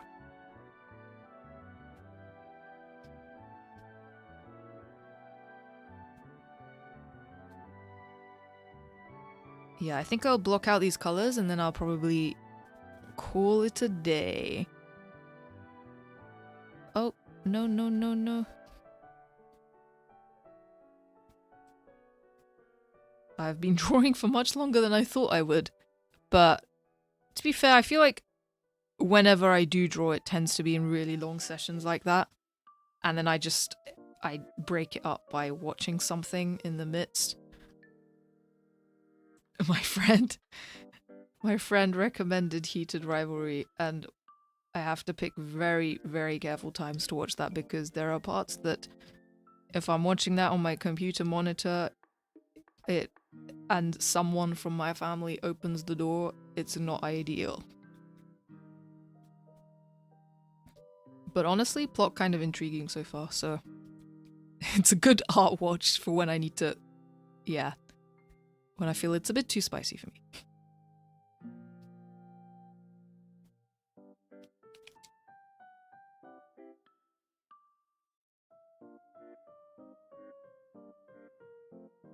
Here we go. Okay, outside.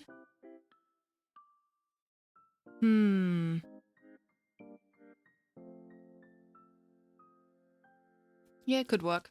Exactly, I did so much research on the bird species my characters were based off, but none of it was in-person research, so it's like seeing something you've heard of from a legend that only you know. Yeah, it does feel like that. It feels like seeing something that was originally a myth.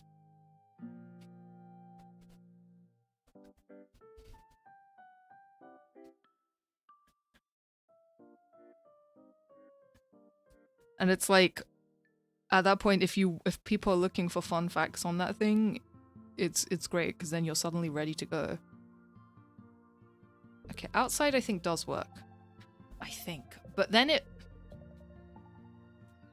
No, but then it blends. Wait, hold on. I'm gonna test inside. I don't mind redoing this, so let's test inside. Sometimes you have to experiment with both. I could have probably just airbrushed to see if it would work.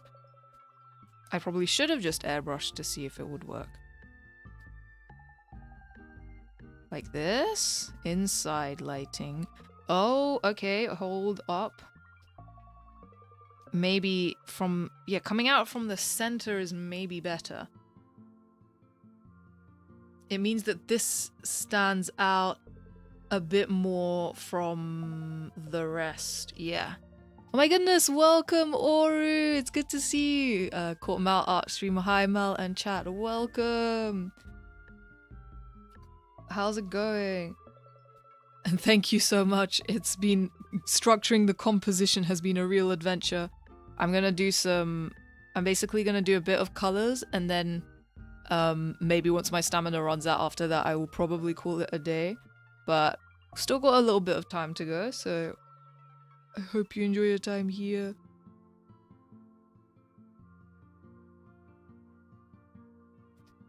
I was like debating whether the center should be outside, light coming from the inside or the outside, and I've decided that the inside makes it easier to decipher the center.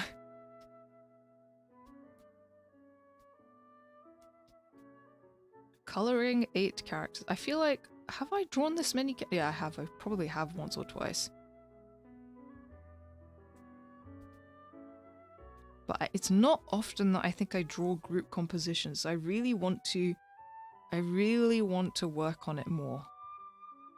Especially like interactions, you know, like hanging out at an inn or walking on the road and everyone having like separate conversations or interactions. I really want to try more of that. Or even just smaller iterations of the group. The possibilities are endless. I think that's the thing. And sometimes I have I have like good ideas in my head and then I forget what they are. And then it comes to putting pen on paper and my head's blanked. Such is the art conundrum. But I do occasionally just write them down. Like, you know, either on a notes page or just a Discord server that has only me in it where I list down ideas for drawings or videos. To be fair, I've actually done some of the video ones, which like the Mysteria playthrough that and the FE streams. Yeah, those are always fun. I usually draw interactions, but I want to do more comps like what you're doing for 2026. Oh, I'm so curious about how those would turn out. Because I feel like you do interactions really, really well as well. I think I'm on the other side where, I mean, I need to do both more compositions and interactions because I think up until recently I've defaulted to doing like one character in a scene that just looks cool in that scene maybe, but because it's quicker to finish and it doesn't take too long. But this time I want to do pieces that take longer times but have more going on. So yeah, interactions, compositions with things happening, or just lots of people there, stuff like that. Okay, I've been blending this for a while now. It's fine. It's fine. Here we go. Now these two. So then the light will also come from the inside for them. Yes. Although the dark silhouette there looks really cool, but this will not be. Maybe this is a sign not to overcomplicate it. Let's see. Maybe from this direction? Something like that. So I'm just letting my stream of consciousness keep going.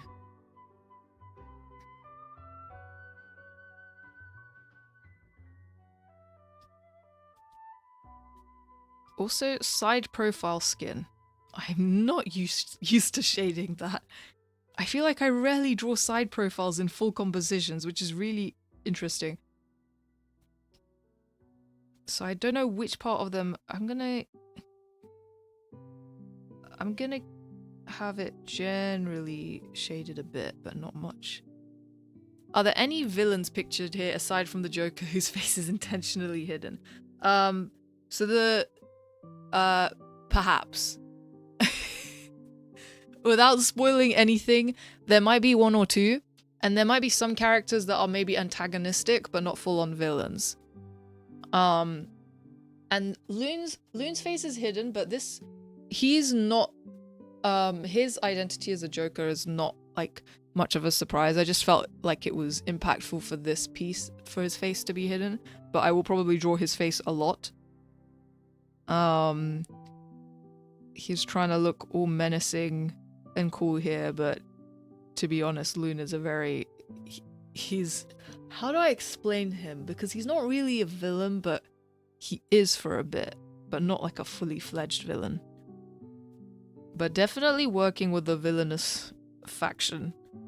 And more, at times, more hostile to the main cast. Or let's say specific people in the main cast. that I wish I could dedicate more time to drawing, period. I like drawing, but it's not something I'm particularly great at outside of drawing Sonic characters. Sonic characters are pretty easy to draw. I feel like they're pretty hard to draw because they have, I mean, I think they're really good for like learning shapes and stuff because they have really intense shapes and silhouettes. I feel like they're actually a good starting point. But yeah, I guess if you're trying to learn fundamentals, it might be hard to start from Sonic, but it's still a good time. Yeah, but I it's hard when starting out a hobby to build the habit of doing it all the time, because I feel like the reason I prioritize giving time to drawing is because I've done it for so long, so I'm a bit more stubborn about not losing it.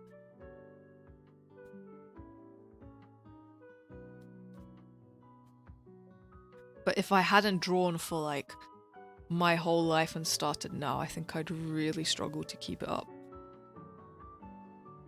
That being said, I know loads of people who started drawing later on, let's say. Well, it's never too late, I would say, but later on, and then ended up really coming into their own. So there's, yeah, whenever the calling happens, go for it.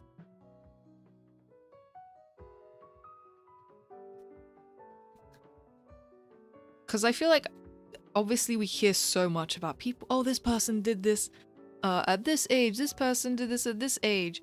And it makes you feel, I feel like for a while I would feel FOMO if I felt the years going by, even though I'm not even that old. And I'd think, oh, I haven't done X, Y, Z. But then you start hearing especially more stories of people who actually found their success a lot later on. And I think that's actually the more realistic story even, because so much happens in life that we shouldn't really feel like we have to approach it all at a rapid fire speed. I saw this random live stream on my YouTube recommended page. This channel looks pretty cool. Thank you so much. Welcome to the stream and the channel. We're drawing some original characters today. And yeah, I hope you enjoy your time here. Really, for me, after drawing Sonic a few times over, it was pretty easy to see all the shapes and curves that you need to draw out to get the head silhouette right. That's fair, that's fair. I think, yeah, I feel like for me, maybe I struggle with really dramatic and intense shapes. So sometimes if I draw a Sonic character, I feel like I'm drawing them too stiff, but that might just be by my own metric and judgment as well. I find them harder to sketch but easier to line though. That makes sense. Okay, wait, let me take away this potion situation. Not that one. What layer? Oh, that's Celine's colors. Let me name that. Celine color. This is potion line, and then this is the purple thing. Yeah, let's do that. Wait, and let's...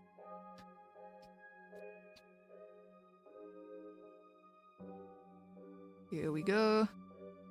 Just gonna define his shadows a bit more. There. Sakina color. Okay. What? I did not mean to put grey on you.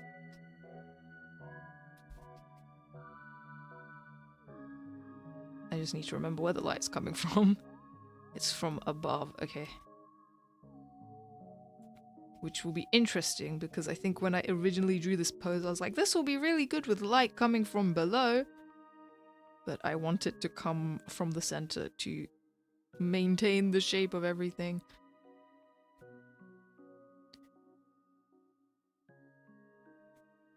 There we go.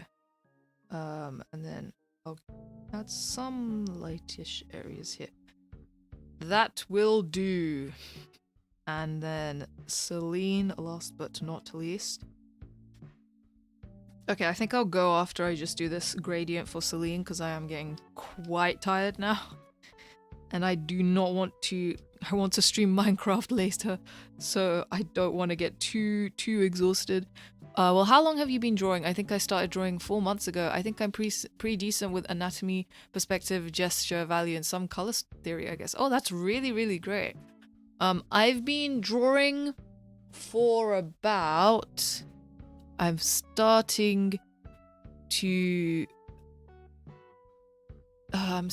lose count of the years. I've been drawing digitally since I was 13. That's at least 12 years. And then no, but for as long as I can remember, I think I would say nearly 20 years.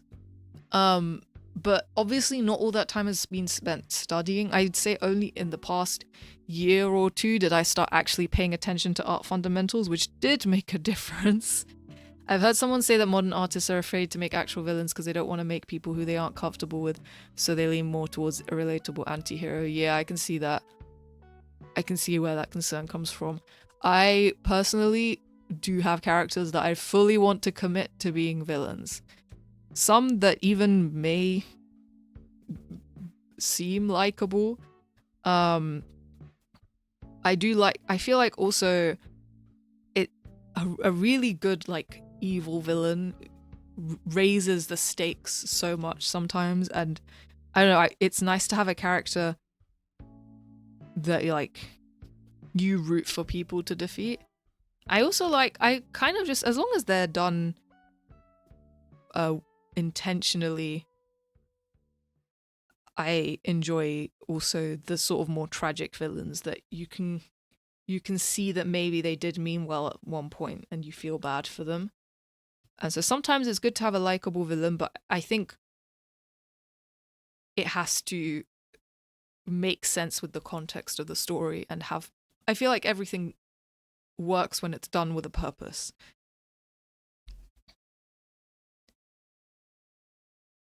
But ultimately, like when it comes to writing, at least for myself, I just sort of write what I feel like and what makes me happy.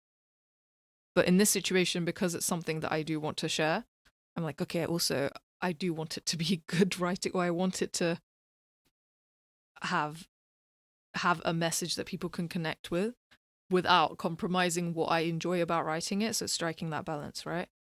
But yeah, steak. Oh no, did I mention raising stakes? I can never escape this.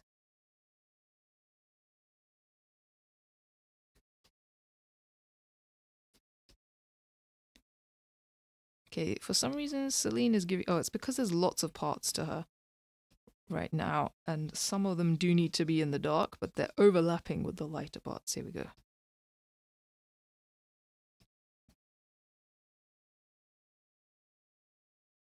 Do you have any other hobbies or skills besides drawing? I play piano. I do write music. Let me think of what else. Well, I've been trying to learn how to not necessarily write music, but arrange music just on a DAW. What else do I do? Why have I blanked on all the things I do in my spare time? I do like to read from time to time and play games, sort of just, just to pass the time. And then it's less of like a skill-based hobby, but just another way that's nice to pass the time is a lot of the time in the evenings I'll watch shows with my family. We are very immersed in the British version of The Traitors right now. I am not caught up to the latest episode, but so far, cinema. That thing stresses me out so much about all those artsy things. Oh yeah. I think I did, because I ended up doing a STEM degree and not enjoying it that much. A lot of my hobbies have gravitated towards more creative things. And also just generally because I think I am a more creatively oriented person. But I do kind of like the idea of studying more things just for the love of the game. I miss the feeling of learning. especially maths. I want to study maths again. I want to be better at it again. Because at school, I feel like I had to study it to not like a super high level, but at the time it felt like it. And it was just interesting because it also kind of makes you think out of the box sometimes. But yeah, very much artsy things focused. A lot of them, again, are things that I've picked up from a young age. Because I remember just... I'd start playing... I think I started playing piano at school quite young. Like in my teens. And it's easier then to pick up something and stick with it, I felt. Because I would usually do that. I would usually do my hobbies to put off studying. And then regret doing my hobbies to put off studying. So I feel like that's where the basis of all the proficiency in them comes from. So I probably had to weigh up being a good student and that, and maybe I'm kind of glad, personally, because I feel like everything happens a certain way for a reason.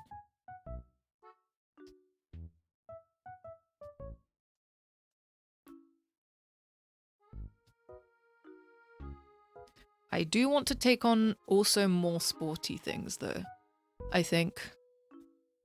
I do exercise, but not play, like, explicit team sports and stuff like that. But I think it's good to do things that regularly expose me to groups of strangers, which I try and make sure I do every once in a while. Because if I get comfortable in my current environment, I forget what it's like to be like, not in a necessarily, like somewhat of an uncomfortable or foreign situation. And also to just see what encounter different types of people. It's good for my brain when I do that, so. And I learn a lot from those people. I don't know. I've always had a fantasy of going into a thrift store where they have an old piano or guitar, picking it up, playing, and having people like being like, "Oh wow, this guy has hidden depth, lol." But I don't know how to play a single instrument. Yeah, you know what's funny is that I think I've never managed to go into a store and do that because the performance anxiety kicks in. But I know exactly what you mean. The thought of doing that feels really cool. Because sometimes they also have like pianos in train stations and stuff, or in the streets. And I see people in videos playing them, but in real life I will walk past one of them and be like, I haven't memorized my pieces well enough. Another time. And it's really funny. Okay, I think... Celine kind of makes sense for Celine to be more in the light here. Okay. I think we've kind of done a lot. We've actually done so much of this, I'm shocked. So, yeah, I will probably finish this off stream since people in chat said they were okay with that, unless for any reason, before I finish off, if there's anyone that wants me to stream the end of this drawing, let me know. Otherwise, I'm happy to finish it off stream and I'll share it when it's done. But thank you so much, everyone. Let me go to the stream end screen so that I can wrap up neat. Thank you. Let me mute the desktop audio. Let me cross this situation. Let me go to thanks for watching. Okay, so on Friday, unless anything changes, but it shouldn't, I'll stream Minecraft. I'll schedule that stream soon. I'll probably tomorrow, but Friday I'll start it at 1 PM GMT because I noticed I think a lot of people turned up after that time. So that's probably easier for everyone if I start a bit later and go a bit later. It's so pretty. Thank you. Thank you so much. 10 minutes worth of my time listening to some stranger. Thank you. I'm glad you enjoyed the 10 minutes. I hope I can hang at an art stream for longer next time. The piece is looking so good now, to looking forward to the final. Thank you so much, Oru. I'm glad you could make it for a bit. Yeah, I think next time I'll start the art stream after lunch and then probably go for maybe about 5-ish hours. So then hopefully it would also be easier for, like, if people come later to catch more of it, because I think more people end up coming later than earlier. And for me, it doesn't change much with my day, so I'd rather cast a wider net so if people don't want to feel like they're missing out.